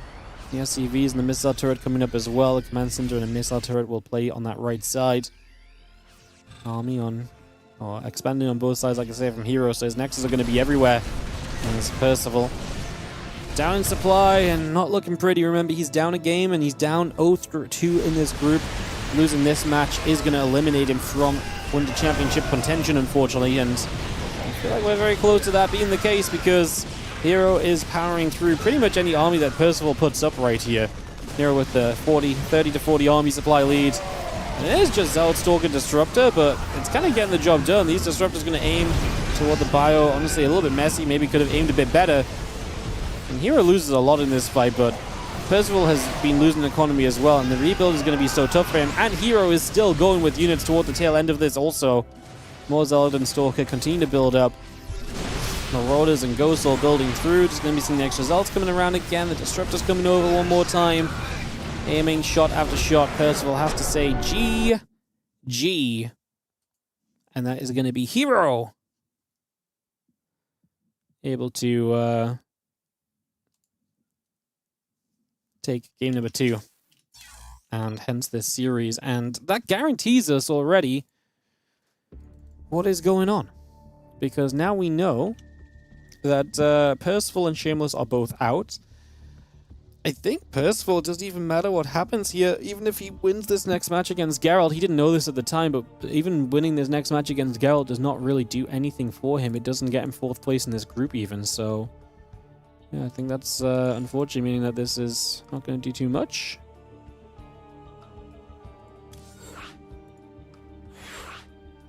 Alright, I'm going to throw our favorite topic of conversation on the screen, and then we'll get ready to go into our next game, guys. So give it a moment, kick this off.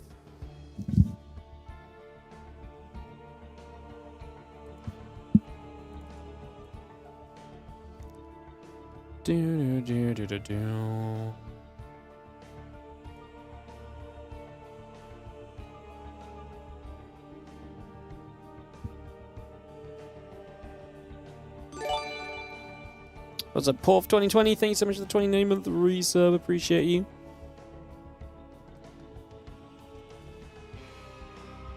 Thank you, thank you, thank you.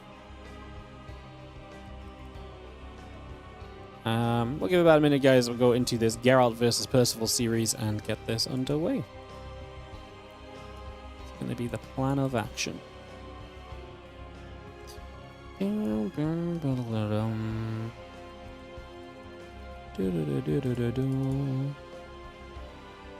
Double check more setup over here. So we are going to go Percival versus Geralt. And then we're going to go Geralt versus Solar.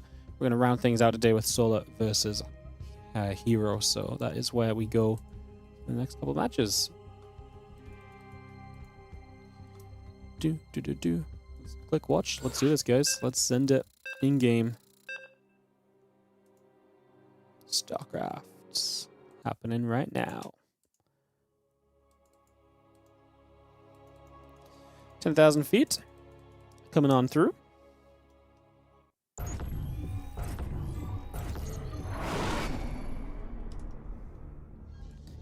In the bottom right hand side, I mean, what an opportunity Geralt has. He's 2-0 in this group. A win here would guarantee him, I mean, 3-0, so then you're guaranteed top 2, I believe. And yeah, here's Geralt in the bottom right hand side. Super excited to see if he can show up and make something happen over the course of this one. He's up against Percival, the blue Terran in the top left corner of the map. Getting up and running for this opening game.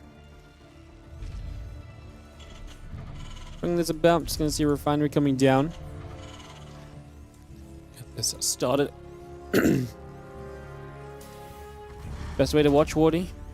YouTube or Twitch, whichever way you prefer. I talked about this the other day, but TLDR, the most important thing is you watch in the way that suits you, because then you can keep on coming back, and you coming back and watching more because you like the experience is more important than anything else.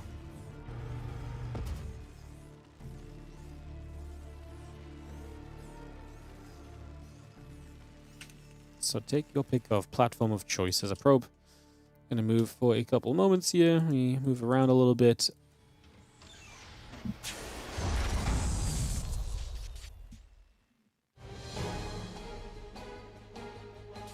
See the SCV and take a chance to come over and chase the probe off so you can throw the command center down. Now, at the time this was played, Percival obviously did not necessarily know he was eliminated and he had no chance for the 4th place match. There's the benefit of playing 2 matches at a time as well. In theory, any match you play is always going to have a chance of being meaningful. So, while we obviously know now that this match was not meaningful for Percival, at the time it was played, he still has full reason to try his absolute best. So, just in case anyone's wondering on that. Just going to see our command center dropping onto the natural, and the Nexus building here on the natural as well, so get that set up. The Reaper chases in after the probe, and the probe will go down, so the probe will get dropped here already. So the probe falling down, and again Warpgate and the Stalker still building through as well, so we get that on the go. CCing the factory coming about, Barracks still building.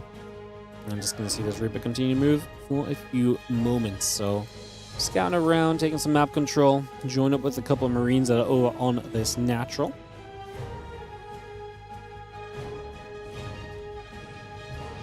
And Twilight Council still building through. The couple of probes are coming up. Stalker and the Warp Gate building by as well.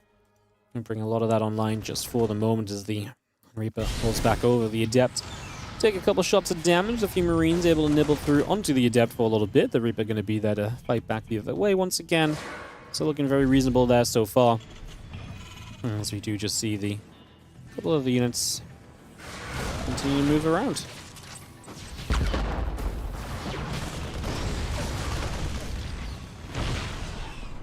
Going to be able to deny the bunker, which is nice from Gerald. Slow Percival down a little bit in terms of his initial setup here. Come into a little bit less of a comfortable position early. That Adept and Stalker will be good to get the cancellation here, so we shut that down, knock that away. Not a bad starting point at all as a couple of gateways continue up. Blink going to be the follow-up to this. Eventually from Gerald, as Percival will be forced to come down to this low ground and fight. He's going to pull a few SCVs. Adept goes down.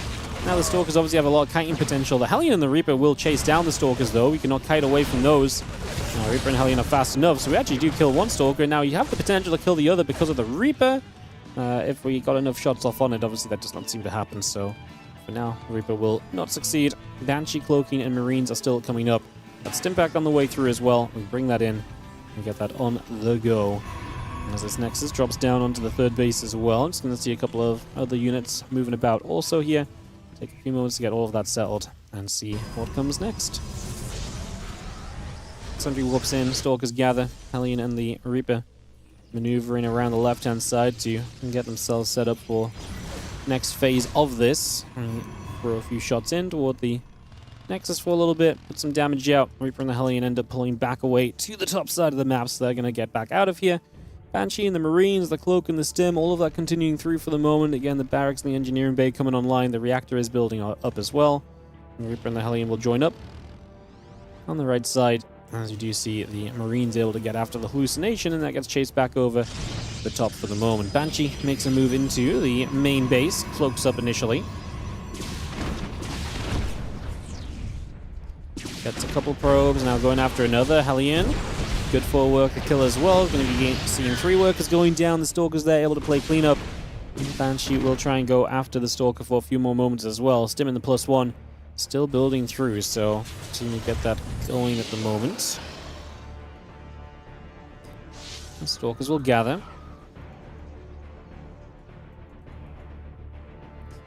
Banshee just pulls over to the right. Again, the charge is coming through. So we bring that online again, the Observer coming up as well. A little bit more setting up to be done over there. Yeah, these couple of Banshees will gather up for a few moments. Again, Combat Shield, Cluster Shells and the +1 all building. The Bioforce on the map now for Percival. Going to come down the left-hand side here on 10,000 feet and look to start making some plays toward that 3rd base, while we also, like I say, have the Banshees poised to hopefully maybe get involved as well. Can also look to try and do something here. Probe works his way around, just going to come over to the left again. Banshee's going to find this mineral line. If they sync up their shots, they should get some workers. They've missed on 2 so far, just with bad timing of the attack. Still going to go for 8. Obviously, like I say, it could have probably been 10. Not going to complain about 8, though. Both the Banshees now super low. However, it's pulled units away, and we're just going to stim into the third base, and Gerald's preparation for this is going to be at an absolute 0. And that's going to be now 13 workers going down, so that's a ton of damage taken. And, yeah, that's probably going to do it. That's going to put us in a nice little position here. There's +1 attack and combat shield still coming through. Marine Marauder building. The Medivac's coming online. The rest of the bio just going to unload off to the left-hand side here. The Zealots will take the chance to run at this, and we do see the bio going to keep trading for a little bit. More Zealots going down. They are going to drop. Widowmine going to aim for the Stalker. The other Widowmine unburrowing. The Stalker's pulled back. We are going to see the Stalker absolutely going down for the moment as we continue to chase down right over to this bottom left corner. The Stalkers will recall. They get out of there, and that will be that. Bio still looking to push through. We do see the Observers sitting overhead. Gonna chill out here for a couple of moments, and now the bio coming straight through. A bunch of these Zealots begin to drop, so we see a lot of those going down already.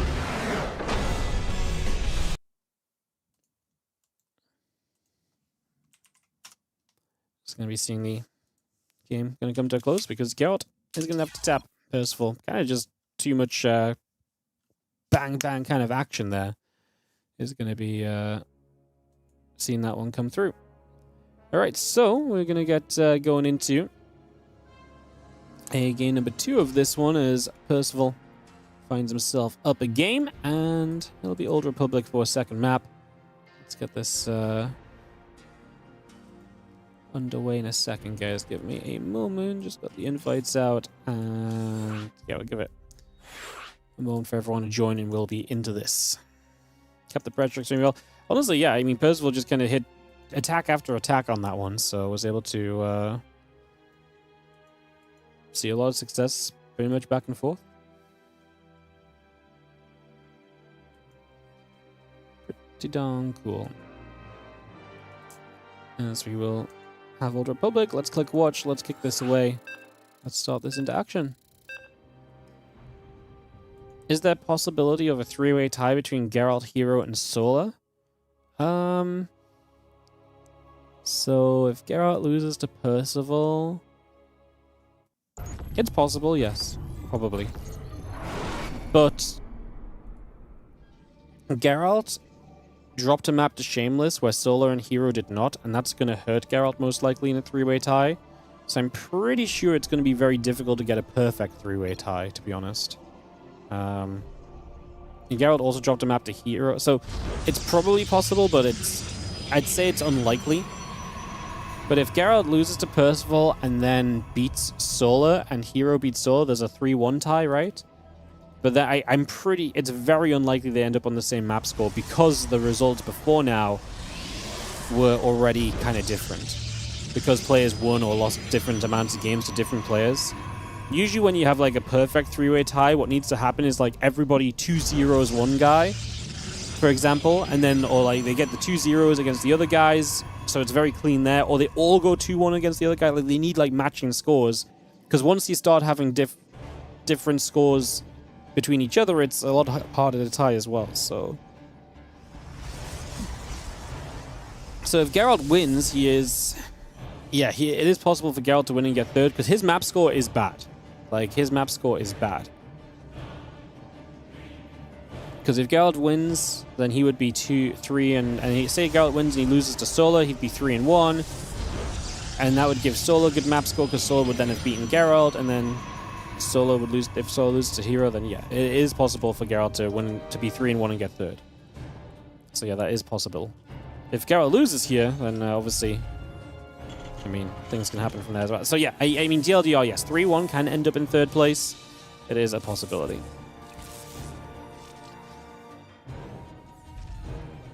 If Geralt wins this from here, I would actually say, if he then say Geralt wins this but loses to Sola, I would then say it's actually very likely he gets third place in this group. Because then what? He would lose to Sola, so Sola's in 3 wins.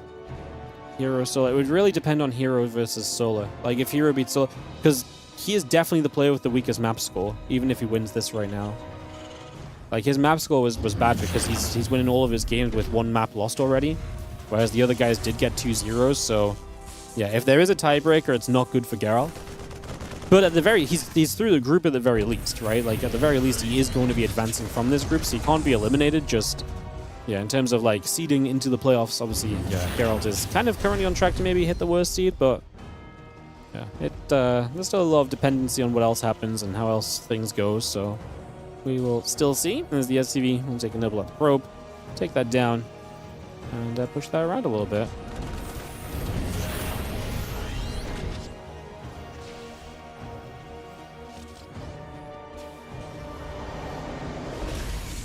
Well, we move about, take a few moments, see where things are going. The probie on a bit of a journey for a couple seconds as well.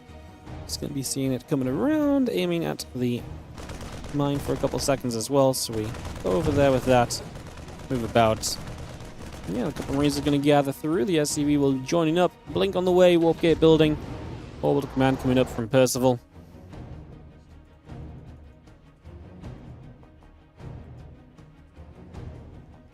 Again, Stalker's gathering too. I'm just going to be seeing the warp gate and the blink continue to come up. Extra gate coming online as well. Stalker's just joining together right now and settling down.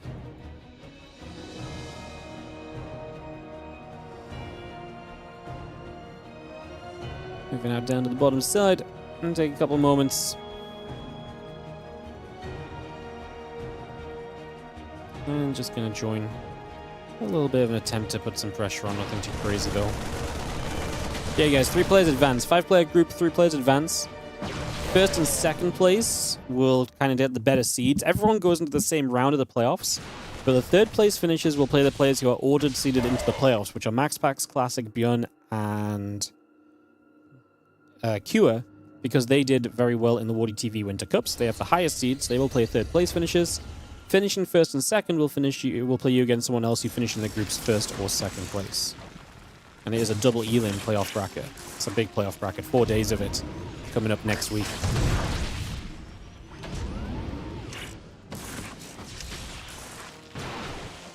One of mine, Harass, gonna go for one more probe here initially. It's gonna see the Marine tank coming over. Again, the Liberator tank, the couple of Marines coming about. The Blink is on the way through as well. The Marines in the tank continue to gather. Liberator coming back through. Again, the probes continue to come around. Just going to see the batteries dropping down into place. The probes and the Blink continue through. The SCVs, the tank, and the Marine coming about as well.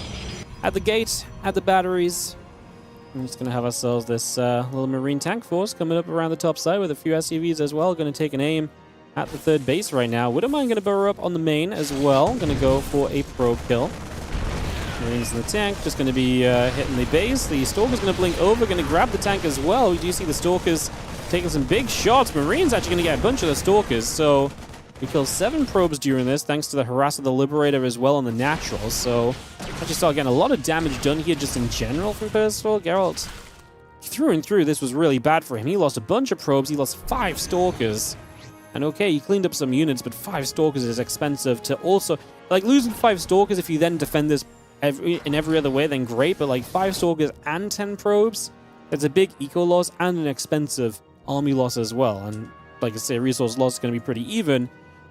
And that's why it would have been okay. But with the probes going down, it just is difficult for you to kind of get back on track economy-wise. So definitely feels pretty darn good. I would say I like it a lot for Percival at the moment as we continue through. Stalkers head to the bottom of the map. The tanks and the Marines gather up. Take an opportunity to see what they want to do. A couple tank shots going straight into the Stalkers. And again, charge on the way through. The Templar Archives is on the way. Extra probes coming over. The Marines will take a chance, grab the hallucination. The Stalkers blink up and the Marines will take some damage as well. Tanks will take a chance to come over to the right side and siege up a little bit. And I see those Stalkers. They get blasted, man. A couple of the Stalkers going down pretty quickly. Bioforce gets back up the top for the moment. Stimpack, Combat Shield, +1 all building through. Storm in the charge coming online as well. Our Marines going to get in after the couple of Zealots. Just going to chase those down. Zealot's going to get grabbed. The Stalkers come back into the center again. What are we going to do from here? It's kind of our question. Stim Combat Shield and +1 all building up. Just going to be seeing again that Storm coming through. I mean, upgrades are going to be done soon from Percival. When you take kind of damage like this as Geralt early, the danger is going to be this kind of stim push, right? Once the upgrades are there for the Terran player, their ability to kind of push forward and succeed is pretty darn high. Storm is not ready yet, so this is terrifying. No! These High Templar! Oh my god, they are the luckiest High Templar of all time. They should have been dead in the water, and they are actually somehow going to make away from this, so... Just going to see the couple of Marauders going to shoot through, the Nexus will take some damage. Just going to be seeing that taking a bunch of shots, the Marauders hit, and the Nexus takes some hits. Just going to see that Storm coming down. We do see the tank still firing away as well.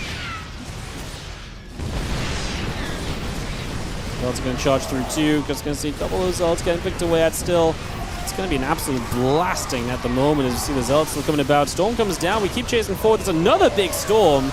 Percival says, screw it, I'm fighting no matter what. So he steps through the Storms and the army's very low. He has enough to make it an okay trade. Very scary if one more Storm comes down, though, because obviously then the Bio Army is probably just going to disappear off the map.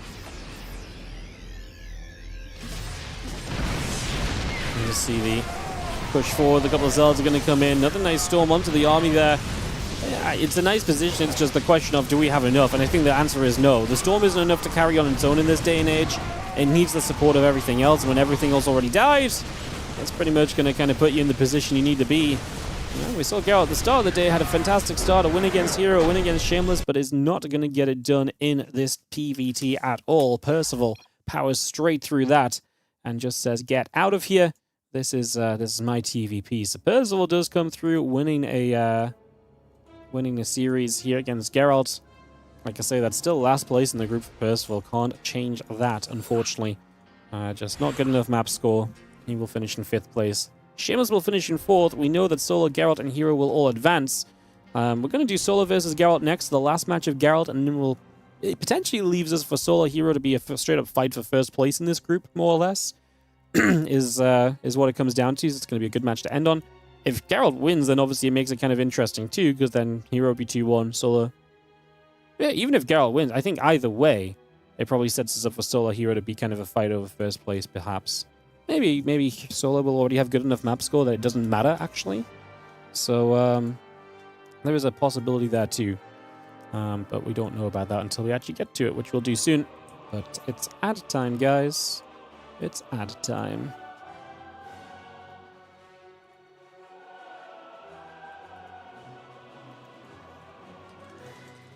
Do-do-do-do-do-do. Boom, boom, boom, boom.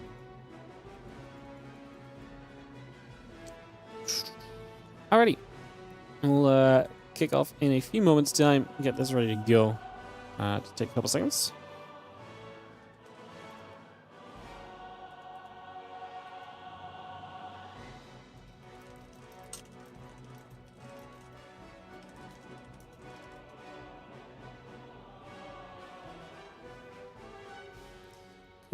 Cool. Yay, ads, I know. Don't say I don't treat you well. Throw those ads down your throat. Do-do-do-do. Ba-da-bum-bum-bum-bum-bum-bum-bum-bum.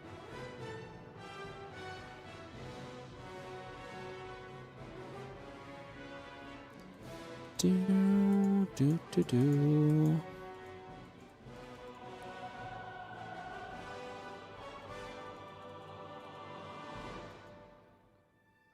Sweet. Sweet.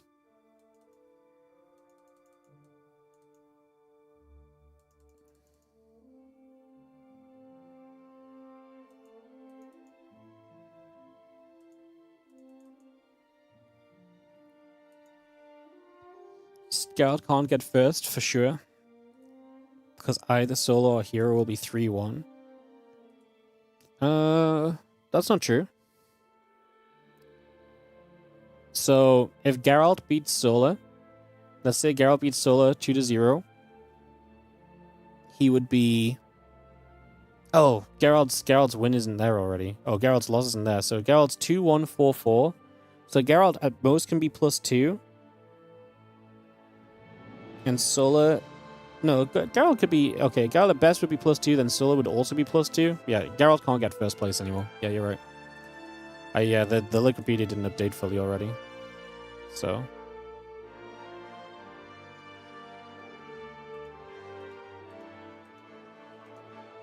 Cool.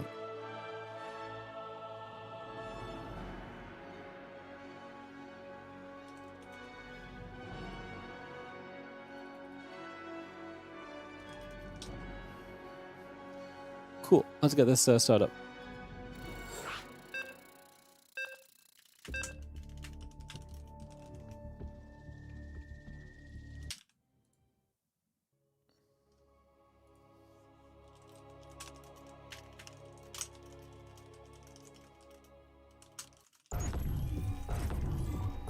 Cool. Let's get this underway. How does Wikipedia auto-update? It doesn't auto-update. People actually have to put the result in. It's fully user-fed. But what does happen on Wikipedia is that what Wikipedia does have nowadays is if you put certain things in, it fills out a lot of the rest for you. It doesn't make it like auto-updating, but sometimes certain things update faster than the other positions, so yeah.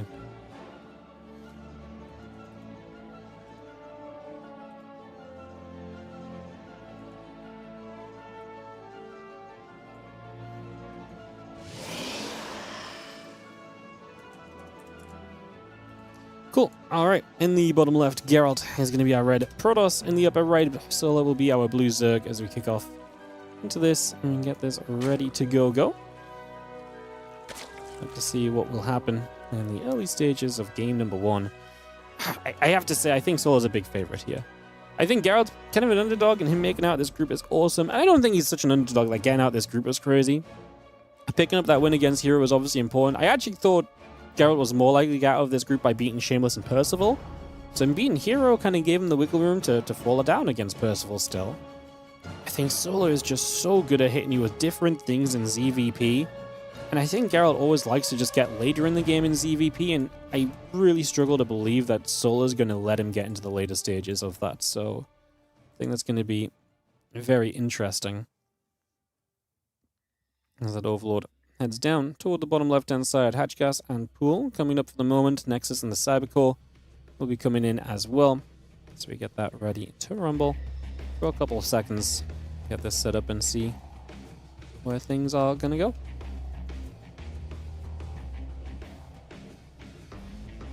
See where we're going to go. Movie just chilling for a couple seconds. Nothing super crazy just yet. Heading across the map. There is a probe blocking the natural, by the way. The third hatch location already got taken, and a couple of drones just transferring by. No Zerglings out yet, but they will be soon to try and chase this probe away. We can push that back and deal with that. So that the answer to this is kind of coming. It's just not there yet, quite yet. But coming soon, fear not. As the Ling speed builds, a couple of queens of the Lings continue through. A couple of Lings will get to the low ground, try and see what's up as well.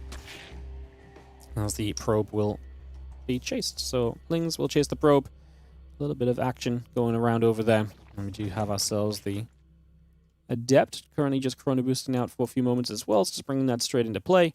Getting this Adept up.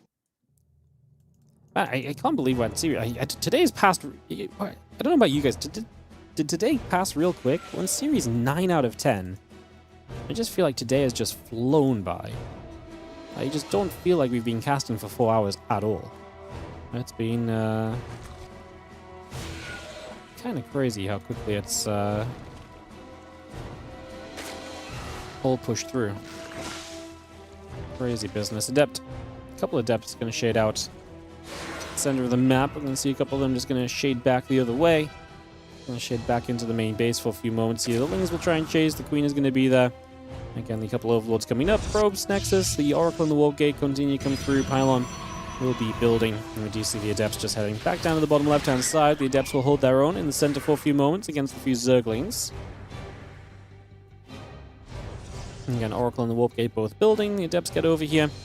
It's going to gather up in that little bit of a corner and get defensive for a few moments. As Sola will throw a few Zerglings the way of Geralt here, most likely. Try and see if he can find a little bit of something going in the early stages. And Nexus still coming through. Oracle and the Warp Gate both coming up. And the Lings just pull back for a couple of seconds for now, at least. Yeah, Lings in the lair coming through, the Overlord and the Queen coming by, Twilight Council on the way, Forge being added. Just going to see the few Lings just out over on the sides. The Overlord will take a step through the main base. And a couple other Lings still making their way to the center of the map here as well. So yeah, we move around a little bit. The Lings look to maybe try and make something happen.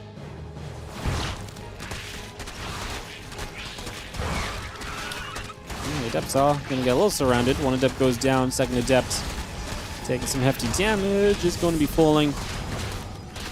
And we'll see this Adept still taking some damage as well. Pylon will still take some more shots here just for a few moments. We've seen the Pylon take some hits. Oracle will continue to step over just for the moment. Yeah, drones, Lings, and the lair continue to build through. We do have the Oracle just coming about as well down the right-hand side, so also going to take a couple steps in that direction. So Oracle heading down that way just for the moment. Again, the Hydra Den and the Lings, the drones continue to come through. The Blink continues to produce. And yeah, the few Adepts in the center still settling themselves down once again here to keep pushing forward. The Hatchery going to take some damage. Few shots right off the bat, and yeah, Temple Archives, Blink and the +1 all building through. The Hydra Den is about to be done. We're on the Solar, so we're getting a good idea of where he's going. He starts Groove Spines and he cancels it right now. And he does deal with these few Adepts here. The couple of Queens trying to deal with the Oracles. He had to cancel and rebuild the Hatchery a couple times, so that's annoying. And not a bad little kind of group effort from Geralt to get some damage done already. We have the Muscular Augment still coming by. The extra Hydra's coming up as well. Extra Gates, Temple Archives all building through. The Blink and the +1 building up also. Just going to see those few Lings wanting to make their way onto the Stalkers. A couple Stalkers going to jump through and go after a Ling for a few moments. That's Yo Merham, what's up? 86-month resub. Always love it. Thank you so much. On the tier 3 as well. One of our few tier 3s. We appreciate you so much. Have a great stream. You have a great day. Thank you so much for the big resub. Thank you. Appreciate it as always. As our Zerglings will take time to go back toward the top just for a moment or two. So they move back over in that direction. Little Revelation again, going to hit a few Lings just to track things more than anything else right now. Just keeping an eye on where everything sits. Hydra's still coming up as well. 5 Hydras on the way with the upgrades coming through. How aggressive will Solar be? Obviously right now sets up to basically just play Ling Hydra if he wants to. And a couple of Stasis Wards come down here already. Just gonna see a couple of those Creep Geomas being picked away at. Now this Hatchery in the front gonna be taking some shots as well. So also gonna be taking some damage as Hatch is about to go down. A lot of Ling Hydra on the bottom side. Hydra's just gonna push straight through. A couple of those Stalkers taking hits straight away. Bam, bam, bam, bam. Stalker's getting rapid fired down right now by these Hydras. High Templar not going to do much either at the moment, as we do have Storm as well. So we're just sitting there with the High Templar, unfortunately. They need to act a little bit sooner, more than likely, because that's going to be expensive to lose out on those. And these Hydras on top of this base. Now another Storm comes in defensively. Geralt's army is slowly returning back home. These Stalkers coming back this direction. He's got 24 army supply to the 71, which means that the reinforcement wave of Solar is going to look massive. And there it is. Lings and Hydras streaming through. Fourth base going to be an immediate target here. These Hydras do end up kind of in trouble. So they end up going down pretty quickly as the Ling Hydra able to knock the Nexus cancel down. Just going to now try and jump onto these Stalkers as well. Hydra's going to take a turn onto the Stalkers on the left side. Solar just kind of picking and choosing what is the better fight for him at the moment. Lings keep coming through. And is just going to see the Stalkers blinging back into as defensive a position as we can find. Hydra's able to get up close and just shoot it so much, though, and you see a bunch of the Stalkers starting to melt very quickly right now. 7 Hydras still on the way. We do have the Zealots and the Charge still being added on as well, so bringing a lot more of that on the way through here. The Hydra's still trying to fight. The Oracle's trying to show up and, again, make a little bit of something happening at the moment. The Hydras are still making their way through everything that shows up. Probes are going to be melting. I think still are looking a little bit too good right now in this opening game of this BO3. Oracle gets knocked down. And Solar doing what Solar does, which is show up with different kind of waves of aggression, different forms of damage, and looking great here. GG gets called. Solar will take game 1 of this BO3 series. All right, GG's, GG's. Hey, what's up, KJ? How you doing, man? Thanks so much. 102-month resub. 102, crazy. Facebook memory popped up. Need to attend another home story cup eventually. Had fun with you in local. You gotta come to 30, man. It's the next big one. It's not even in Crayfield. We don't know where it is still, but it's gonna be big apparently. There's even dates already. It's like January the 5th or whatever it is. I can't remember when it is. It's like that first weekend. It's January 7th. It's my birthday. I forgot. Yeah, it's January 7th. 8th, 9th, 10th, I think. It's kind of sick. Date's already there, so I'd say get planning, but we don't know where it is. It's just the dates are out, so you can at least try to get the time aside, maybe.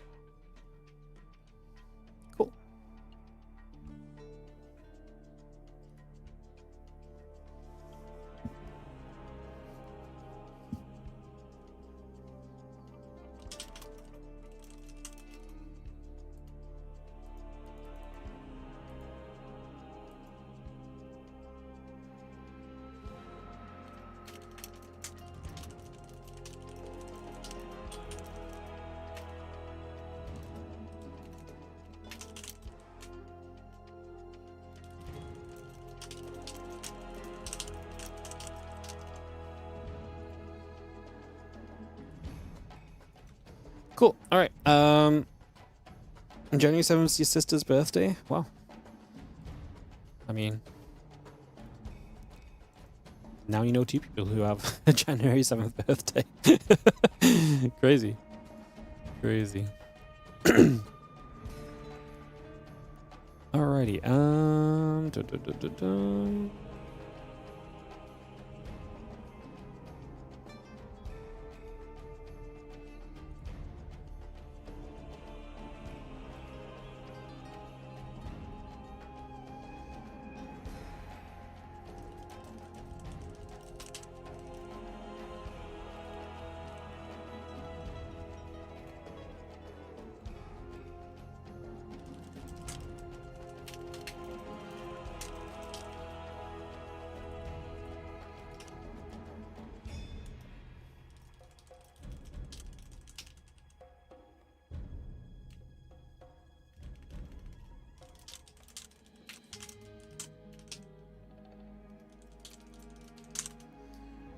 Cool.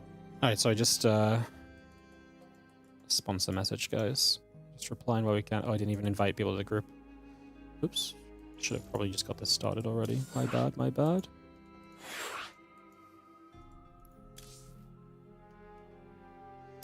Alright, solo up one against Gerald, game 2 coming through here, as you guys obviously know in a second. Just waiting for everyone to join, click watch, and we are away. Perfect. Yeah, there's a July one too. Yeah, there's 2 announced. I guess, yeah, I guess, well, I guess the July one makes sense actually, with being closer. But 30's gonna be big, man. I mean, they told us to get excited about 30, so I'm just doing my job as someone that gets paid by Home Story to be there, hyping up the 30. I keep forgetting the 29's thing as well, I guess. Bottom side of the map, 6 o'clock will be Geralt. He's down a game in this BO3, taking on Solar in the top right. It's gonna be our blue Zerg in that upper right hand side. So we get this underway, get this started off, and I'm just gonna be getting into game 2 of this series right about now, getting this up and underway and seeing just what's gonna be happening.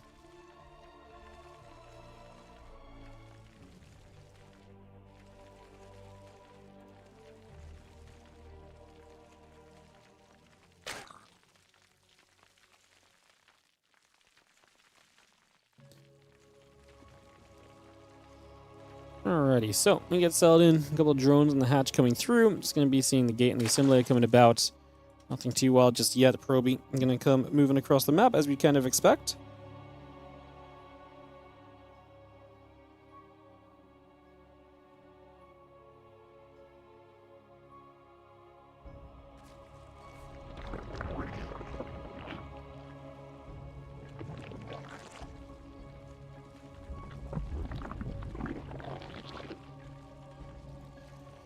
Hatchcast pool coming through.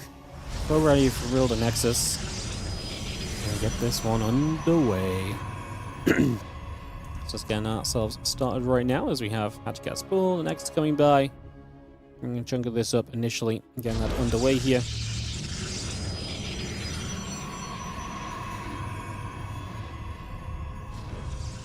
Let's see our Cyber Core building into place as well. So just going to get that straight into position right now. Get that going. Good starting point.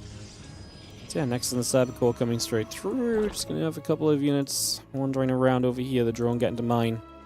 Here on Mothership. 3-player map. Bit of a larger map. I don't know if that's... I actually wonder if this is like a muted map from Solar. Talk a lot about how Solar likes to be aggressive and feisty early. But the other side of that is that he could maybe actually just open with some kind of... Oh, maybe not open with, but you could go into some kind of muted play. That's the other thing he does generally tend to like. 1-0 up, maybe you play melee upgrade. If you get away with it, go mutas as well. Could be kind of a decent route for him in this game, I think. So, something for us to think on and look at and get this underway.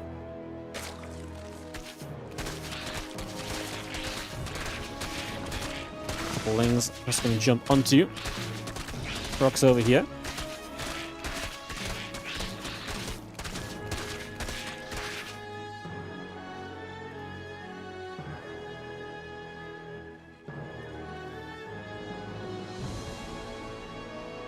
Gonna see this all coming about, and the links be coming through the warp gate building in, and take a couple of moments to get this settled down.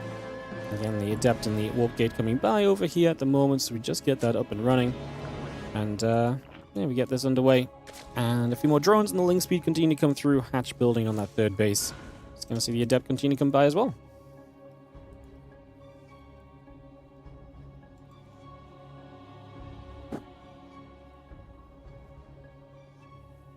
So adept is moving over, 2 adepts together, coming back to the top.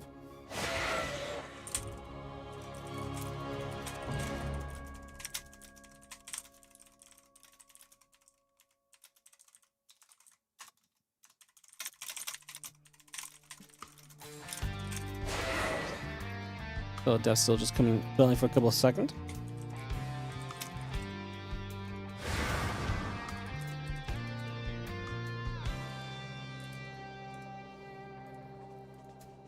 It's going to be seen. A couple of queens coming through, the drones coming about up on the top side. These adepts are going to take a chance to step forward for a moment or so, and we'll threaten with a little bit of a shade to see if we can get in for any damage. Not much going on just yet. Robo facility coming through as well. And the queens and the drones gather. The 2 adepts will just sit on the third. Looks fairly well defended for the moment. Continuing by comfortably at the moment, so far so good. Next is Robo and Gate coming about, layering the drones in production. Bringing a lot of that through. So yeah. Lair without anything else really going on, not even a Rotron inside just yet, so we'll see what Solar takes this. It's definitely kind of trends toward maybe the idea of some Mutalisks or so. He's dropping the Rotron now, so we'll see. Rotron could still just be for a safety layer. Not going to go for a fast Evo and melee upgrade though, which is what my overall game plan was calling out to be. Robo Bay and the Forge coming up, the gates continuing through, the Observer and the Stalker still coming about. Just going to see that Observer still Chrono boosting along, rallying over. We see the Zerglings continue to make their way up as well. And just going to be gathering that at the moment here. Hatchery on the left-hand side settling right now. Robo Bay, those gates, the probes, and the Immortal all being produced. So we bring a lot of that into play at the moment. There is the +1 attack upgrade on the Forge. And again, the Oracle will take a chance to go toward the upper right-hand side and see a little bit of what's going on right now. So move that over in that direction to the top right. Away we go. Drop a little Revelation down as we go as well. Get a couple of these Creep Tumors right off the bat. Take those down, no problem. And the Zerglings trying to hit down toward that Nexus. Not able to do too much just yet either, as the Twilight Council and the +1 both continue to build. Things gather and get rid of the Creep Tumor as well. Just going to knock that down. Twilight Council Colossus building through. Spire still building in. The drones coming up. Evolution Chamber being added on as we speak. So we continue to get that going.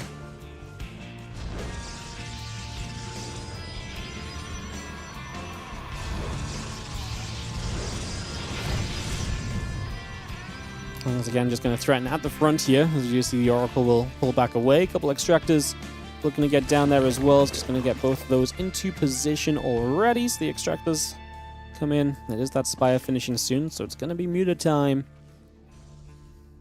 I mean, did Geralt just not start playing? I guess he built... Yeah, I guess he played Robo.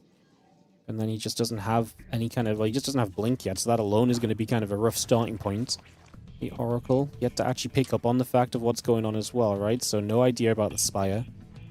So yeah, Geralt a little bit blind right now. A little scary to see maybe where this goes, because I feel like he could end up in some trouble here quickly. Got a few drones. Oracle to the main base might be the scout he needs, but the mutas are already popping out, so he's not really going to get that much that much information out of this.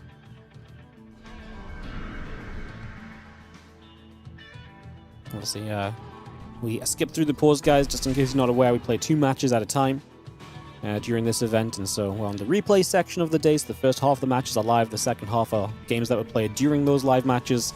Just means the players have been done for a couple of hours already, or an hour and a half or so, and we're still getting more StarCraft 2 out of it, so just in case you're wondering, just clarify. It means that we don't have to sit through that pause, which is nice, as the meters come back over. Yes, the meters not actually coming in just yet, though. A lot more meters on the way. We have started to build some Phoenix here out of Geralt, so some preparation against them. There's a lot of meters coming up.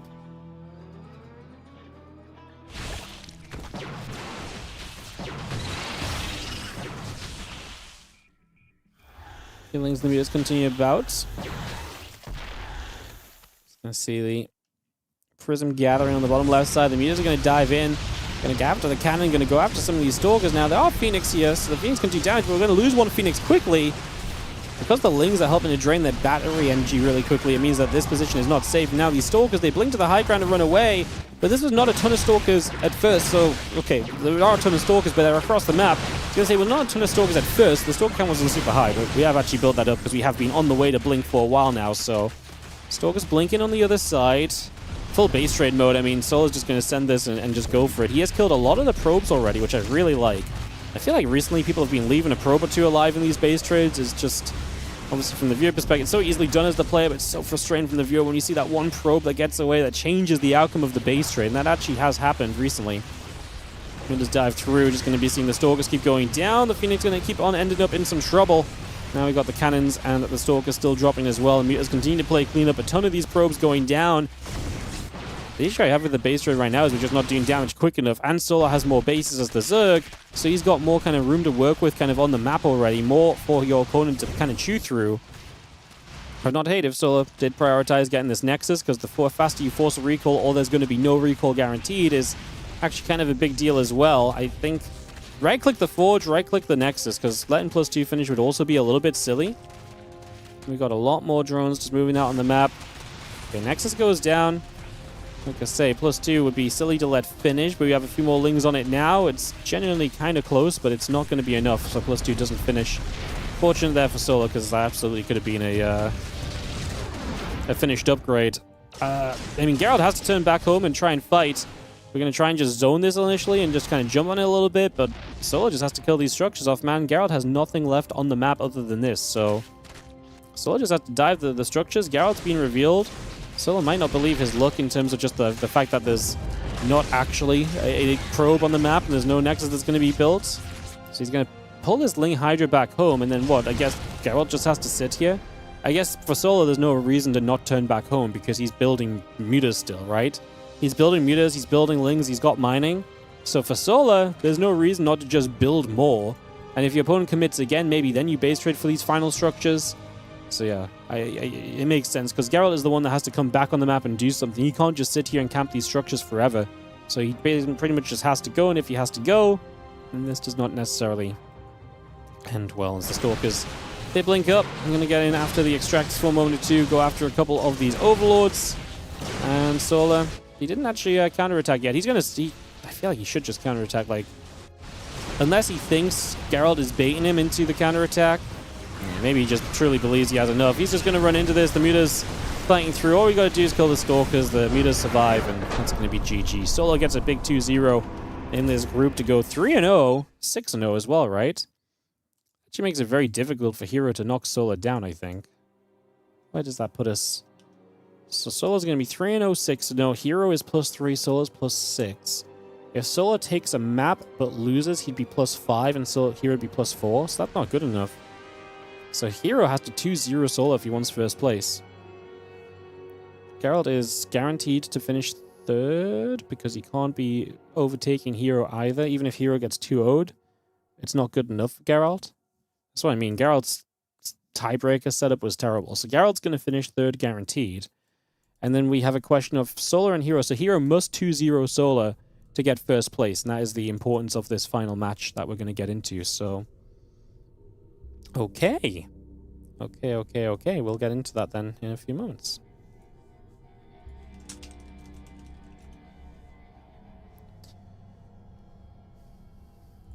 Cool. Let me just make a note of something, guys. Just got some sponsor info, so now I have to do certain things at a certain time.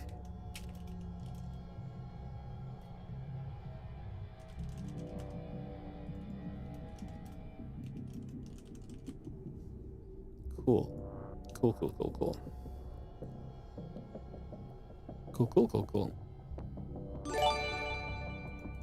What's up, Mike RS? How you doing? Thank you so much for the 16-month resub on the Prime. Hello, it's Prime Click Day for me. I love that for you.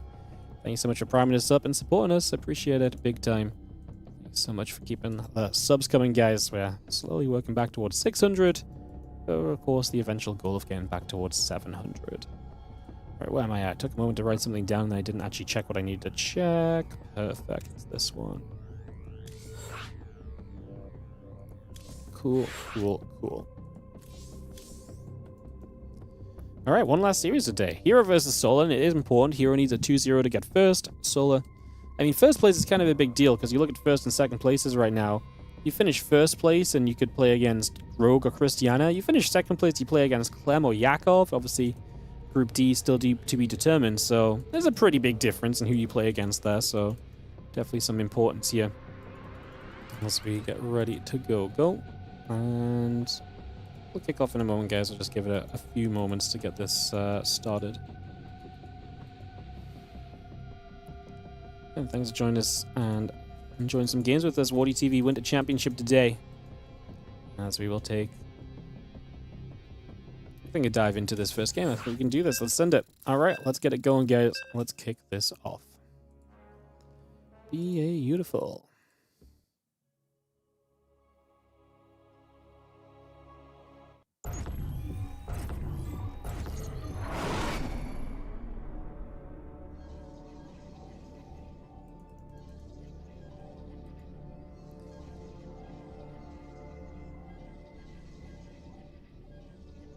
All right.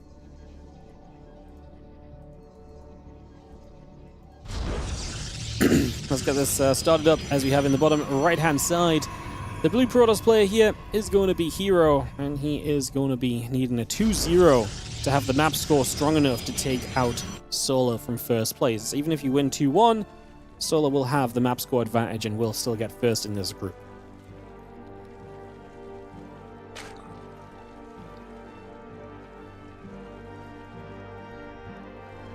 There's, like I say, definitely a difference between first and second.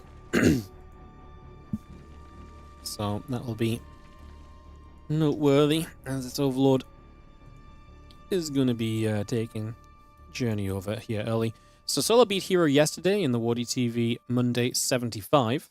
So we saw that yesterday. That was a win on the side of Solar. I think herO is a very winnable matchup for Solar, actually. Like, I think he's a... I think herO is going to win more than Solar wins, but I think Solar, the way he plays and the aggression and stuff, always has the chance against herO, who, you know, can sometimes succumb to that, sometimes finds himself being a bit too aggro as well, you know? So yeah, I do think that's a interesting point of view of this to begin with. And we just have a Nexus coming down, Hatch in the pool coming about, Nexus in the side core coming up, and online. And a lot of this ready to rumble. Just for a few moments. Kicking this all off. Again, Hatch in the pool coming about. Drone on the way. Next in the Cybercore building. We have got the Overlord here taking a couple steps forward. Stepping through to see what's going on initially. And to check what is going to be taking place. Which, to be fair, is just going to be a wall off right now. hero's not doing anything super weird just yet. Still, a lot of the time scouting nothing means you're scouting something, which is the sense of, you know, you're not scouting something weird going on, so that's very okay for you.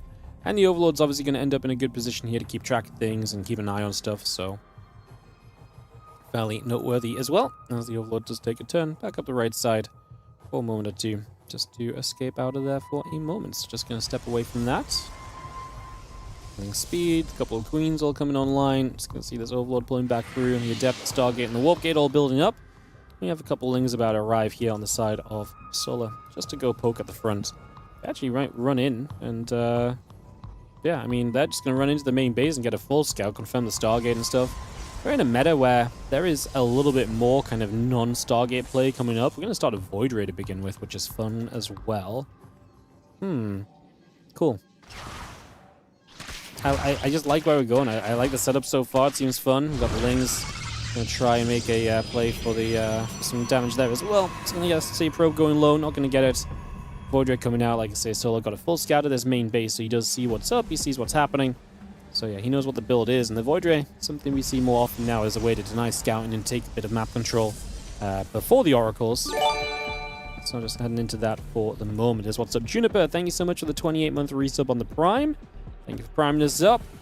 Super appreciate it. I will guess, I'll say just very quickly before this game kicks off further, guys, that if you are enjoying the stream, this is a WardiTV event, and just one more time, do not forget to support the channel, like and subscribe, prime us up, and so if you've got it on the Twitch. And of course, check out the Patreon page, patreon.com/WardiTV. 100% of anything pledged on Patreon goes into the tournament prize pools of events like this one. So it allows us to keep on running events in the future. So do check that out. We super appreciate it if you do. Thank you so much if you take that opportunity to support that, or in any way, shape, or form, or even if you just keep on watching every day. We appreciate that too.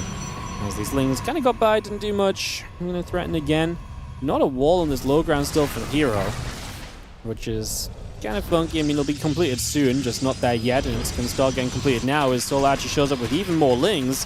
Going to run straight down onto this Nexus on the third base. That Nexus is going to get very close to being cancelled. The Lings are going to try and break in at the front. The Oracle activates there to say nah, pushes that back the other way. The Lings have to take a step back as well, and so far just going to have to hold away from this.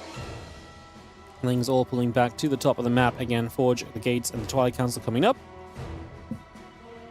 Overlords, drones, and the Queen coming through as well.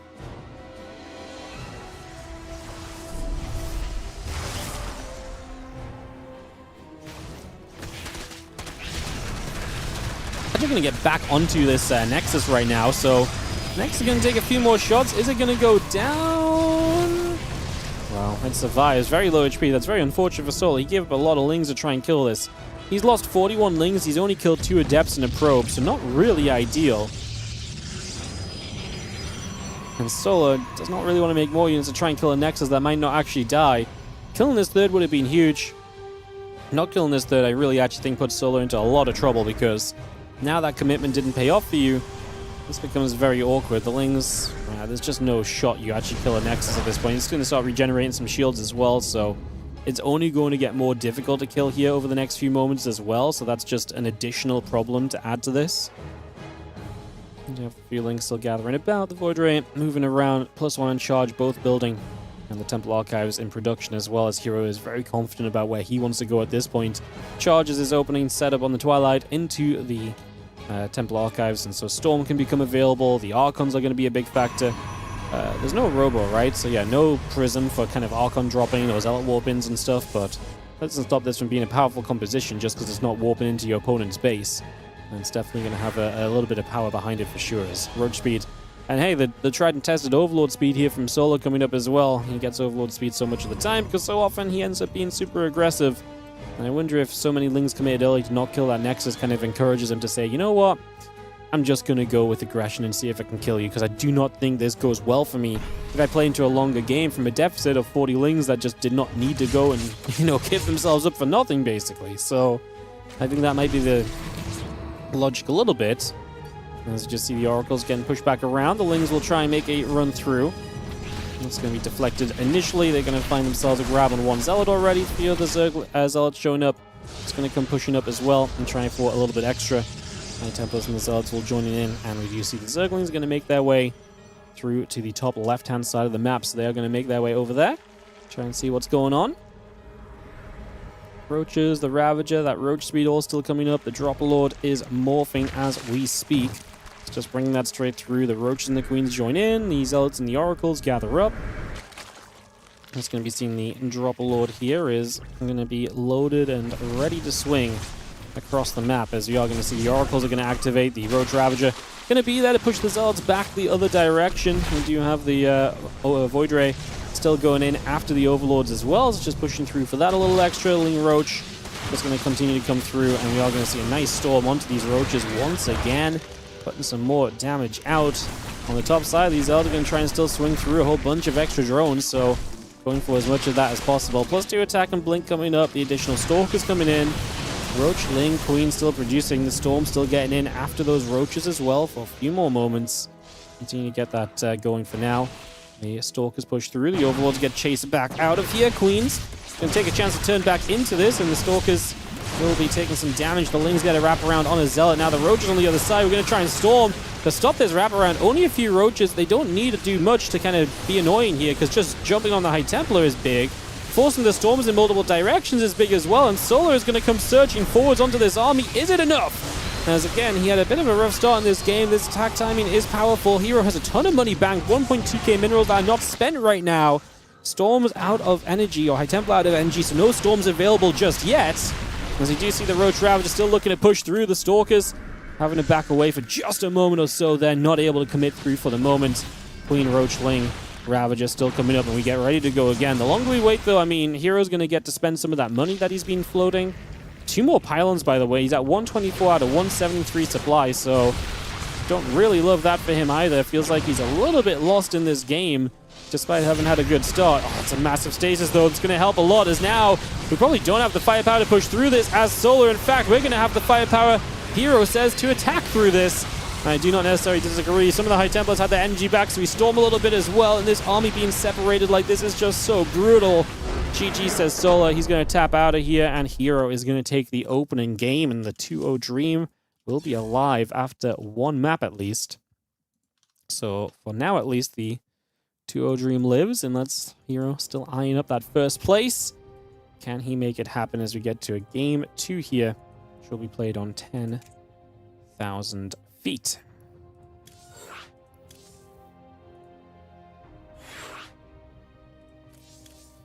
Throw the invites out. Oh, we'll get straight into second game of what is our last series of the day. This could be our last map of the day. Oh my goodness. Could be our last map of the day. How did this happen? I honestly think today is just like gone in the blink of an eye. Like, it has just absolutely flown over. I had a bit of a stressful start. I had a couple things going on that I was trying to sort, but like, it's just like flown through.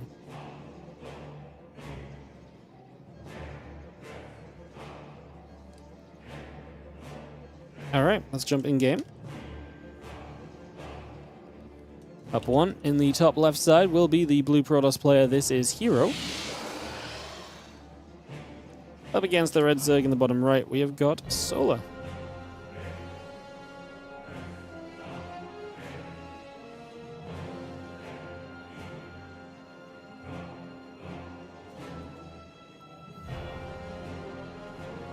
We settle down for a few moments here and get ready to go and see where we get to for this one, as the hatchery comes down out in the front, so a little bit of a blockage into that coming down in the other position. No surprise there, really. Just for the moment, kind of expected so far.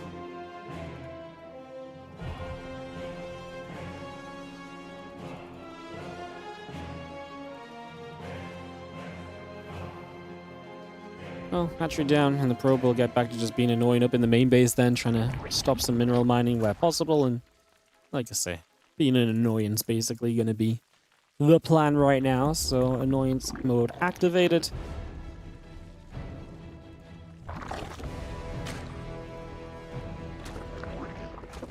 Get this set and ready to go. A couple of drones nibbling up at the probe. Thanks for casting this. No worries. Thanks so much for watching. I love giving you guys the games. Love giving you guys the tournaments. Like I say, always looking to keep them going. Again, one more call out if you're on the YouTube and you didn't already. Give the stream a little like. It helps so much. The YouTube viewership's been great the last few days, and just in general, the last few months, really. So if you're enjoying the YouTube, hit the like button. Subscribe if you don't already. There's still so much viewership on YouTube that comes from unsubscribed viewers.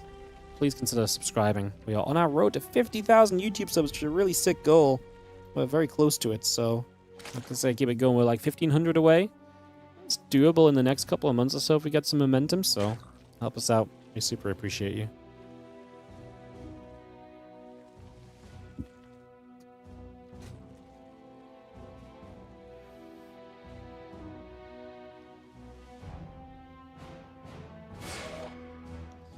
Okay, going through the Adept, Stargate, and the Nexus continuing through. The couple of Queens and the Link Speed coming in.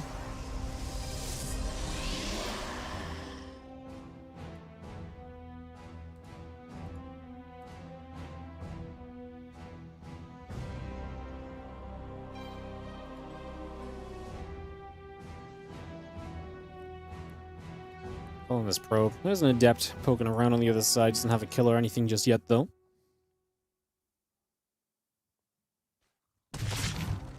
Going to be seeing the Adept pulling back for a couple of moments. Again, the Oracle and the Warp Gate all coming through. It's just getting all of that settled in.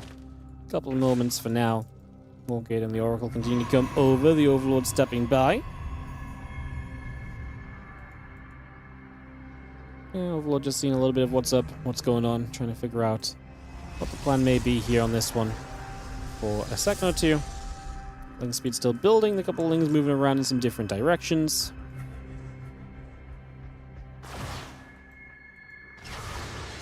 Adept just going to shoot the few Lings, take some damage. We do have the Warp Gate still building. And yeah, Twilight Council coming online, the Gateway coming through, and the extra drones and the Queens all producing up. Have the Lings going to get a wrap around on a couple of the Adepts on the top side of this, so these Adepts getting surrounded. Going to go down already. The Oracle activating to play cleanup.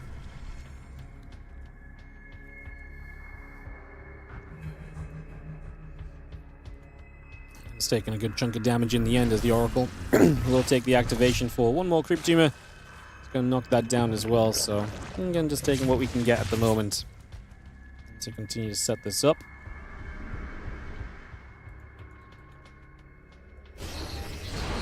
Overlord coming through. Just going to see again Resonating Glaives coming about. So you're going to see herO mixing it up a little bit with that Glaives. Now there's a lot of Lings on the way. So obviously is the Stargate into Glaives, good old Star Glaives. Still with that name called on.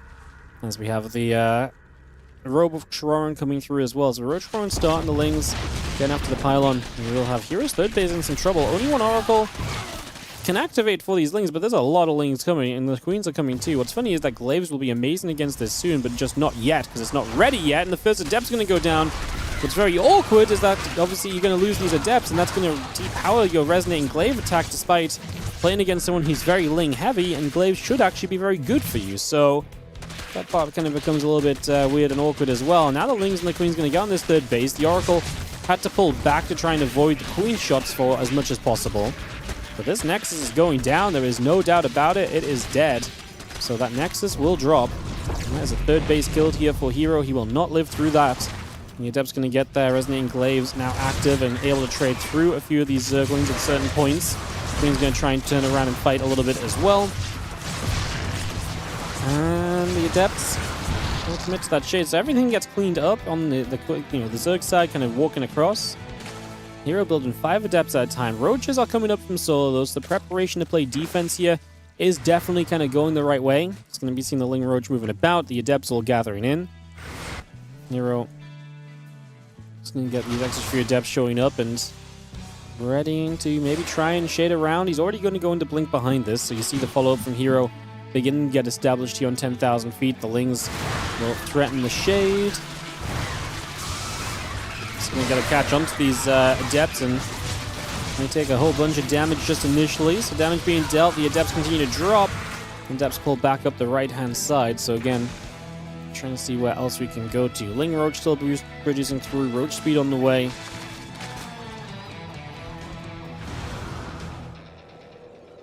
And it's just regathering. The Adepts get back up top.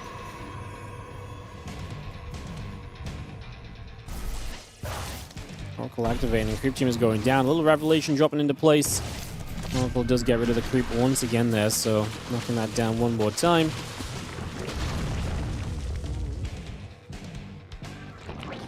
Still just pushing this creep up. Obviously, roach speed finishing. There's definitely intentions of another queen walk coming. It's gonna be time for another push. As well, the preparation from here is to build stalkers, get blink going. No +1 is actually kind of a big deal. A lot of the time when you end up defending attacks like this, the stalkers end up with +1 and eventually +2, and it's part of the big efficiency that allows them to trade so well on top of the blink. But without a forge inside, that's actually going to be interesting, because I actually do not know if hero's going to be able to trade well enough over time here. Actually saw so many attacks just like this from Solar yesterday. Blink is finishing in a few moments. That shouldn't be too much of a problem. We might lose a couple stalkers before. We do lose 2. Like I said, I don't even hate that part of this too much right now. Just going to see the Wing Roach Ravager coming back across. Just going to be seeing the Stalkers. Going to pull around. A couple more Corrosive Vials landing in toward those Stalkers. Now we're going to take a turn. Lings on top of the Nexus. The Roach Ravager going to pull back a few moments. The Queens going to try and fire onto these Oracles. One Oracle going down. The next Oracle taking damage. The Ling Roach Ravager still pushing forward. Obviously, multiple Oracles help a lot here, as we will see the Queens going down. Now the Oracles that remain can just fully focus onto this Roach Ravager force. The Stalkers still taking some hits. The Lings are still running through. Another round of Corrosive Bowels coming about as well. Hydra Den is building into place. The Roach Ravager comes back over. One more Bowels. Stalkers can blink away. Solar killed the third. That's going to be a big part of kind of keeping this game up and running for himself. It keeps this game active, at least. If you lose the third base as herO, it's not the end of the world, but if you keep the third base, then you're probably kind of booming in this game. So Solar will get a chance to build up more and go again. He's going for the Hydra Switch, similar to what he did yesterday. If there's no splash on the way, the Hydra Switch is so powerful, because if you get to enough Hydras, it's so hard to stop. Stalkers get through. An Overlord goes down. Stalk Oracle still pushing over. The Overlord is going to get picked off. We push down the left side, cancel this hatchery. So we're not going to try and get to a fourth base right now then. Wouldn't have kept it alive. He needs to try and play with the creep spread here as he gets the Hydra count up. And he's still working on some Hydra upgrades too, so it's a little while until they're going to be kind of full power. Realistically. Couple more Bowels coming in. Hydra Ravager joining up. Just going to be seeing the Stalkers still coming through. Another couple Corrosive Bowels. Going to kill one Stalker in the background there. Just going to pick that up. Go back and forth. Another few Corrosive Bowels. Stalkers have to back it up one more time. Again, Temple Archives coming online. Charge and the +1 upgrade coming through. Ravager gets picked away at. Stalker still going to be there. Just going to be seeing the Ling Hydra Ravager pushing through a little bit. The Stalker still getting chased away.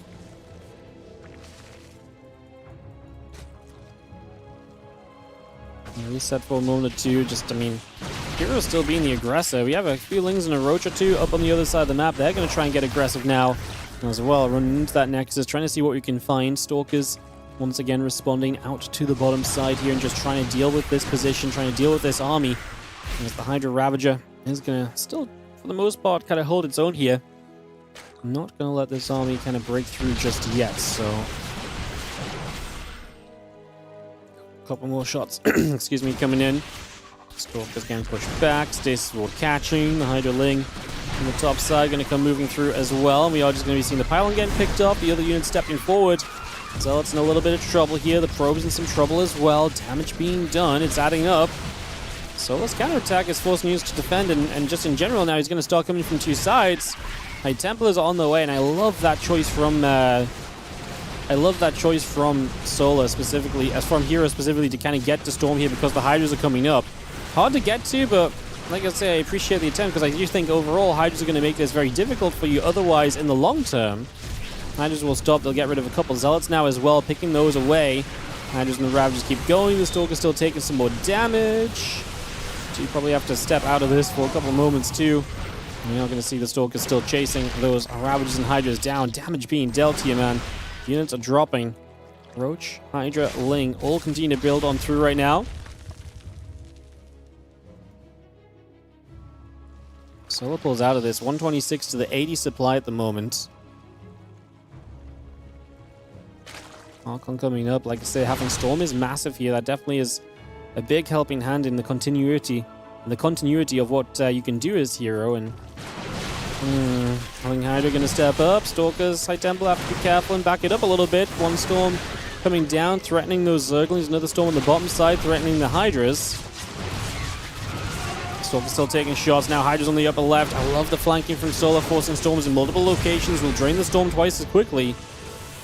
And also still has the threat to kind of get back over here with no third base up. herO does feel pretty committed. I feel like these Hydras probably should not be fighting. Run back away on creep. Let the counterattack do its job. Exactly like that. Now the Archons had to morph from those High Templar as well. Going to be difficult to replace the High Templar because we're not rich here as herO. I think Solar might be getting this done, and that is massive because like we were saying before, this does not need to be pretty for Solar, but just a map win is going to stop herO from taking first place in this group regardless of the result in the rest of these games. And that is, right now, looking to be the case. Solar gets the tied-up series 1-1, and like I say, that's going to be pretty darn big deal. Yo, what's up, Mysterio? Thank you so much for the 11-month resub on the YouTube. You're becoming the best solo caster in SC2.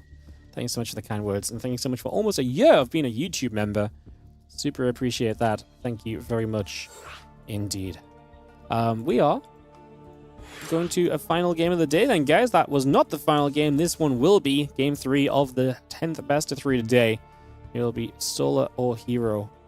Well, no, it'll be Solar first place, guaranteed. Yeah, Solar will be first, herO will be second, and Geralt will be third. That's how things will end today, so we actually already know exactly how things turn out. Awesome. All right, we will take a second here, and we can send it. Let's go into our final map of the day, guys. One more game, wrap this up, get this solved, and that will be that. Celestial Enclave coming through as we kick off into play. Boom, boom, bang. Or bang, bang, boom. Whichever way you want to do it. In the bottom left-hand side, a Blue Pros player not able to close it with a 2-0, and hence will finish second place in this group. Could maybe mean a Clem in the first round of the playoffs. It's dangerous. It's dangerous. Doesn't have to happen, but it could happen. herO in the bottom left-hand side. As in the top right, the red Zerg is going to be Solar. He drops down the early pool. Not a 12 pool.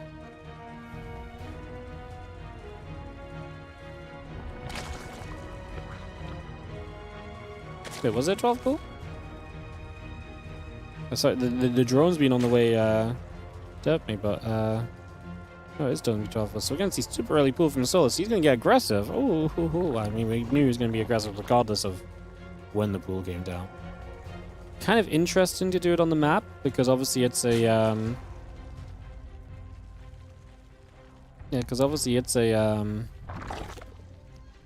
kind of a big map. It does have the mineral walkthrough for the drones, but only for the drones. Lings will start up here already. Get that underway.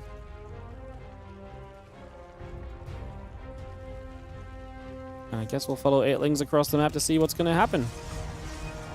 Kick this off and get this started with the Lings moving across the other side. So, away we go. Cybercore coming through. The Zealot just building. I'm just going to see the Feeling is going to turn back onto this pylon on the naturals. Just going to take that out. Hatchery will be able to drop into play. And just see the probe coming back through as well.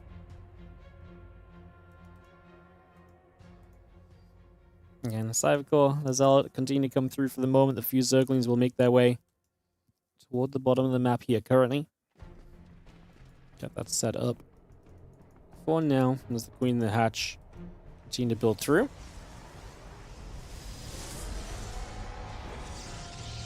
Here are the Zerglings. So they're going to show up and run in over here to see what's going on.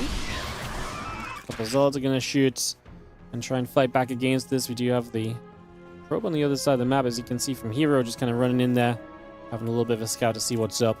The Zerglings do decide to pull it back at the moment and get back over in this direction for now.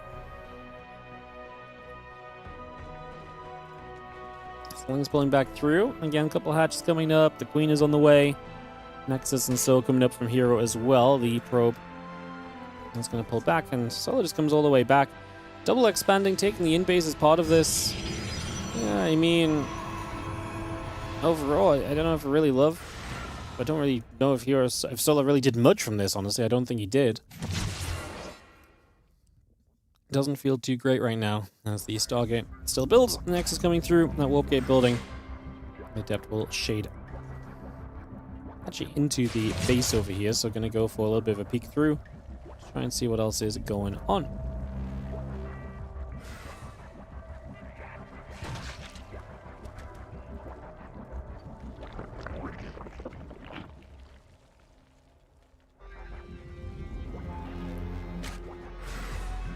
He's gonna have the Void Ray building then, the drones and the link speed coming up and online, bringing all of that through.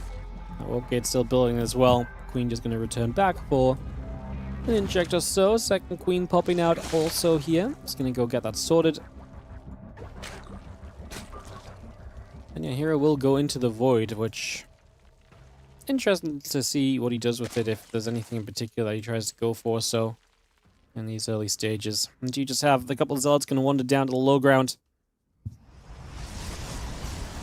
Again, when these guys are playing, they did not necessarily know the results, right? So again, they both play not knowing that, for example, herO needed the 2-0 for this to really be meaningful. So, yeah, this, just again, in case you're wondering if there's a little bit of a lack of focus or need, not really is the answer. Not really. Robo Facility and Twilight Council still building through. That Nexus and the Warp Gate coming up. Link speed will be on the way. We had the Queen on. We had the few drones in. I'm just going to have the Spore Crawler continue to come through as well, as we have the 3 hatchery set up. But hero's going to 3 bases already as well, so do like a lot of where herO is at. I mean, 3 base very quickly, going to throw down Twilight with the Robo, the gate's coming down a wall. And Solo just does not really have much kind of going for himself, because he's just kind of focused on rebuilding the drones and getting back in this game from his own commitment to, you know, aggression that just really didn't go very far at all, or very well at all, I should say. And kind of landed him in a little spot of bother to start out with more than anything else. Very active, able to pick off the Zergling, and again the few drones in the lair still continuing through for the moment.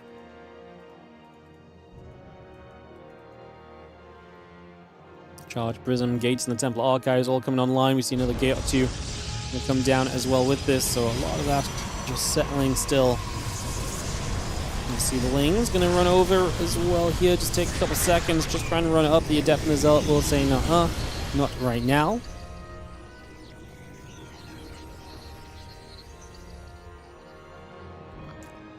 Now, that's about to finish. The Roach is building. Prism out from herO. So let's see if this gets up to kind of any trouble or so. In these next few moments, we got ourselves a few Templar warping in. So the Archons will be able to morph, and Solar is building into Roaches. He's building into that Roach speed, so bringing a lot of that up right now. And there is the Prism popping with a couple of Archons nearby. They will start to move forward and try and put some damage out for the next few moments.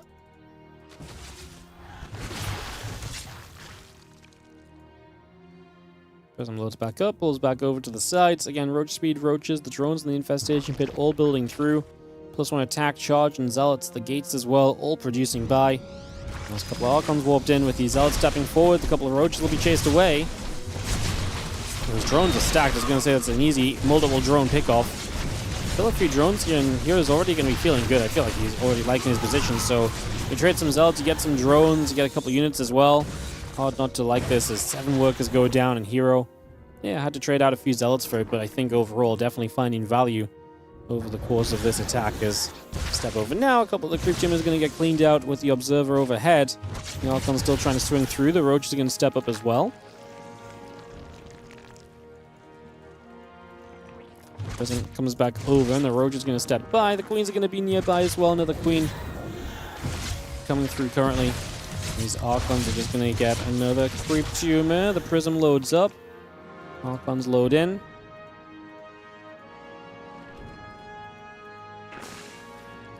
Got Swarm Host from Solar. Wow.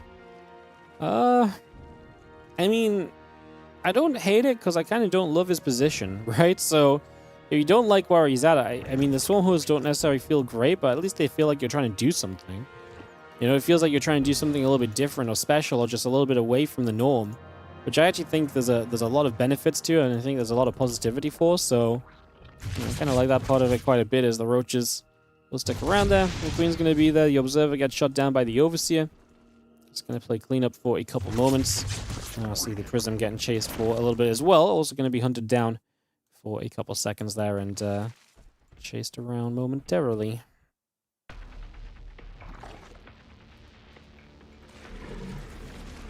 Just to attack. Storm still building by. Just going to have the roaches moving into Ravagers now as well. So again, we get that set up.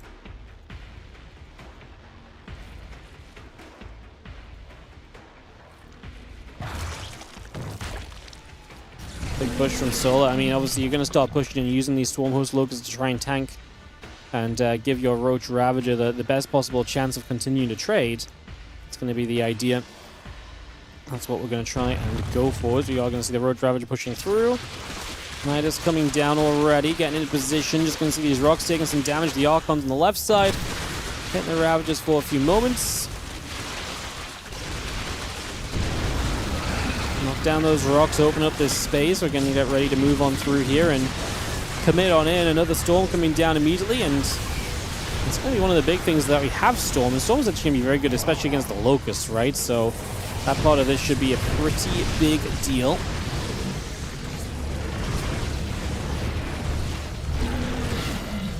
I see a couple Queens are going to continue through as well, so we can continue to see that all happening. We do have the army of herO able to just push back against us. Now, the Locusts are going to kill this base over here, but herO just says, you know what?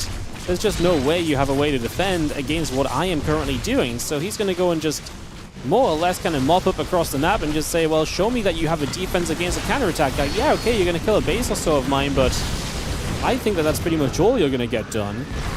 And I like this call a lot from herO because I don't disagree. The Swarm Hosts are on cooldown. We're going to lose the Roach Roaring right now, but what are we building a new one? We've got a Hydrogen coming too.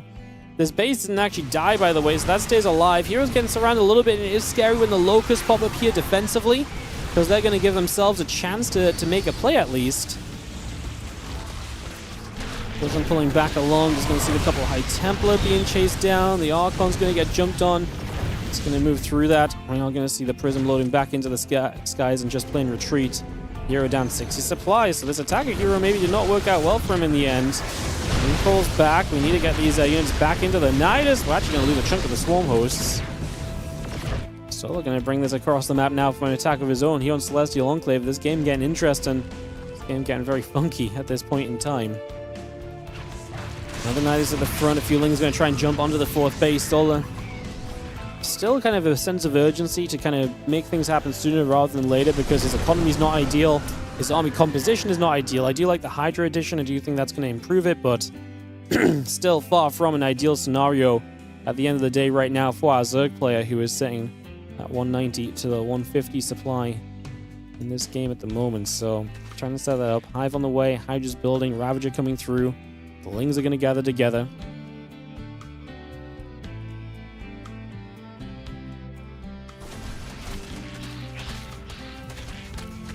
Solo with a big push to the bottom side.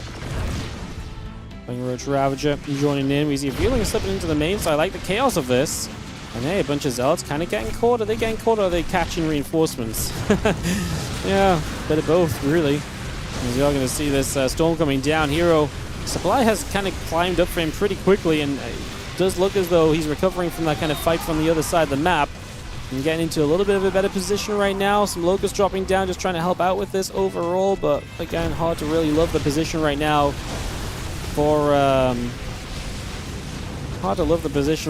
Soul. I just don't like his army. And while again the supply drops from herO, I just feel like his ability to rebuild and kind of stay in this is going to be absolutely huge. Pretty much all the way throughout this non-stop. So I think this is just getting to be a worse and worse situation right now on the side of Solar, and his army just does not last. GG's. herO takes the 2-1 victory. Again, as mentioned, that doesn't actually do much for herO because that actually still leaves him at a a second place finish in this group, but it doesn't mean that Solar wins. herO gets second and Geralt gets third. No one goes undefeated in this group. Solar will take the L on that one. Alrighty, guys. In that case, we are done for the day, and I don't really have too much to add on for you all, so we're going to pretty much just call it there. What do I want to say? Do or mention?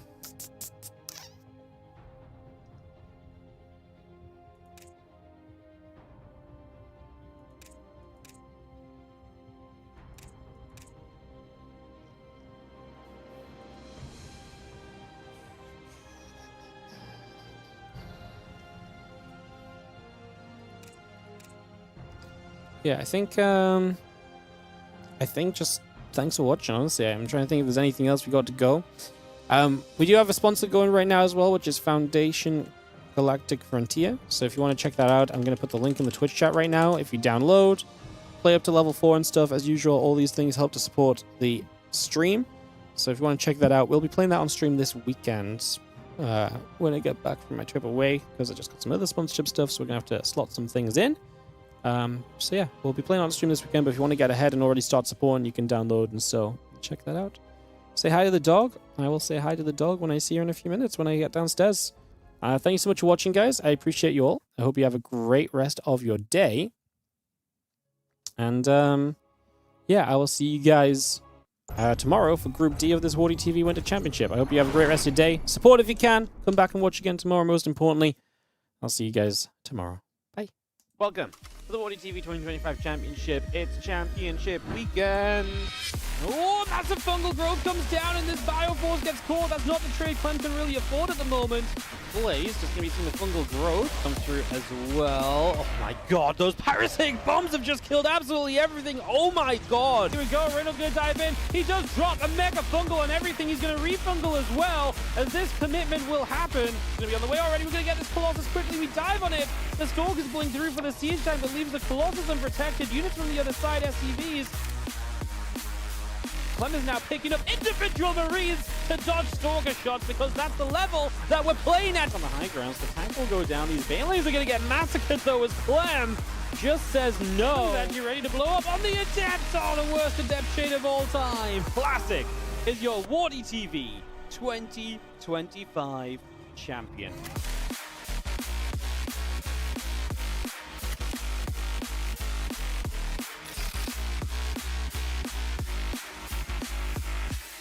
.4-0 dominant.